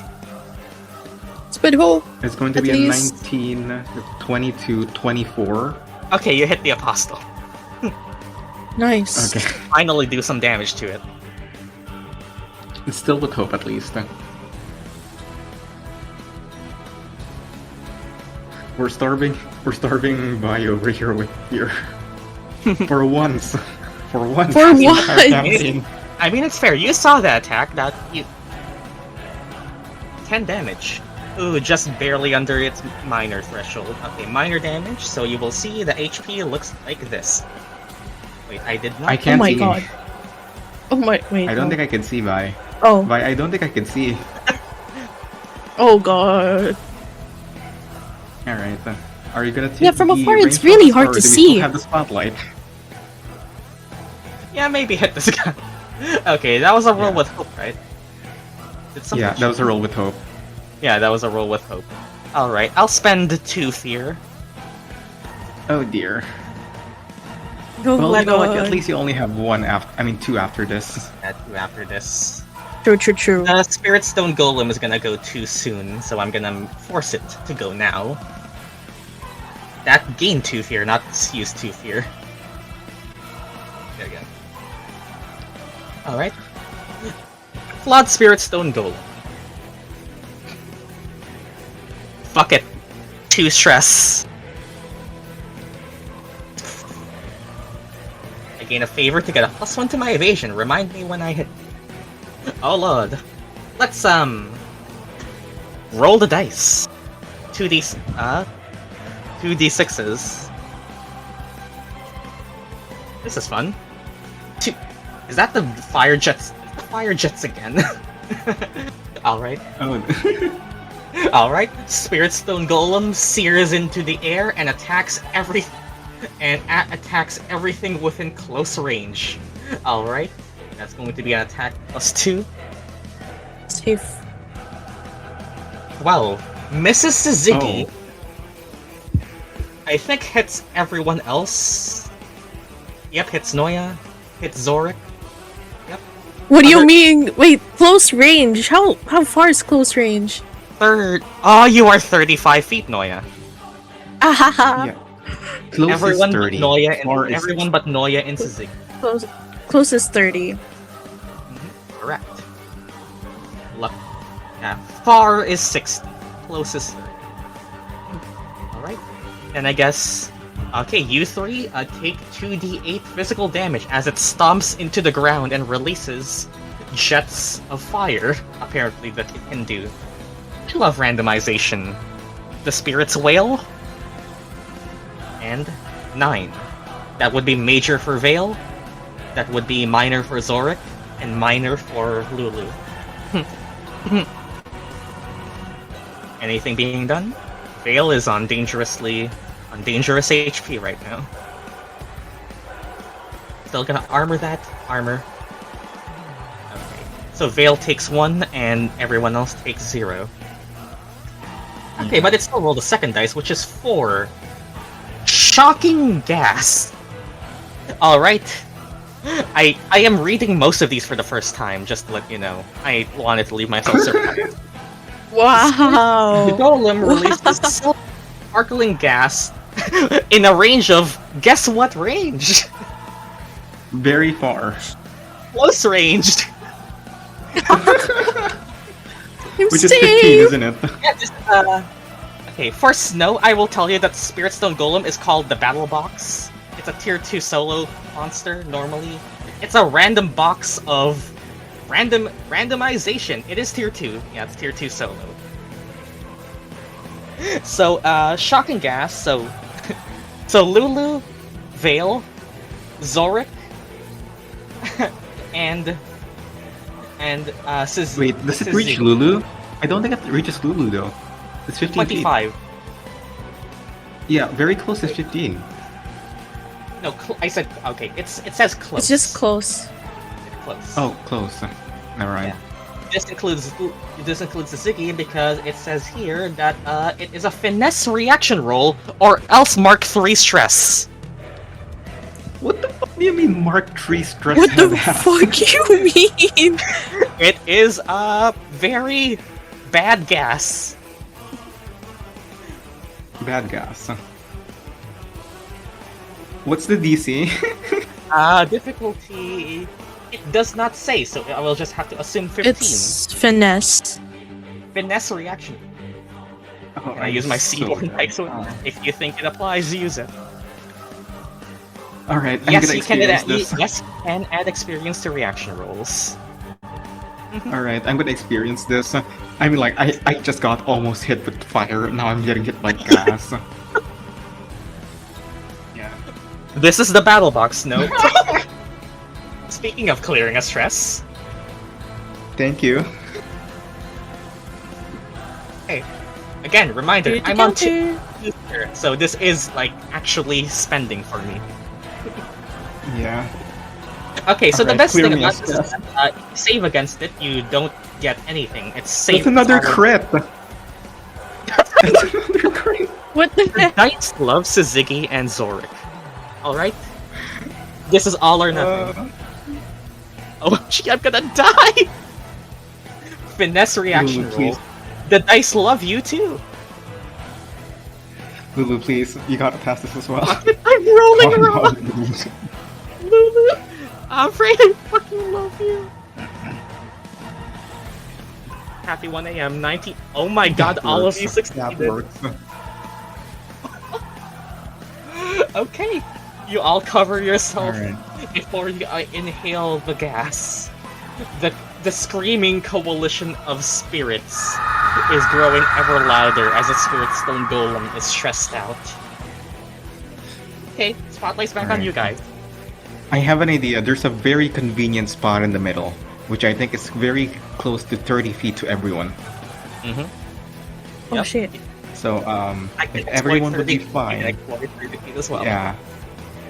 If it's okay with everyone for me to take every single bit of movement, I'm fine with that.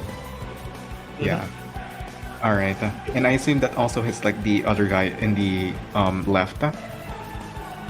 But just barely, yes. Literally Just everyone. barely, Oh, these okay. two are exactly 30 feet.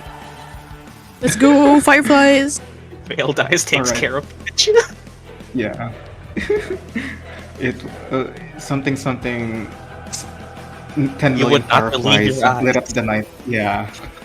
What? You How did would I not forget believe that? your eyes. Alright. Alright. Can I say that my adrenaline is still up on this and use an experience? Yes, considering what just happened, I think you were in a rush of adrenaline after passing. Yeah, okay.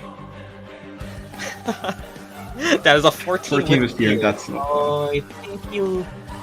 15 on the guards, 15 on the box, 15 on the golem, 16 on the apostle. Fuck! Alright. Since Reassurance? I have Lulu. no adaptability. Adaptability. Okay, adaptability or Adaptability. reassurance from Lulu. Decide what you want to use. Both are effectively a reroll, so just decide what you Yeah. want to use. I think I could go for adaptability since reassurance from Lulu is for everyone, and the thing is, I have low stress right now. Right. I have pretty low stress. I'm 2 out of 7. Alright, and mark the I'm 2 out of stress. 7. Adaptability reroll. Reroll, and then I could go with a 4.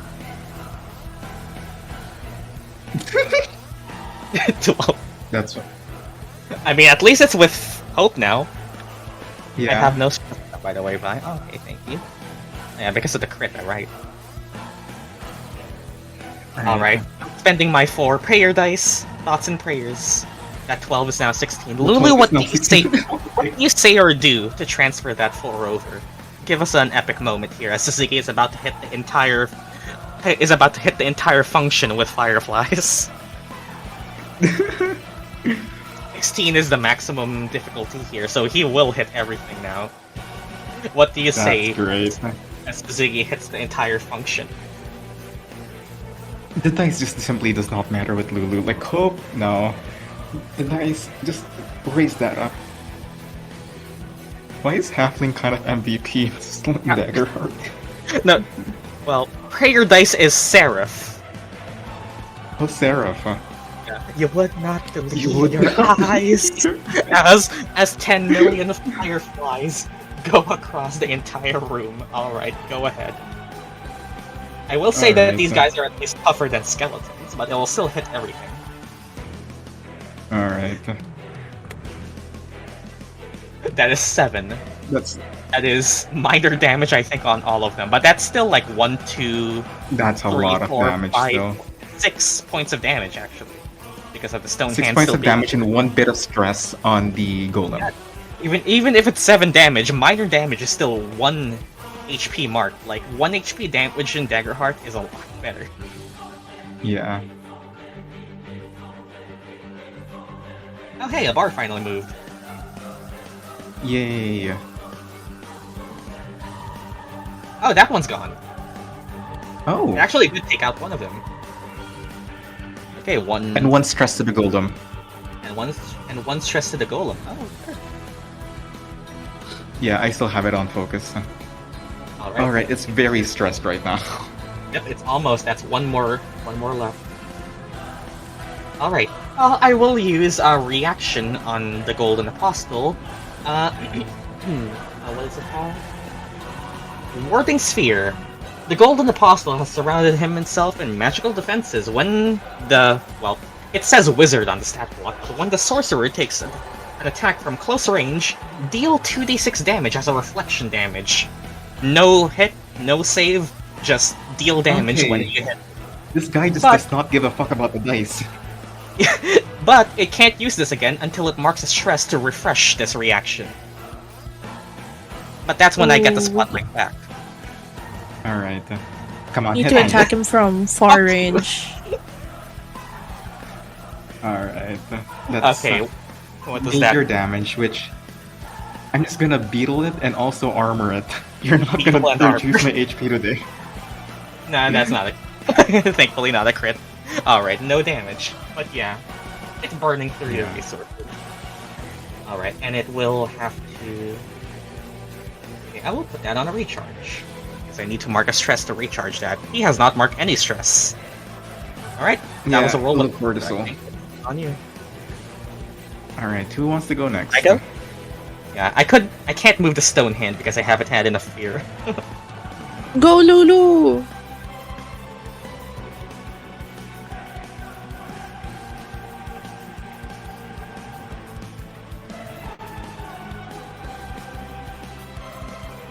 Oh yeah, I should probably be using that stone hand. It has a very useful ability that helps in giving me more fear. I'm drinking my Varic leaves. Okay, you bite into the leaves that were given to you by Azii, and gain 2 hope.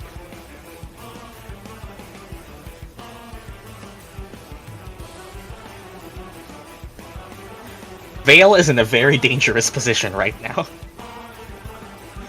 I'm just saying, if Vail takes severe damage and he can't mark any more armor to reduce it, he is rolling to see what happens. I'm gonna go to Vail. Okay, thankfully. Yeah, zero armor! Oh my god! Oh no. Cycle meeting real quick. Sparing touch. Okay, that will help. Clear 2 HP! Oh! Vail, your HP straight up doubles because of Lulu. Lulu is the fucking goat. Holy shit! Oh, there we go. I love you, Lulu! Gotta take care of the glass cannons. Alright. Is that what you want to do?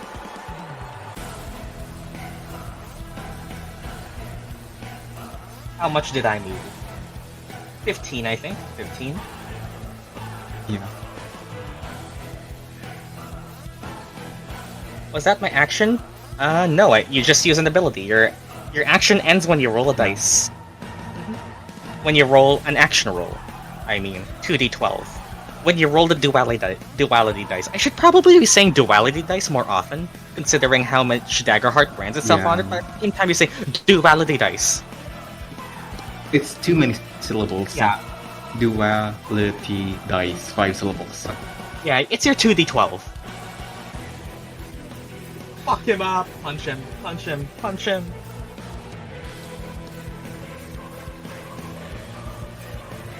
Can I get closer? Alright, how much closer? 15 more feet. 15 more feet. Oh, just beside. I can't beat the shit out of them because I'm getting closer. Alright. Okay, check this out. Check out this awesome move.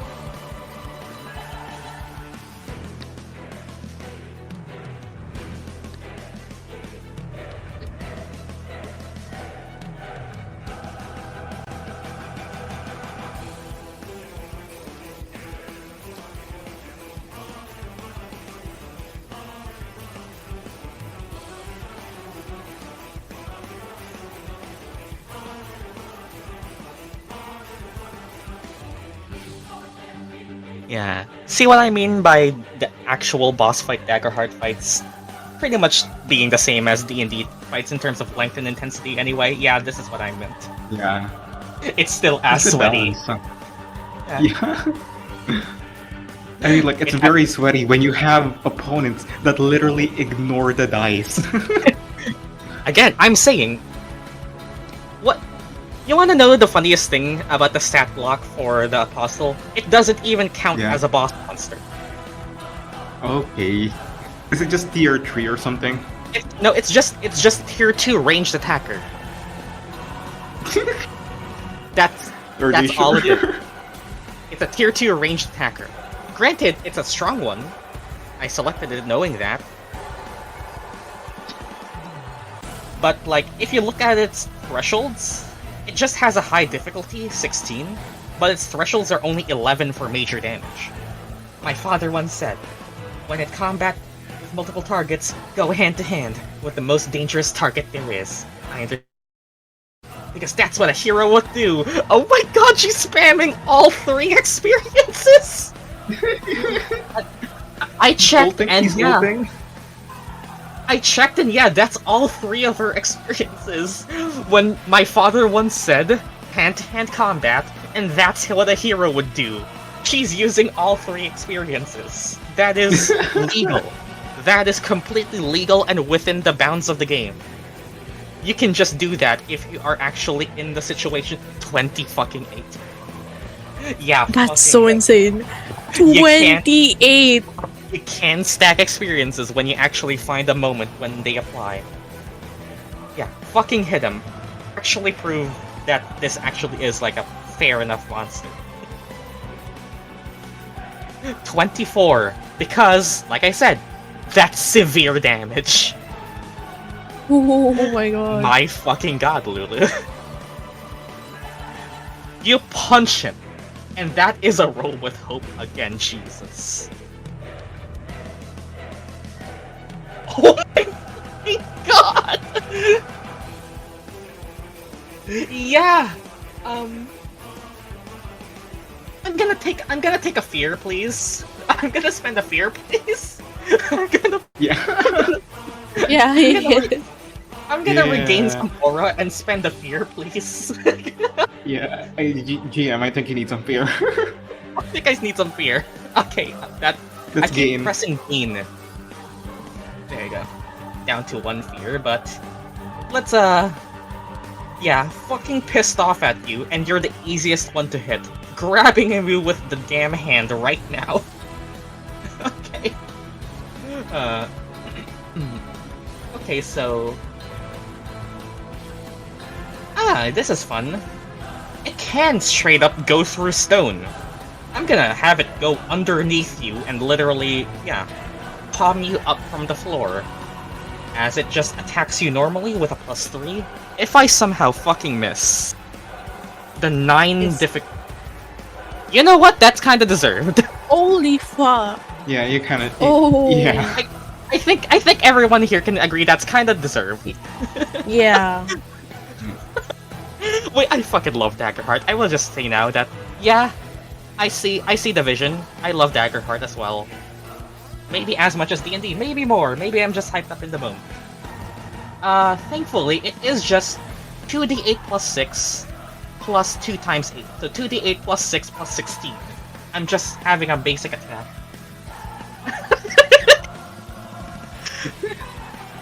Two d8 plus 6 plus 16. 26 to everyone else. That would have been terrifying, but Lulu, that is exactly her severe damage threshold. We finally hit it. It was actually possible to hit it. It took a fucking critical hit, but we finally got Lulu's severe damage threshold. Armored, okay, Just so make 2 sure HP. it doesn't. Okay. You're not even. Lulu- She's actually- insane. That fucking- She's insane. She is Jane Daggerheart. Like, I will say, Stella, that I know we didn't intend it, but when you submitted your backstory, your character felt like Daggerheart. She's not even. It's at not half. even halfway through. Sure, why not? Look, Jane Daggerheart. Daggerheart. I will once again Daggerheart. It's harder for your character to go to 0, and that's because you're meant to avoid damage, not heal it. When you actually go to 0, things spiral faster than D&D. It's deceptive, don't get too comfortable, because like with what Vail earlier, Vail was on 0 armor and 2 HP. He could have died right then and there. Okay, I will say, okay, anyways, what I was gonna say is that, the Stone Hand has an ability called Momentum. I will just show you now to show you guys I am not bullshitting this. At the bottom, Momentum, reaction. When the Stone Hand, it's called Stone Wraith in Daggerheart, makes a successful attack action against a PC, you gain a fear. This is my fear generator. I should have been using this more. And you know what?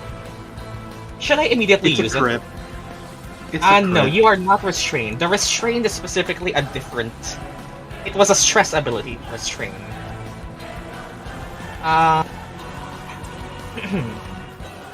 No, I can't do that because I need another action. I'm gonna immediately We spend covered the the fear. aura loss. Yeah, I'm gonna spend a fear to fucking hit Zorik, finally. I just want to show off the guard's ability when they actually hit. They have missed Yeah. every single time. They have They're something that kind of happens losers. when they hit. I want to show it off. Thank you! Oh my god. Well, there you go! The fear I just gained, I spent it Yeah. on the I'm guard. so happy none of these crits are going to me. Yeah. Thankfully, okay, it's Same. 2d8 plus 4 plus 16. Okay, so... Zorik! Hey, you can finally use scales! Please! Alright, tell us what scales do. Oh no. What scales?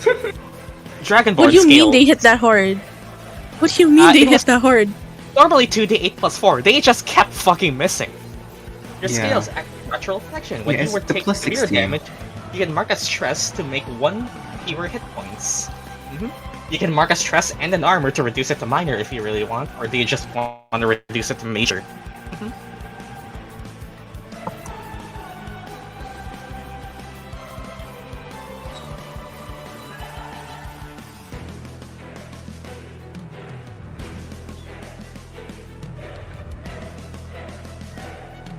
Minor, please. Alright.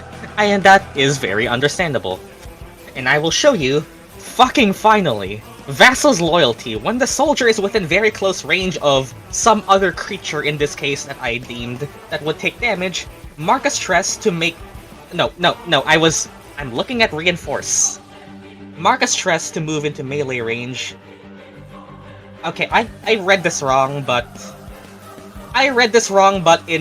But it would have been more damage technically, but I'm not gonna take it back. It's basically make an attack roll to move into enemy range. Mark a stress. I made a mistake there, but in this mistake, Zorik actually took less damage, but it would have been Yeah. See? And mark a stress for the elite soldier to remove a stress from an ally. Because that was supposed to be their synergy. Oh. Finally. How far is Zorik away from me? 25. So yeah, when the soldiers can hit, they remove stress from their allies by taking the stress instead. That's what they do. Reaction roll. Go ahead. Put the guard back. Alright. Retaliation attack. Let's go.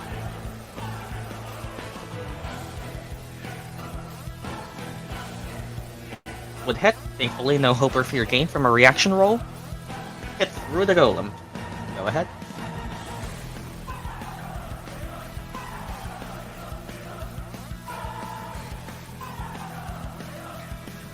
That's exclamation.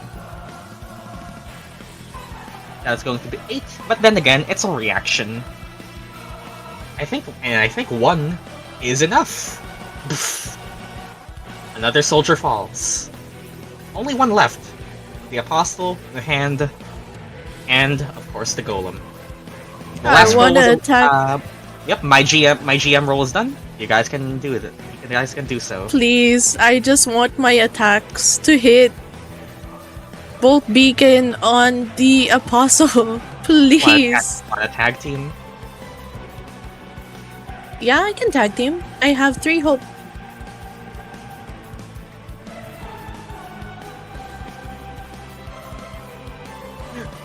I'm at 4 stress, by the way. Oh, yeah, you had to use a lot of stress to use those features. Anyone want a tag team? I can initiate it. Anyone want a tag team? I mean, what else can anyone else do? I mean, You want my potion? you're just. I'm kind of like in the way of like the hand. Just as a reminder, this is So- level 2 Daggerheart, by the way. Crazy. I'm calling my patron as a... Is calling patron actually... Technically no? Technically no, you can just talk. If you're making a specific action roll, then it is. I guess technically no. Yep, this is level 2 Daggerheart sweaty combat.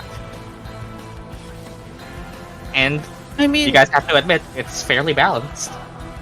There's been some scares on both sides, but overall, it doesn't feel unbalanced. Is rolling a d4 an action roll? If your feature says it's an action roll, like make a duality dice roll, then it's an action roll. If it does not say anything, then it isn't. Okay. my only plan is to cast Bolt Beacon down, so vulnerability on the apostle, and someone can, take advantage of that.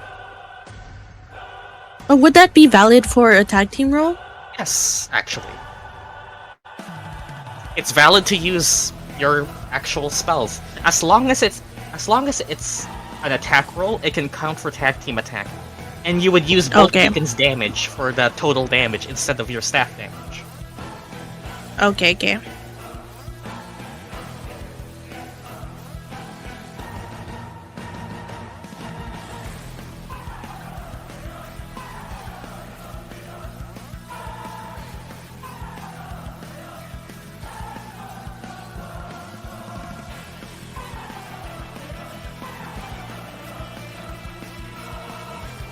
You do a tag team if no one else wants to. You and Vail? Okay, so I'll tag team with Vail. Alright, double mage. Mage fight, mage fight, mage fight, Mage fight! Duality dice. Wizard, Warlock, and Sorcerer. It's literally the main 3. Mage fight, mage fight. Mage fight. Both of you roll attack rolls then with your respective attacks.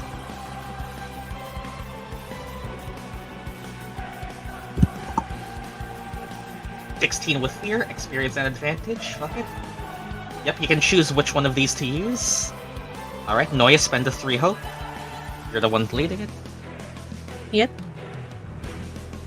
16 with fear, and who's... Alright. Let's see what Vail's roll is. 20 with hope. Do you want to Oh use yeah, the we're 16 with fear or the definitely 20 with hope? 20 with hope, please. Alright, both of you roll damage rolls. For the fun of it, combine your damage to one roll. Just so... Okay, Bolt Beacon is going to be 2d8 instead of a single d8 because we're in tier 2. read the description. Does it say proficiency? Yes, proficiency. Okay, then it is 2d8, yes. Okay. You know what? Hi, you type.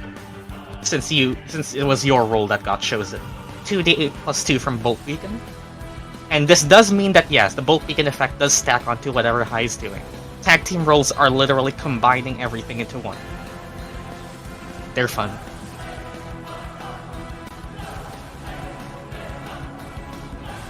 $17. That is major damage. Alright, what does it look like? It's a tag team roll, you get to do it once per session. Describe it for me. Noia, how does light and shadow combine? That is a genuine question. You have a moment here. Earn it. We're gonna call this... We can call this a duality. A duality. Literal duality. We're in theme, I love it. A Destiny reference? Noia points her staff and strikes down a huge beam of light. Vail does the towards- same. Instead, wrapping shadowy tendrils wrap around yours. In normally elemental opposites, but in this case, they synchronize in perfect harmony. Major damage, and that might be put at last. That was enough. Let's go! Alright, We got the kill! I will say something. This apostle's not going down easy. He has a second health bar. Alright, battle music change. You have effectively eliminated the Golden Apostle. One thing about Daggerheart, though, is that adversaries do not necessarily have to die on 0 HP. I have one fear remaining, which I kept for this moment. Golden Apostle has...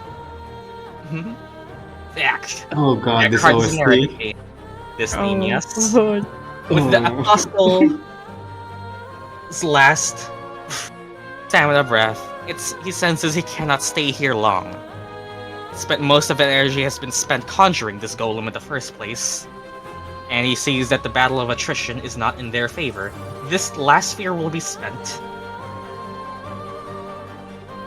with the stone hand, as it uses the feature Avalanche Roar. Spend the fear while within a cave or closed-in environments to cause a cave-in.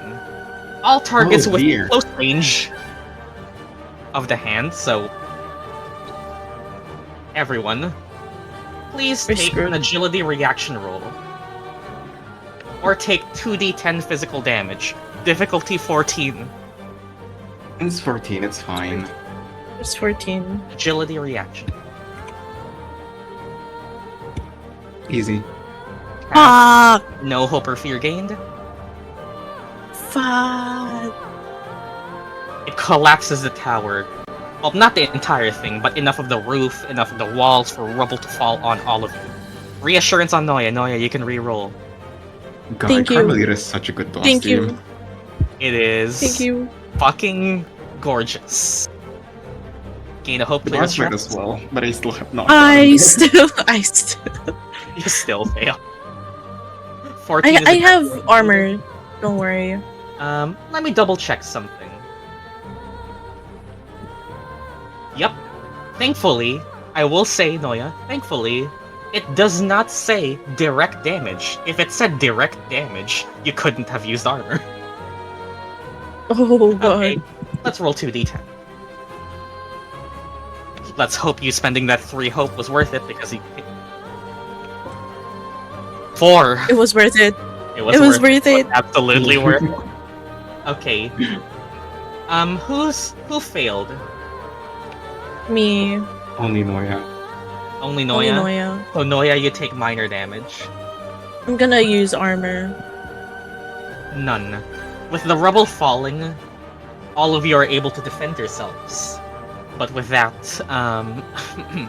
that was also less a moment of bearing you down, but a moment of passing through the earth and fleeing this, perhaps for another party to have their encounter at a later date. Foreshadowing. The Stone Hand keeps its arcane spell, remaining in the fight. But, with that being said, the Golden Apostle flees. Motherfucker. You were right. You can't handle his second phase. You know what the second phase of apostles are. It's gonna be 100 times harder for the main party. Yeah. Now is not the time. But you also, I will say, this starts a progress countdown. With the collapsing of the ceiling, this is not an ability of the Stone Hand itself, but a special condition that I set for this fight. Should the Stone Apostle be eliminated, I will start a progress countdown of 8. Every time you roll with fear, this progress countdown ticks down. Should this tick down, a massive amount of damage falls on you. Let's just run. We're running. I mean, like the spirits are still stuck in that golem. Spirits are still stuck in here. It's still Oh wailing. yeah. Oh yeah. Yeah, Oh yeah. Our goal is basically freedom, so yeah. we can just You guys- force all our. You guys have a minimum of 8 rolls to finish this. Yeah. We can do it within 8. It's We possible. could do it. I can go ahead and focus on the golem, and if I could, I'm gonna try as much as possible to hit it so that it becomes vulnerable and get rid of two stress. I mean, Because I will say You guys that might. the wailing of the golem grows louder, and that is what's causing the tower structure to fall apart. Oh, okay. So yeah, we do need to kill. I mean, to Golem break is- apart the golem. Yeah. The golem without the control of the sorcerer who conjured it is, yeah, berserk. Yeah. All right. If you guys don't mind, I'm gonna hit it. Go. All right. Just basic. All right. 21 with hope. All right. 21 with hope, and then I'm going to mark a stress to add a bonus to my proficiency. Hell yeah, Wayfinder. That makes your dice 3. Yeah, 3, 6 plus 4. The singing is canonically the golem. I love it. Because I like singing. Yeah. Well, that is major damage. Mark a stress as well? Yeah, mark a stress as well. It's on one last stress slot. That's a roll with hope. Spotlight's on you. I literally cannot take the spotlight back. Yeah. To be fair, Go I for spent it. it putting the fear of God in you guys. Go Zorik. Finish him. Right.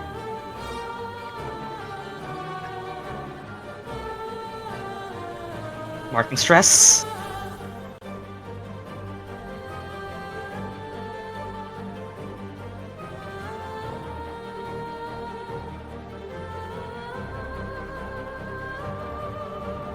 That is going Man, to it's still- be at 24 Holy. with hope. Hell yeah. It's turning around. I feel bad for the 0 fear dice. And I you don't. guys have earned it. I don't. know. I don't as well. You guys have earned it now. Use my experience over power. Alright.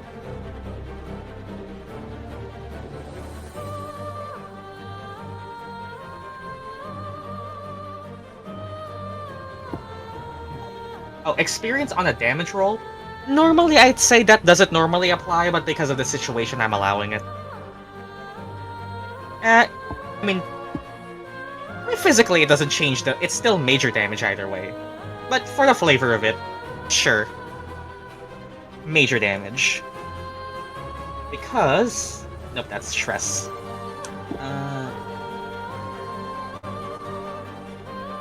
Zorik. Let's go. How do you do this? See, you guys didn't need the countdown at all. Spin to win. Zorik goes for the legs. You see the ankles? Chop it off. As you see echoes of wailing spirits pass through. Its structure dismantled. You aim for the calf, slice it. Below the knee, more spirits, blue light erupts. In a beautiful yet painful cacophony of voices, the torso falls to the ground.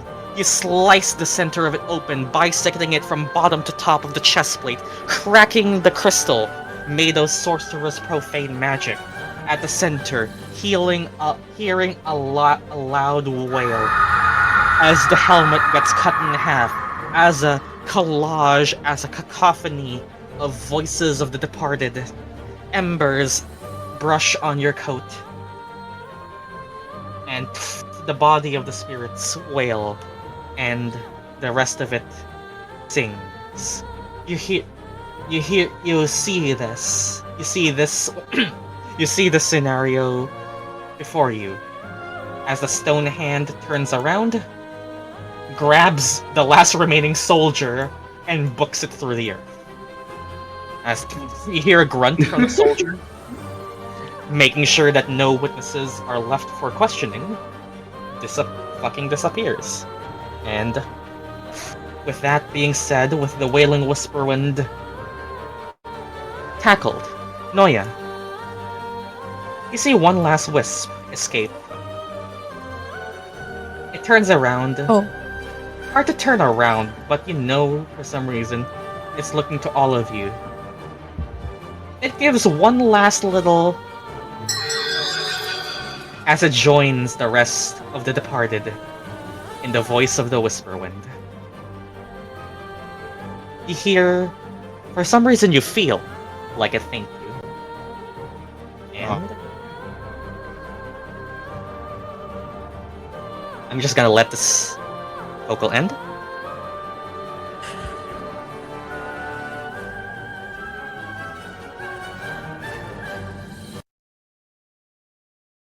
Damn.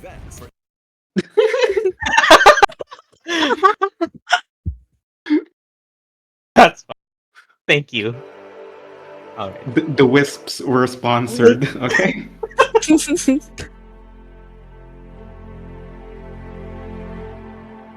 Want a break from ads? For some reason, the Silk Song music have ads. You do not own this music. Why is it monetized? Larkin would kill you. Anyways, yeah. It's quiet.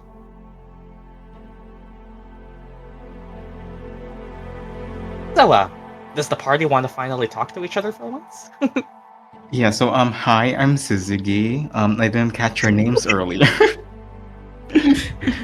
Oh, we're doing self-introductions again while we almost died. So, Well, the worst is over.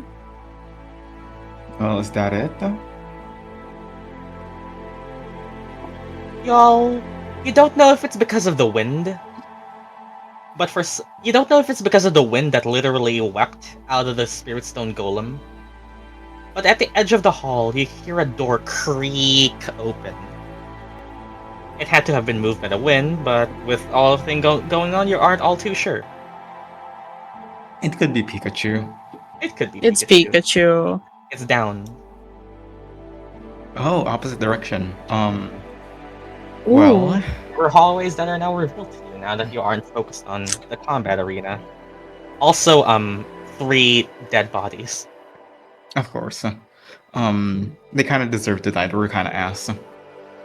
Oh yeah, don't we need to bring them back? Remember, we need to bring back the dead bodies. You can handle that in the closing narration, I suppose. Yeah. Okay. For now, let's see where the guy went to. Like, that's still one loose end. Yeah. Glad that Roll me. I guess instinct to search for this, yeah. Just to see the instinct. All right. Spend all of my fear. I wanted to do that anyway. Hold on. Wait, am I searching for where the guy went? Yeah, specify what you're searching for. Can't I simply wait, does gifted tracker only act for creatures or does it only also work for adversaries? Read the card for me. When you're tracking a specific creature. Okay, I'll allow it. Alright. I'll just use a hope. What direction did they go to? Alright, spend a hope. You see, despite being solid rock, you feel the disturbance in the stone. It was sealed, but, well, very crudely considering the rushed nature of the operation. During the fall of the debris from, well, the ceiling of the tower, you couldn't get an exact glimpse, but the stone hand clearly pulled him from what it seems down. Right now, moving the debris that you can't really see on the map, you see, this is gonna sound very familiar to those who were in a certain Lumerian noble's house. Yeah. A hole around 5 feet wide and dropping down deep into the flooring. For what it seems like the flooring of this specific floor goes a bit down deeper than you would expect for a ceiling, but that's likely to hold this, well, relatively large space collapsing inward. So it's hard to see down, well, now that the lights of the spirits are also out. I'm assuming you guys have some torches or some candles lit out. Yeah. Yeah, went down into, well, a hole that seemingly conjured.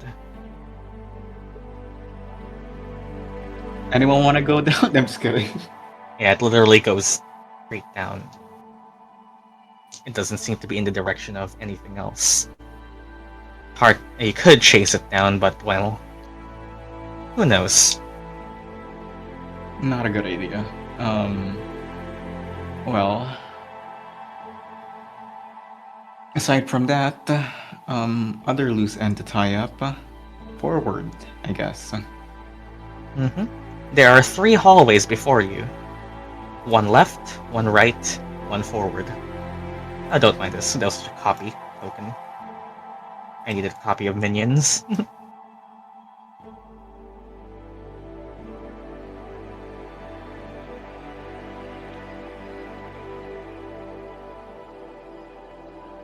Vote now. Do you still want to explore?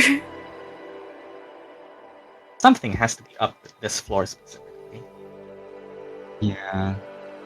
Well, who wants to go a specific direction first? I see that. Left from the perspective of the stream I'm showing you, or left from the perspective of your characters? Yeah. You see Who's books strewn about over here. Over here you see a long hallway. Over here you see a dusty hallway, I'm gonna go right. which is right The from stream God. books, yes. books. Alright, and Lulu's going left from our perspective. I have 0 fear, guys. What can I do? Ignore the dice. Ignore the dice.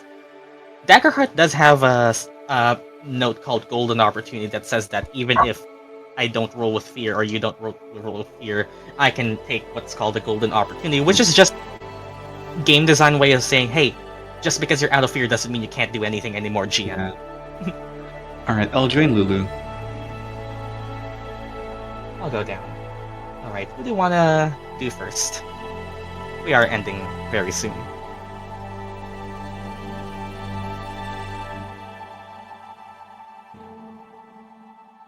Middle, I guess, since it's a 2. Yeah, middle.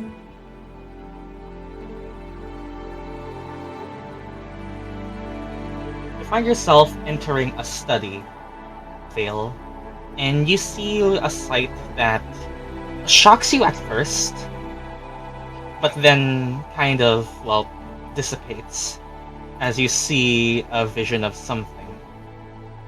You see a study empty of books and dirtied of cobwebs. You see similar statues once again of the patron saints of this tower. Over here you can see an illusion. It's easy to tell because it doesn't attack you anymore. Another para-elemental, not of ice, but one of smoke. A mixture of air and fire. It's empty, but it seems to be just a study hall. Anything special you want to look for?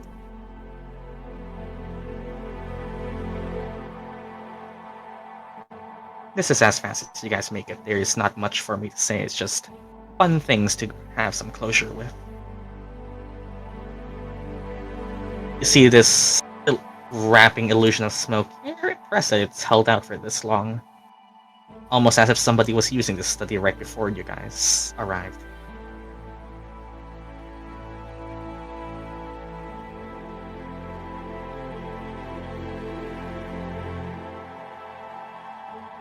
Anything in the room? Roll me instinct, I suppose.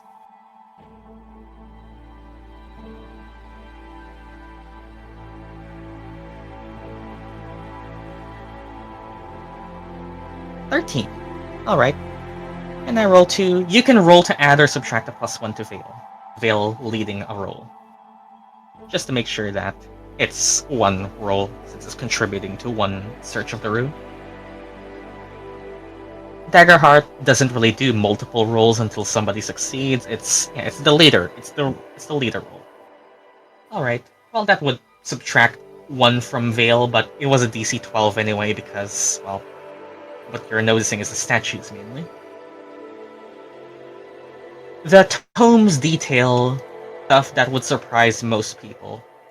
You see over here, Vail, something you're not personally familiar with, but I'm not gonna meta the players.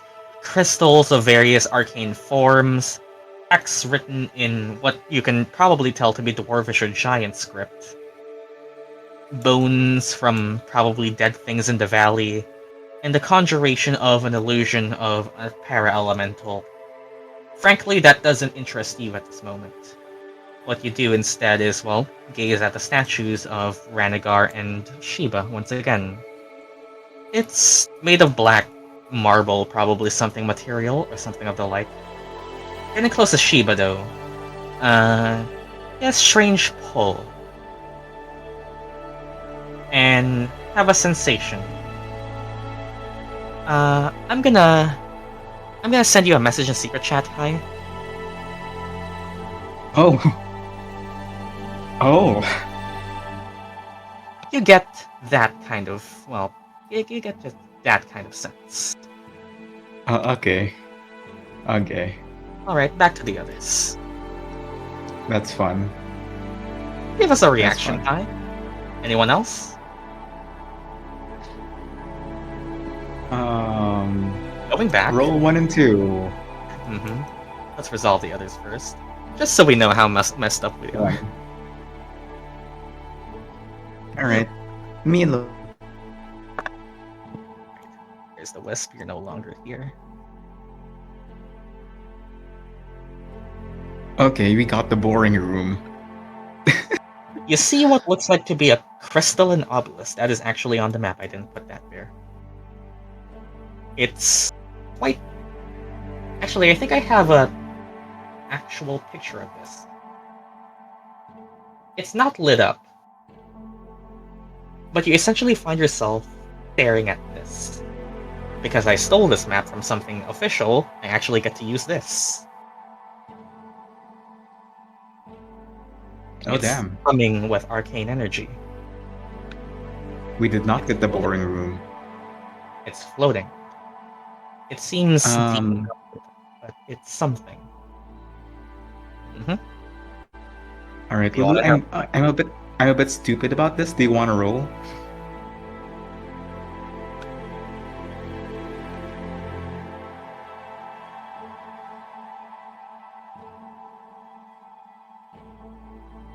Here's the thing, I'm also stupid. Oh, It's probably a knowledge roll for something like this. Yeah. Both you have -1. oh, -1. Okay. I think I'm just gonna go for it, but instead I'm going to use an experience all over the place. I'm just gonna say I have a contact back in Aurum that somehow is somewhat familiar with this, and I'm just gonna say, oh, I. Oh my god. Yeah, I was gonna say that. Oh, I know a guy that actually like specializes in crystals. I think he said this and that, and if I fail, I accidentally spread misinformation. Go ahead. Imagine if I crit this. Never mind. Night with hope. It's believable. Like, Syzygy, frankly, whatever you say to Lulu, you have no idea what it is. But despite that, well, your reflexes get the best of you and you reach out a hand. You don't touch it, but you pull back as you see a soft, rather swirling of what looks like air and smoke around the crystal. Almost as if there's a voice inside that's trying to speak to you, but magic shit is not your forte. I'm way too stupid to hear it. Is something inside? That's not a question for you to answer. Oh yeah.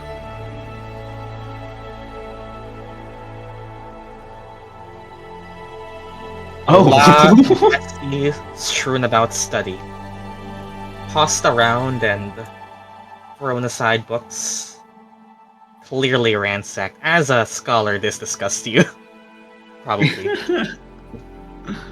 Whoever was here last, you can hazard a guess who just went for it and just took whatever's useful, didn't put anything back in its place. Is Azii even here? Oh, I'm accidentally muted. That's disgusting.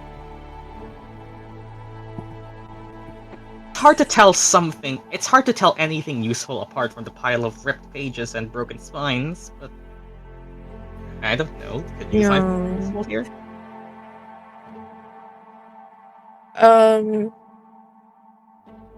You know, like, can I just pick up a book and hope for the best? It's like anything useful. Roll me a d12. A d12? Mm-hmm. And that's enough. You pick up a book. It just seems like a record history of noble houses. Don't none you recognize, but then again, these are probably old. Like you flip around some pages, you read like House House Doerden, House Shar, not really things you know. House Tenere, but who really knows what that is? And then Vail. Hey Vail, where do you go? Yeah, it's just random stuff that Noia doesn't recognize. Like there's a House Doerden, a House Shar, a House Tenere. Vail, I'm gonna go to the book room. Vail, I'm not gonna say anything. You see faintly at the top of one of the shelves a soft candle lit from those who ransacked before, but that's about it. You have a very important choice to make, Vail.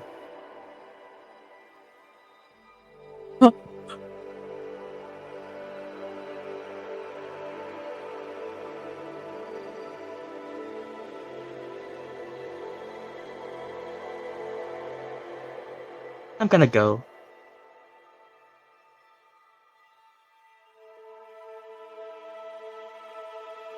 I'll let you two roleplay this out. In Dianoia, Vail goes in the room. Or you kind of go here and see these two people obsessing over a rock. Oh hi. I just found a book filled with noble houses. They aren't really useful to me. I mean, Wherever they were, they're probably dead 500 years ago.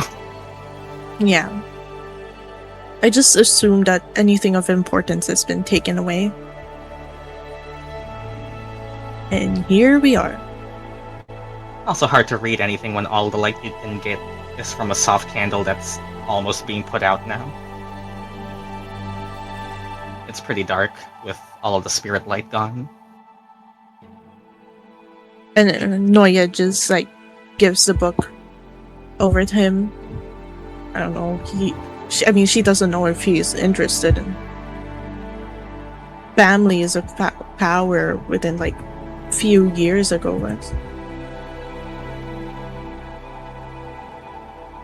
Thank you. The anti-social person tries to interact with.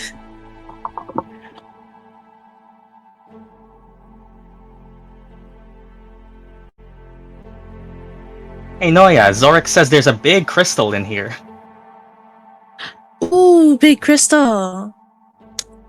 I'm gonna go now. Something. Oh. Oh, hey. Noya, you see 3... Is Vi about to kill me? Noya, you see floating crystal. Ooh. Floating crystal. I wanna look into that. Yeah, roll me a knowledge roll. Can I use my experience? The Clo Academy Scholar? Probably, yes. And I'll mark it as stress, so it's gonna be +6. Hell yeah.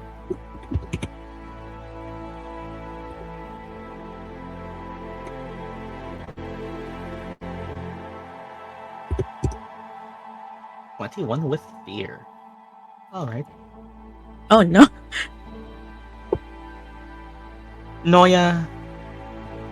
Oh shit, there's an elemental inside that. Oh! Ooh! Not anything mad right now. It's strangely preserved, pacified. It's air, but you can also feel a singe of fire. Terra elemental, probably, a mixture. 2 elementals in 1 crystal would cause it to burst, but this one is pure. Can we break it open? Can we break it open? Can we take... You are knowledgeable enough to know that would release a smoke elemental upon you. How do we take it safely? Safely, no, very passively, but no. With that roll, you are capable of... With that roll, you are capable of... It's floating, but... As an expert, Noya, I'm just speeding things up as well because these things are things your Yes. characters would be able to do. You can lift it off of its pedestal, and it takes probably a large backpack to really put it in, or probably 2 backpacks. It's the size of a hot dog pillow. But yeah, you can probably actually return this to the academy. That's a valuable specimen. Yeah, I'm just putting it in my hypothetical backpack. Or Oh. just carry it. It's a bit, yeah, it's a bit, well, it's a bit cumbersome, but hey, look at all the muscle around you. Wow, Hey, would Syzygy! wow, would you look at them taking a long time figuring out how to carry a big crystal downstairs. Well, in the meantime, Oh, while we're boy. spending all that time doing that...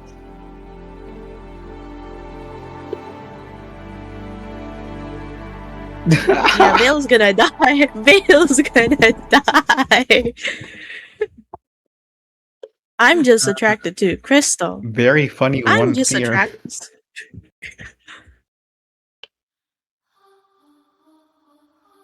Vail. The hallway no longer exists to you. The hallway is no longer there. For you. It would normally turn dark, but all you see is the flicker of the single candle light that keeps this room illuminated. You feel it. Her presence. Strangely close. Closer than you've ever been. Typically, this only happens in situations like before, in objects with physical representative intimacy for, well, her image. Show yourself. You feel a tug at your hand as your shadow moves the pages of the book you're holding.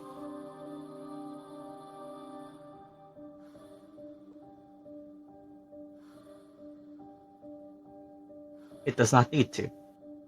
You already have. How do you know this? The candle flickers.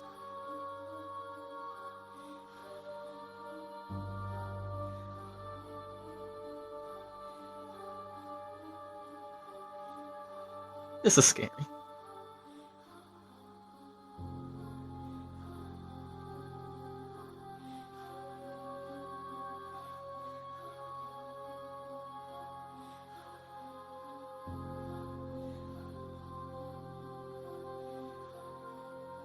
Have I done something to upset you? Positive affirmation, but rejection. Somehow you feel it. No. The candle flickers.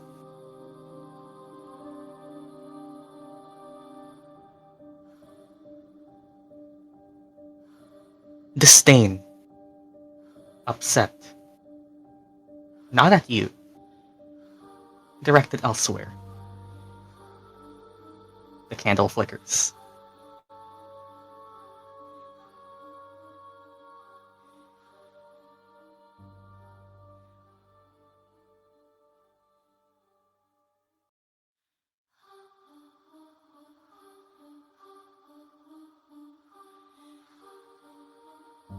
You want to do candle or...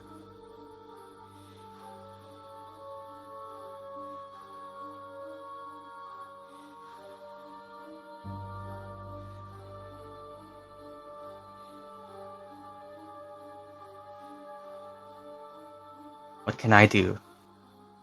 You feel your shadow cast by the candle physically jump from behind you, grab your arm, and drag you over to it, making sure that it's angled enough just so that the shadow still exists. You are now holding the candle. And the book.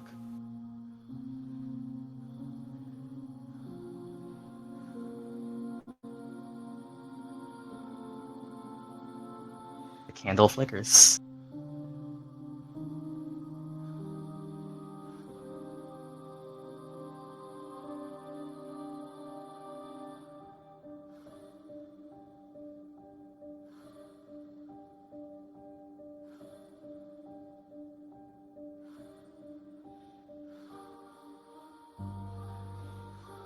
Oh, okay.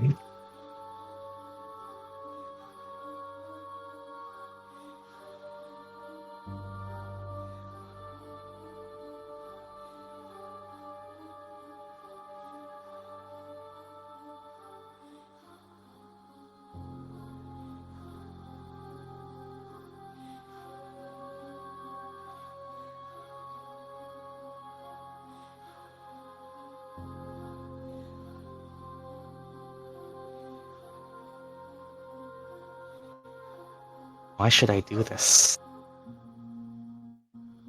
No answer. You simply side Vail. What do? You know these conversations, you could call them, have always been transactional. You do something, you get something back. This has been the vaguest one so far, you'll have to admit. But, that's how you've always operated with this client. You can be a bit demanding at times, but the rewards have always been there. You've gotten to how you are now, through this before. It's up to you whether you hold your end of the bargain.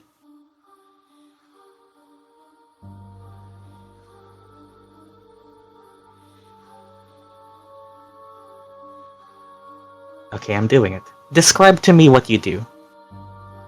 As Vail does the action himself. No further persuasion needed.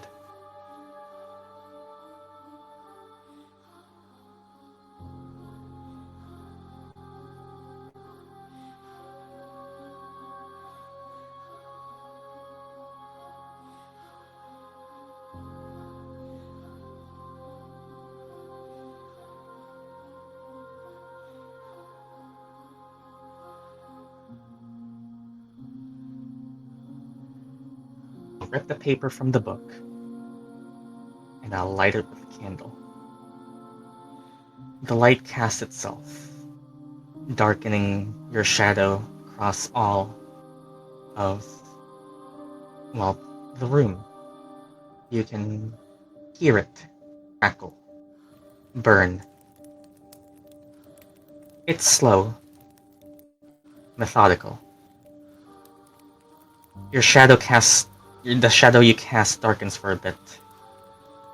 But you see it almost laugh. No sound as the shadow does not possess vocal cords. But enjoy as you burn the page, and then burn the book. You go to where the hallway once was. As the fire spreads all the way down, the paper dropped, and the book's burned. I'll drop the paper. Let it burn. Allow so, as it becomes roaring, crackling.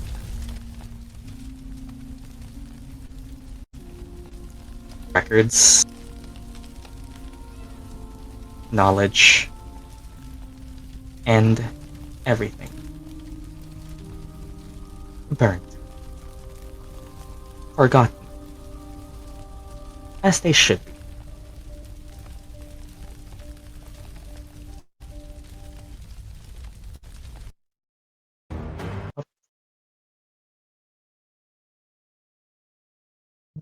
Where was it?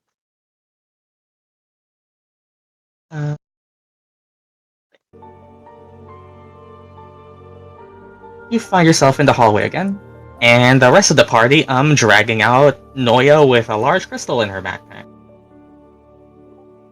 Vail smells faintly of ash, but that's about it. We ignored like the searing inferno in the other room, or does that just not exist anymore? You hear it. There's something crackling inside there. The hallway's long enough where you can kind of only see small tongues of flame. You can Why- address it. I mean, like maybe the wind from the crystal is too loud, you know? Yeah. I mean, potential fire hazard, right? So yeah, we're taking it for safety measures. Yeah. And Like, I'm do you want to help out? Academy will yes, probably be a hefty please. sum for them. I need the help. Yeah. Is Yeah, it exactly. towards Sykloa? You want to take another adventure? I mean, like it's gonna be a far way off until Syklos. I think we're just best to maybe leave it for now at the very least bring it out of the tower, leave it to like the last place we were, and then like I don't know, have a courier deliver to Syklos or something. Yeah, that's fair. That's fair.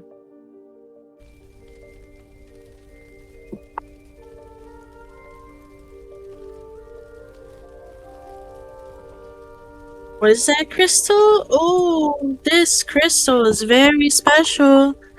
It's a crystal. I'm not gonna tell you what's in it. I'm not gonna tell you what's in it. Yeah, I've been telling everyone here. It's just like it's a very big like a what do you call it again? Amethyst, which I believe when we put it in the gem calendar, it means hope and fortune. I think that's what they told me like last year when I had like a guy over and we discussed their finances and all that. Yeah. Oh, I didn't know you were that superstitious. And I don't believe it, but I think it has a price tag. Oh my god, a critical. Vail, you drop to your knees real quick as something surges within you.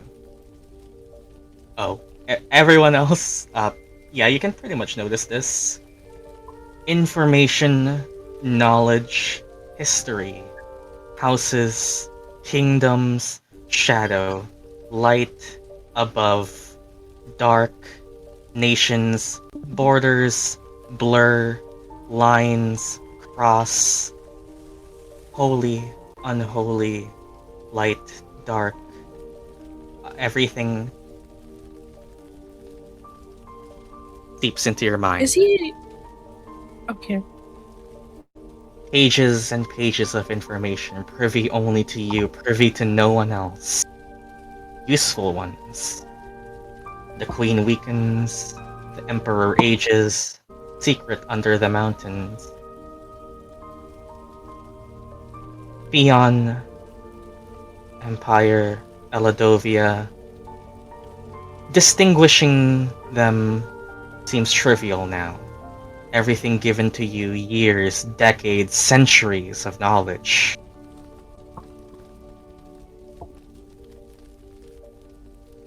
And then you stand up, handling everything with perfect clarity. You try to look unbothered. As the fire no longer burns. Anything left in that room is just black ash now.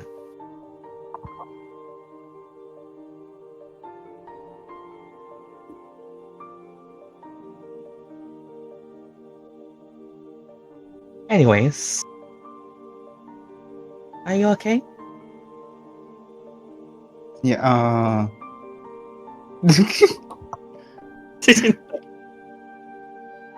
Vail perhaps ended up with the best party to never question any of this. I'm fine. I apologize. yeah, like we're all either a little bit too stupid or like We just too don't care. involved in yeah, it's already It's too involved other with the bullshit. person. Yeah. What? Like we already have Uh, so much bullshit to deal with. It's like Yeah. it's not even worth it. With that being said,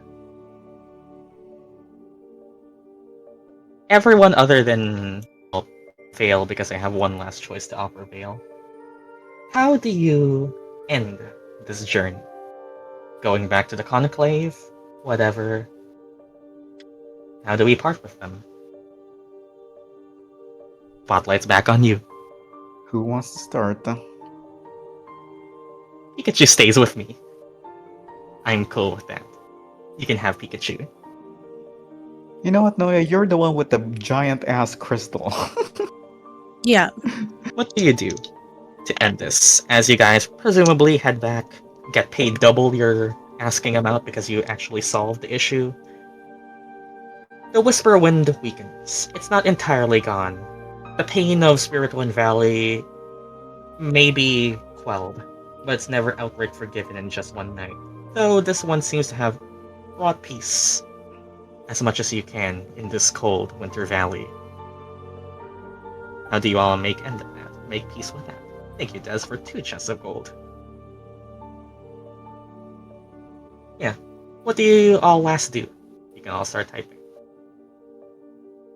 With the reward Alright. money, you can go as basic as you return to your village, you spend the money on stuff and whatever. Maybe you get heralded as a hero back in your home village. Maybe you return to an academy and have a prestigious award for recovering an ancient artifact. Yeah, say shit. This is Daggerheart. That's Go the for it. end of the game. Go ahead.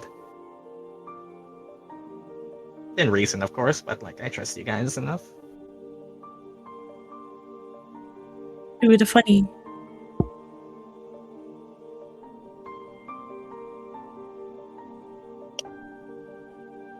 Surprisingly, I was I'm able just to letting people who are typing go first. Yeah. turn to the Empire with Pikachu.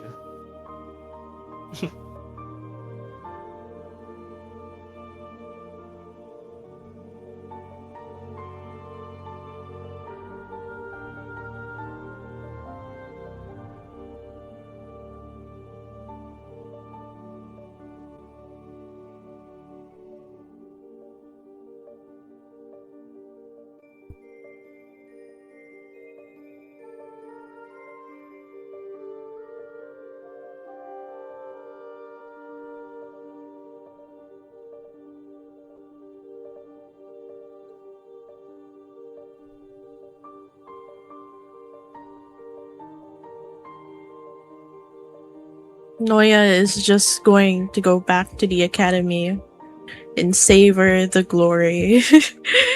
Whatever. Yeah, she's just savoring the glory of whatever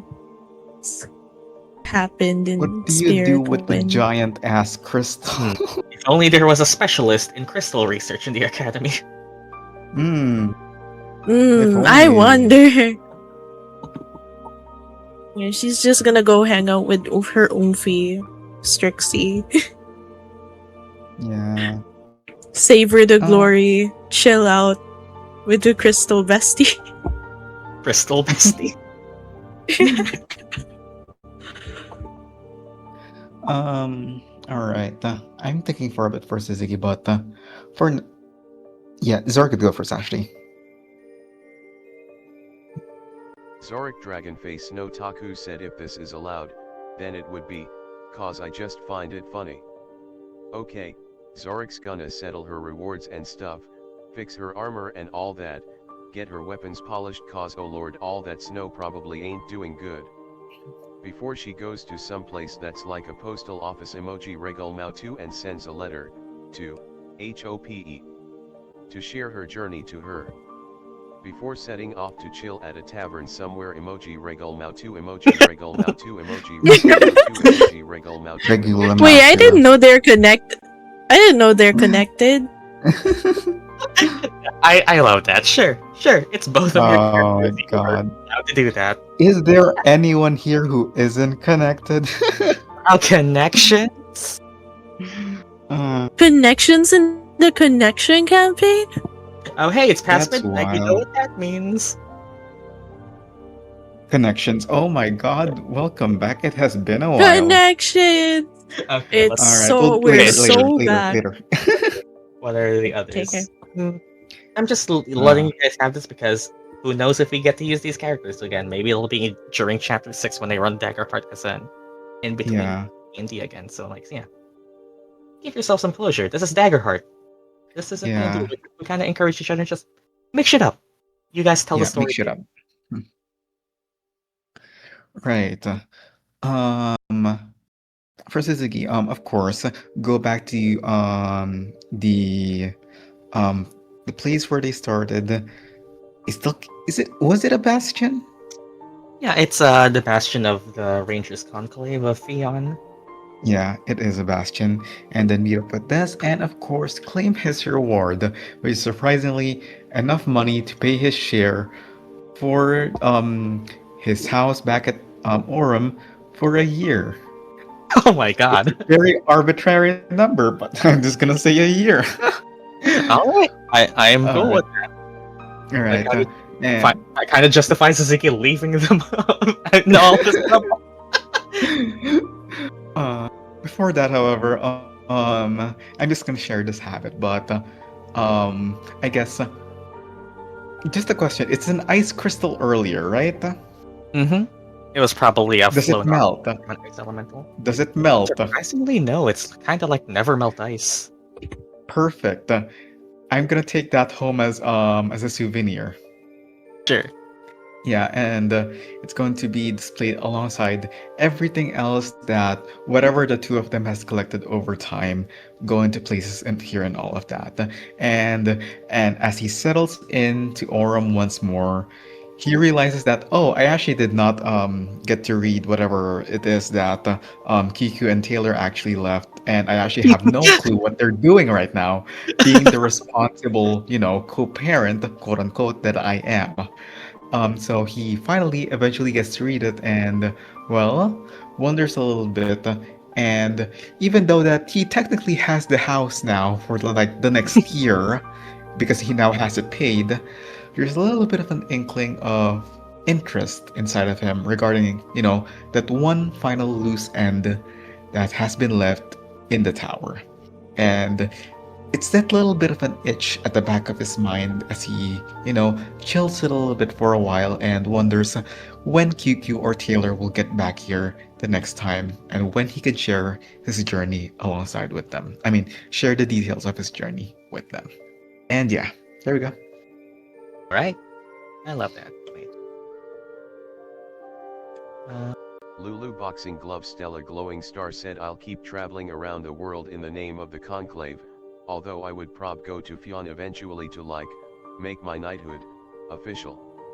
Also, I would definitely go back to my home village to tell the stories of my travels, head shaking vertically. Lulu fucking Luckfoot. Yeah, I am. You better get knighted at this point. Yeah, nodders. Yeah, what a fucking Luckfoot. She deserves knighthood. Freaking Luckfoot. Yeah. Yeah, you probably. That is a nice journey to end off on. Did we get everyone? Oh yeah, Vail. Last one. You go. You attempt to make it up. All right. So, with your new secretary in tow, since he technically has been fired from his previous position, it's quite a mysterious thing. His employer never showed up for the next quarterly assessment report. So technically, he's employed under you now as your assistant, as the personal Blackguard advisor. You return to Des, claim a reward. And well, Vail. I mean, earlier I would have offered you the decision of two paths. You could go to Fion and, well, discuss what you have identified in terms of potential national conflict, or you could go to the Empire and continue your duties there. Have you made your choice?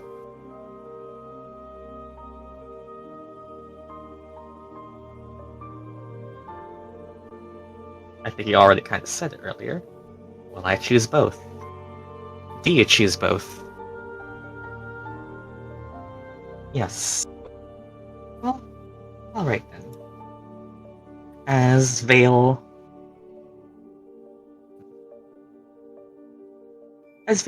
chooses both, let's get fucking Pikachu in here as well.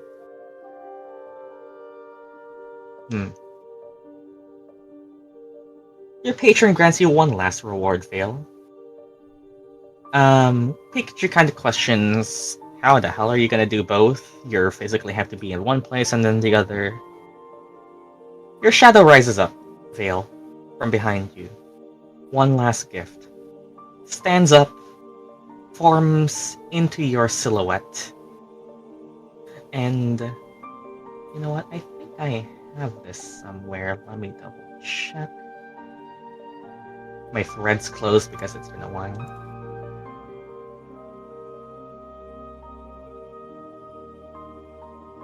Yeah, here we go, Vail.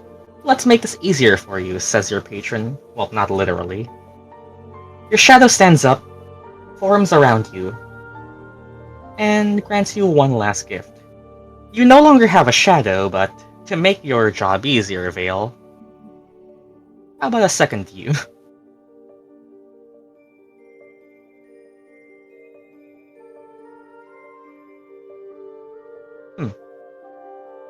You try to speak. Both of you speak at the same time. You can work with this. Neither of you cast shadows.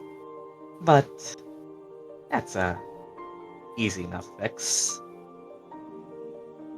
And you part two ways. This will make it much easier. I'd rather just another me. And with that being said, I suppose that is where we will end. Daniel and the cooler Daniel. I actually got to find a use for that token that I made. Wail of the Whisperwind. It took a bit, and I'm definitely not used to Daggerheart yet because I estimated times very wrong, but thank you for playing. Is this longer or shorter than the Goblin Camp? Is it finally longer? I don't think I it is. think it is. It's I don't almost think it 6 is. hours. No, wait. Wait, No, minus 30 it's only minutes. 5.5 hours. Well, it's like 5 Yeah, hours and 5 14 and a half. minutes for the Goblin Minute. For the Goblin Camp. No way. No, Like 5 hours, no way 14 minutes for the the Goblin Goblin Camp is still longer. I think we might be longer now. I mean, it's kind of understandable we were like doing Dagger. I do not know how to estimate time with Daggerheart as well as I do D&D. And now I've Yeah, learned we're longer now. this is 5:20 and counting. All right, and once again, it's the snow buff. Sessions always go longer when we have snow. You actually have a healthy relationship with your patron. Your interests align, and yeah. I don't know what's up with me. It's the snow buff. Waking up as early as fuck. And yeah, and 5-hour long 5 session. hours long. So yeah, closing remarks. We probably are aren't gonna be so playing- back. We probably aren't gonna be playing Daggerheart for a while with this party unless, like I said, somebody else chooses to run for this party instead of me because I'll be focusing Yeah. on Arisen. Closing remarks on Daggerheart. Mhm. Also get Genuinely. get Can you get So buy yes, up we all can the- level up. Yeah. TGO is my Patreon/J. Yay! Is there any Let's specific play part of by- Daggerheart you can say you enjoyed the best, just for posterity's sake? It can be a moment of a session, or just a mechanic, or just something that happened and it was very cool. How do you like Dark Urge or something? I like dealing damage for once. Yeah, because damage thresholds.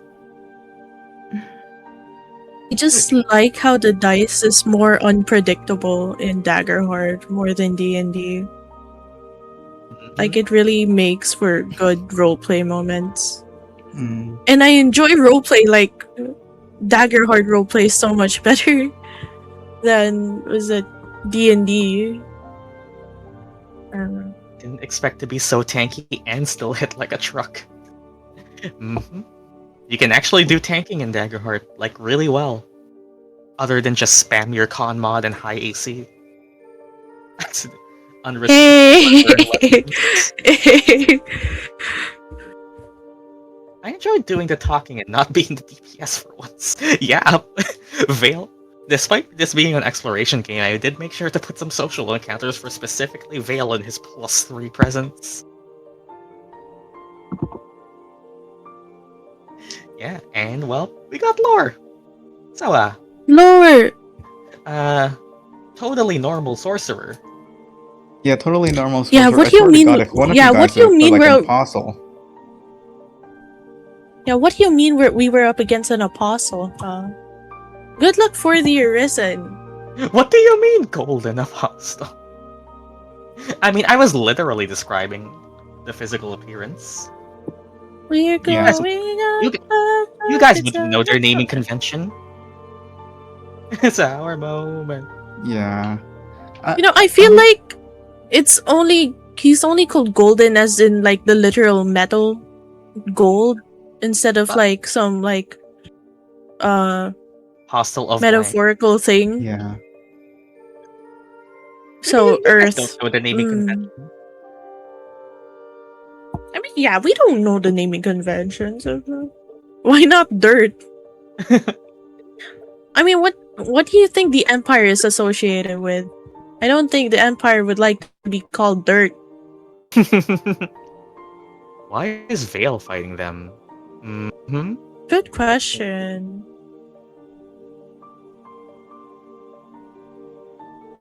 Questions indeed.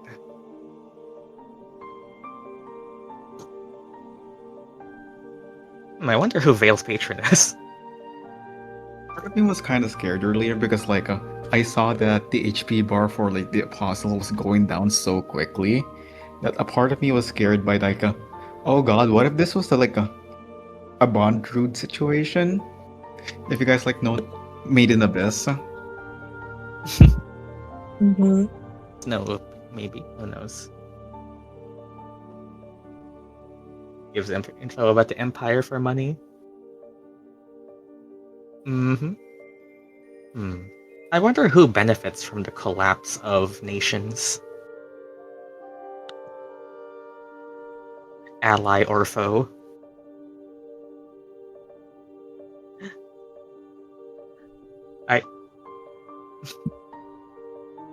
Yeah, I was thinking, is Sheba your patron?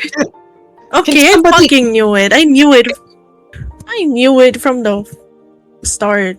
Guys, I said this before, but I literally said that exact sentence in session 0. How's the Yeah, the Warlock champion.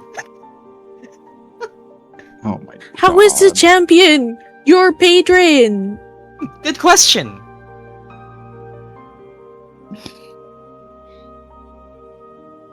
Good question.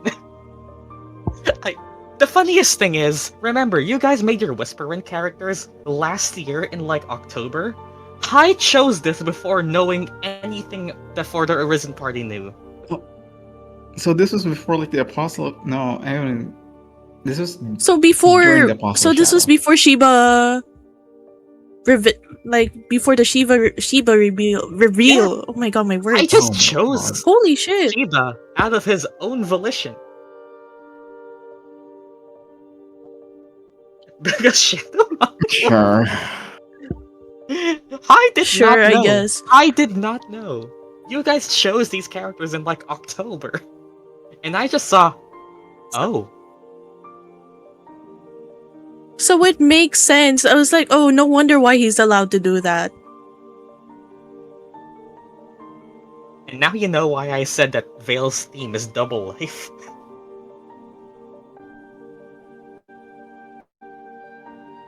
Fucking groove.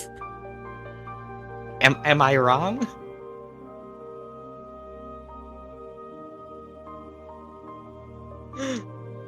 The recording is still going. Whoops. It's fine. I can edit it out. Bye, YouTube. Bye, YouTube. Also, Bye. connections. Connections. Today's hold connections on, is hold so on. easy. We're still going? It's so easy. Right, I'm out of data, so I'm just gonna be sending images instead.